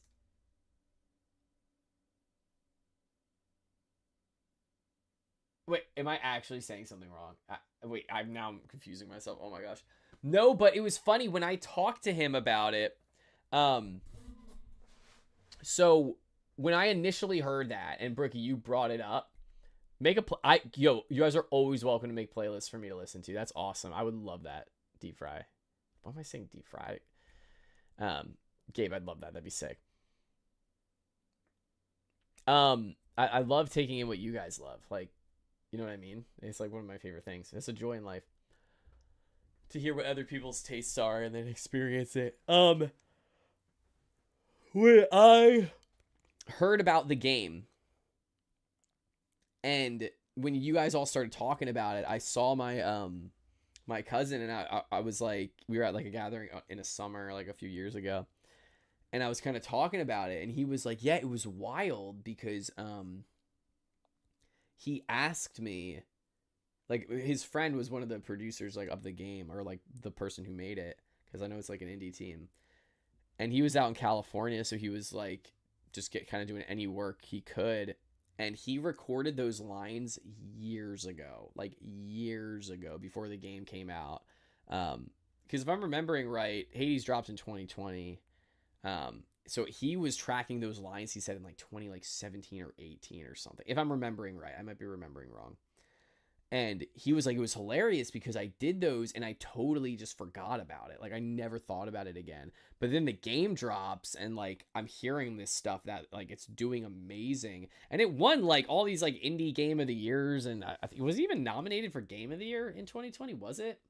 I forget. But he's so funny because he's like, it's not his world. Like, he's not really into video games at all. Like, very much so, like the acting roles he did before that were like, you know, standard like Hollywood stuff, like, you know, like in-person acting. I forget, but I think it might have been nominated. So he was like, the video game sphere was so new for him, but he loved it, and he's actually doing another game now. He just posted about it on his Instagram. He was like, yeah, like I'm gonna be doing this thing or whatever. It lost to The Last of Us 2. That's a tough one, because if it was any other game franchise, I wouldn't be surprised if it somehow pulled it out. But The Last of Us 2 was both simultaneously like the most polarizingly like, I hate that, or you have to sit back and like, I have to respect how it challenged like norms of storytelling. Like, everybody was pissed off that I don't want to spoil anything, but like it's kind of common knowledge. Like, you play as the person who does a deed that frustrates you very much. And I think a lot of people hated that. Made my day worse. Yeah, like, so, but at the same time, you have to take a step back and like respect the fact that they did turn a narrative and like what you would expect your like audience to want on its head.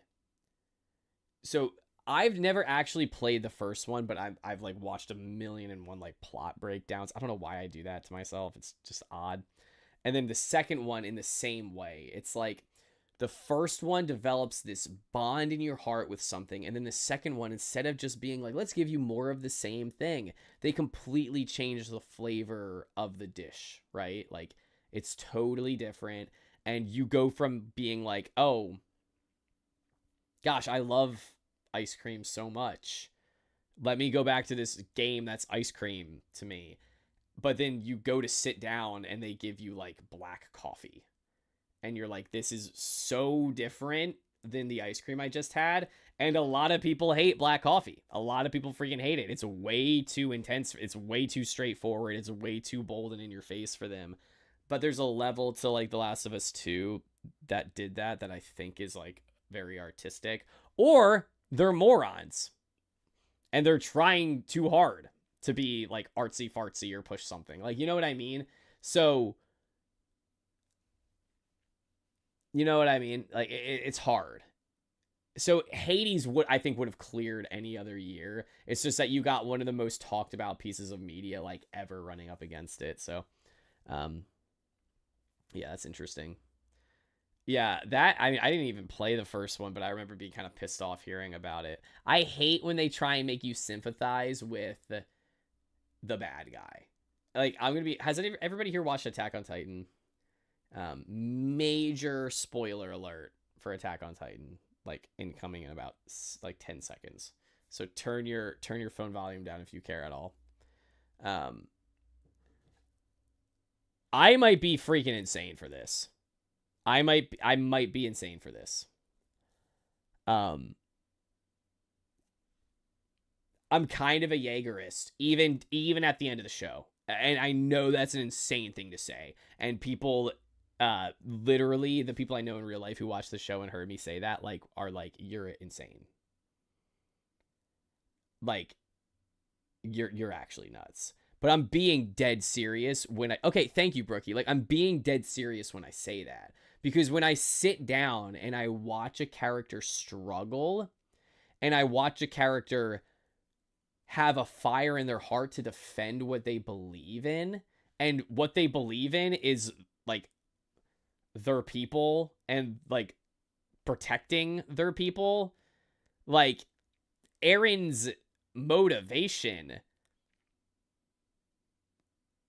like, it didn't seem horrible. So I love what they did. It's actually funny we were just talking about The Last of Us here, because, and that's kind of why I brought it up, obviously, but, like, when they started trying to be like, this is the group of people who are going up against Eren Yeager and are gonna stop him, I was sitting there and I'm like, I don't want them to stop him. Like, the dude, listen, the rumbling's a little intense, obviously. Like, it's obviously intense. And then when they were talking about, like, the euthanization plan, that was freaking stupid. And if Aaron was actually not, like, lying about the fact that he was going along with that and actually was, then I'd be like, you're dumb. Why the frick are we doing that? But nobody wins in war. Like, but it's not, that's not to say that it's not a horrible necessity of human existence. You know what I mean? Because there were people who were looking at them and being like, you are lesser. The island, like, what was the name of the island? I forget. We hate them, they're dirty, and they're less than us. And then I'm supposed to sit there and be mad when Eren Yeager is fighting against people who are, like, legitimately racist and have trying to commit genocide against him for as long as he's been alive. And I'm supposed to sit there and be like, that's wrong that he's fighting back. Like, what? Parody, yeah, parody. Yeah, and I agree. Like, I agree, Brookie. Like, because the first couple, and I'm totally just changing this to, exactly. And that's what's tough, right? It's, you sit there and you're like, is it good that he's killing people? Like, is that the lesson I was supposed to learn from the show? No, frick no, obviously not.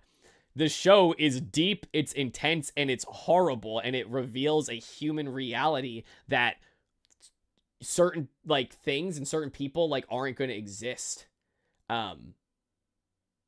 without trying to actively harm you. Like, Parody couldn't exist without people literally sending these giant freaking titans to kill them and torture them and eat them, right? So what is Eren supposed to do as a good... Oh, I'm just going to sit there and I'm just going to keep continuing to let my people be attacked by man-eating giant men.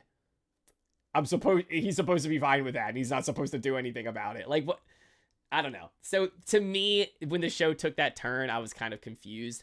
But to bring this all back, the fact that they make you play as Abby, like, I get what they're trying to do, and I get what Attack on Titan was trying to do. But sometimes you sit there and you're like, no, this is war, and there's a side of the war that, like, inevitably... You watch the freaking Clone Wars. Star Wars The Clone Wars. You don't sit there and go like, well, maybe I should be sympathizing with the separatists.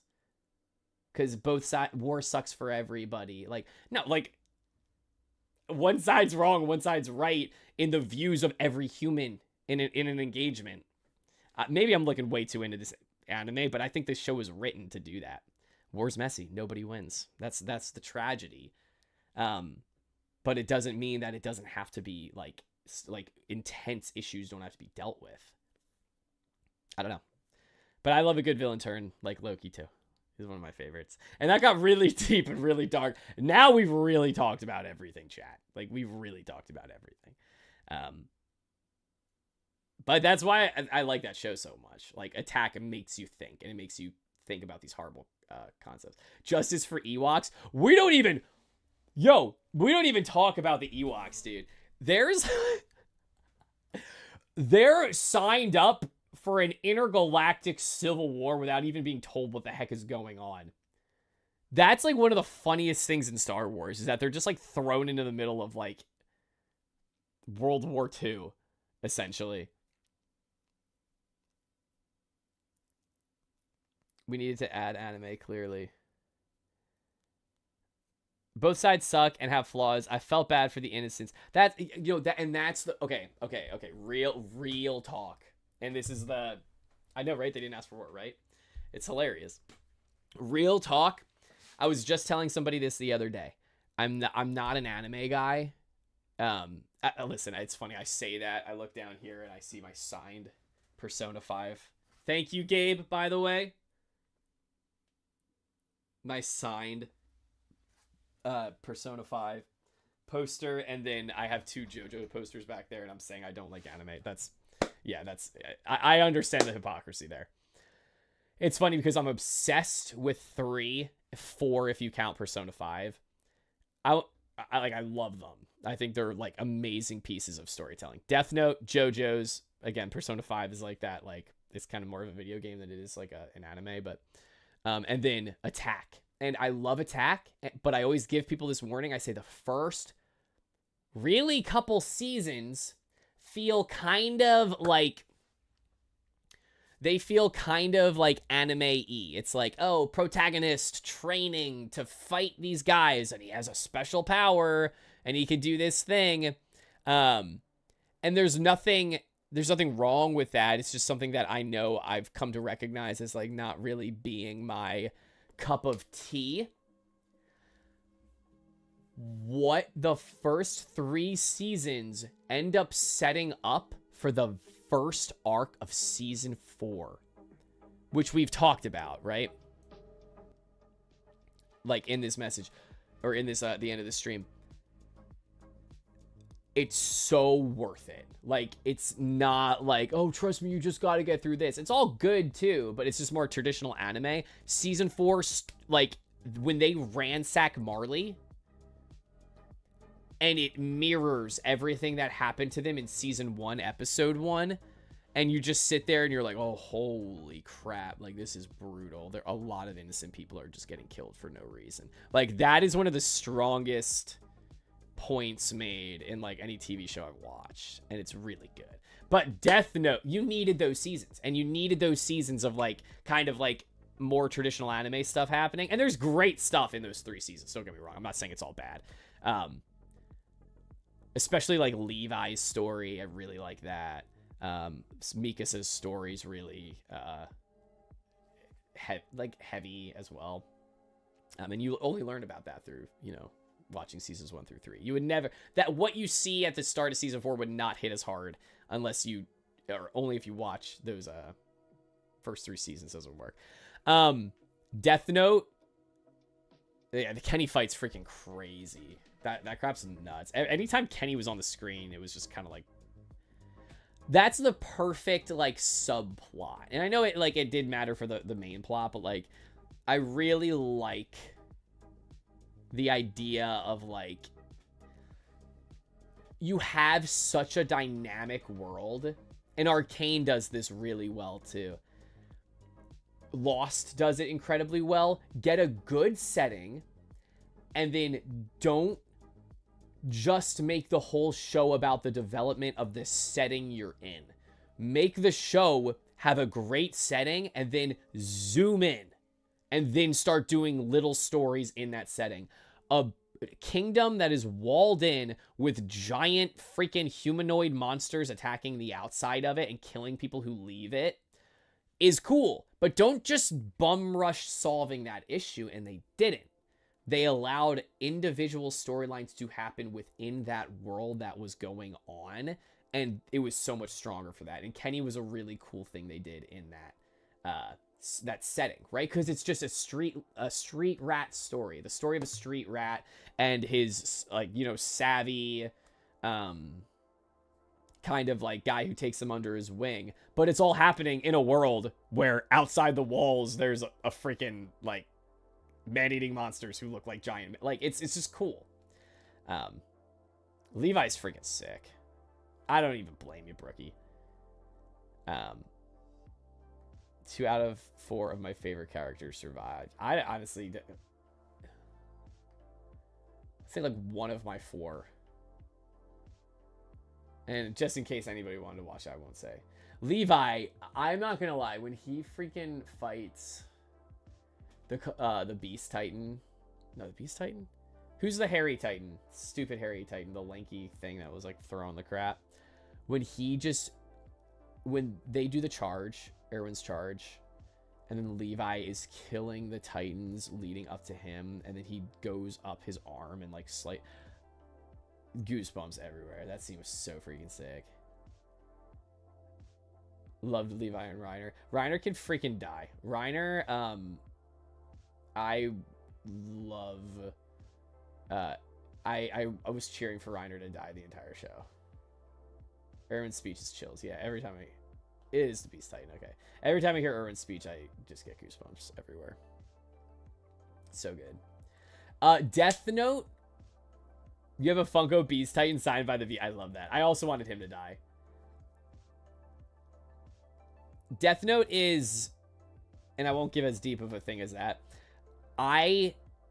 If there's any show, any anime I recommend anybody who is so not into anime, like I would recommend Death Note to my mother, who has never consumed an ounce of anime in her life, unless it's like Speed Racer from the 70s, which does count technically. I would recommend that show to like my grandparents. Like that show is so good. And it's not good because the animation allowed it to do things that any other show couldn't, or it's whatever. The plot is so simply efficient and enjoyable. Like, you could shoot the same thing live action. Ironically, they tried and they didn't do a good job. But you could shoot the same thing live action and it's amazing. And that's what makes it so good. Like, right? Attack on Titan could not be done unless it was an anime or had a monstrous budget. But Death Note could. Like, you could go write Death Note on a piece of paper. See what I did there? And just read it. And it's like, this is... I mean, you could do the same thing with Attack, I guess. But, like... Just write out the general plot points and you're hooked. The writing is so good. Mob Psycho, I have no idea what that's even about. I've heard so much about it, though. I will die on the hill of Reiner being a great written character. I think most people would agree with you, Brookie. I just don't. I'm like such a loyalist to the initial crew that he pissed me off so much. I tried to get my mom into Attack on Titan, but I don't care if she'd like it. That's the thing. Attack is like, again, it's like a little bit more anime. And it's a little bit more foreign, I think, to somebody who's just trying to sit down and hear an objectively, like, simple, perfect plot. And the cat and mouse trope that's played out in Death Note, nothing's ever been done. Very few things have been done like it. Like, to me, that is an actual classic of, like, entertainment. And I don't know, just there are not many things like it at all. And it's funny because all these things I'm saying... The reason I love JoJo's so much is because it parodies the immensely, like, opposite side of everything I'm saying. It's so strictly anime. If my mom saw that, she would probably projectile vomit just because of, like, what am I watching? This is making me so uncomfortable. But that's what's special about JoJo's is because it turns everything to, like, not even 11. It turns them to, like, 13. And you're just like...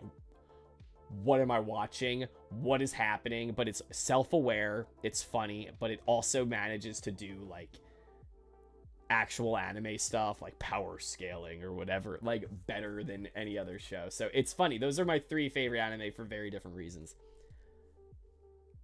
Death Note is the only anime series she's watched fully. What did she think? I'm curious. I guess I might have to watch it, Deep Fry. I've been meaning to watch Mob. Reiner is a good written... Yeah, I mean... Yeah.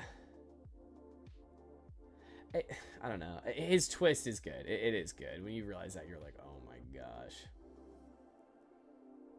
When I have someone getting into anime, I don't recommend Attack on Titan since it's so good. I think people would think everything else is good like it. I tell people to usually watch it after watching some other ones. I remember you saying that, Deep Fry. That's probably smart.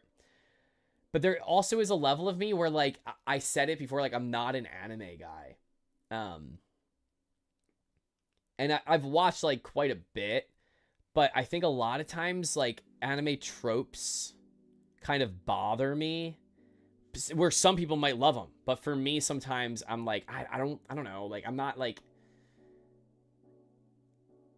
I'm not the biggest fan. So when I see outliers in some way, I think that just means a lot to me. So I like things that are definitely slightly different. Like, Attack does not feel like another anime. Like, it's so dreary. It's so dark. So is Death Note. Death Note's so moody. And then JoJo's is the opposite. It's so shiny and colorful that it's like to the a billionth degree. Like, everything that kind of sits in between that, I think sometimes I have a hard time like having it keep my attention. I don't know.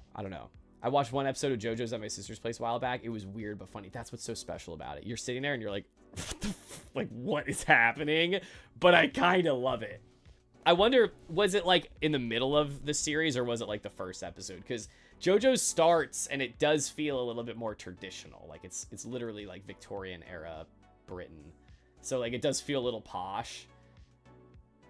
But it's just like all that goes out the window season 2 and especially season 3.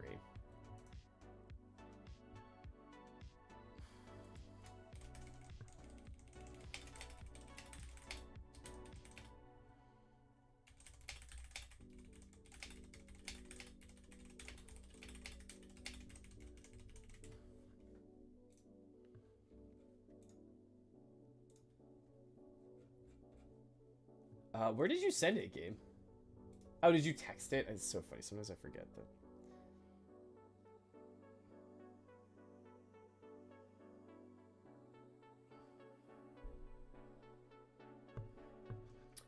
Oh, there it is. Okay, it's in here. Okay, perfect. All right, I got it.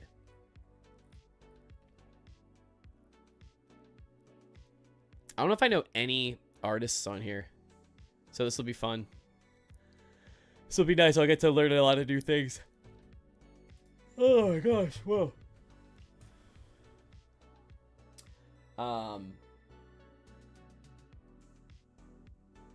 No idea. It was one of the earlier ones though. It's funny because that show looks like a different show, seasons 1 through 3, and then 4 hits and it does this whole animation change.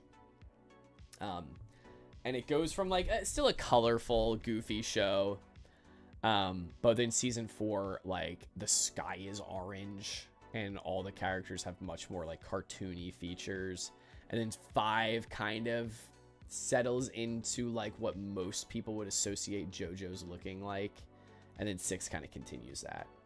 A studio change, yeah, but there's something weird, like there's something weirdly perfect about it because it goes from like undeniably Victorian era Britain into like kind of like early 1900s New York, into even just the journey to Egypt. Like those settings, I think I don't know if there was a studio change, but there's a major art change in JoJo's after season 3. Like all those 3 feel like similar, like serious eras.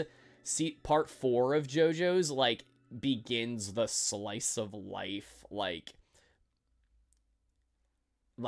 the whole setting. It's all happens in the same town, and it's like a random town in Japan.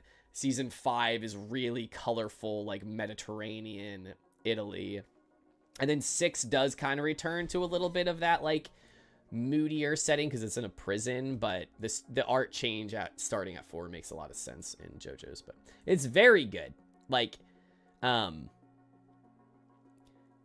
again, it's more anime, but it's like almost that turns up so high that it's like parodying it to an extent. Like especially the later seasons where it's like, who is attacking me?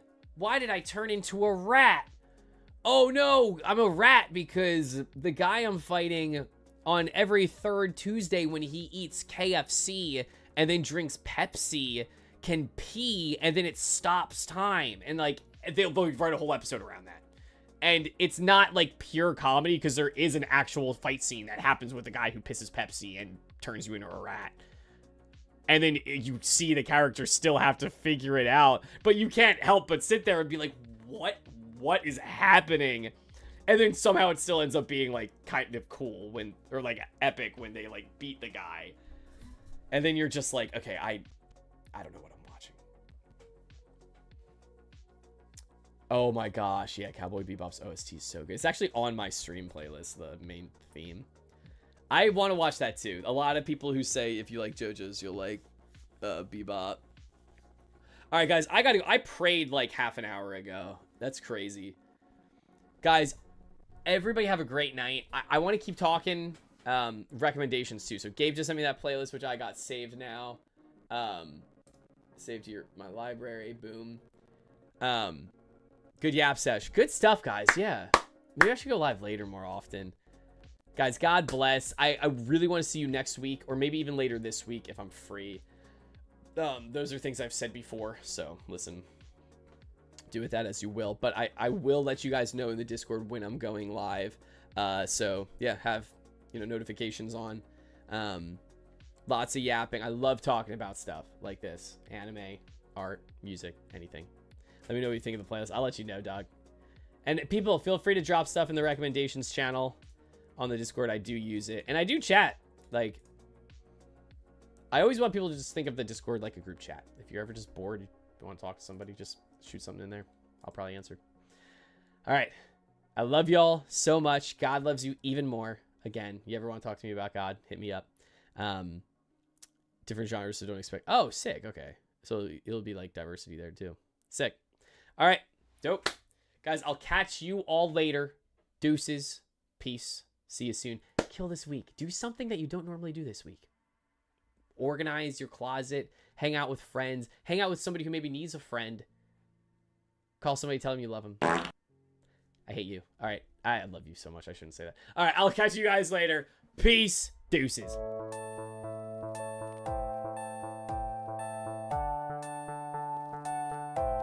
I'm going insane! Oh, this thing is fast. Evil Gamers, this is for you, whether you like it or not. You want me to eat? So, frick off, fricker. I will frick you up. Got it. Oh my gosh. And his name is John C. I put it in the title because if somebody's looking for a gamer girl and they come across me, you can end your search because you ain't gonna find anything better than me. Hey, does anybody want to talk about my sauciness?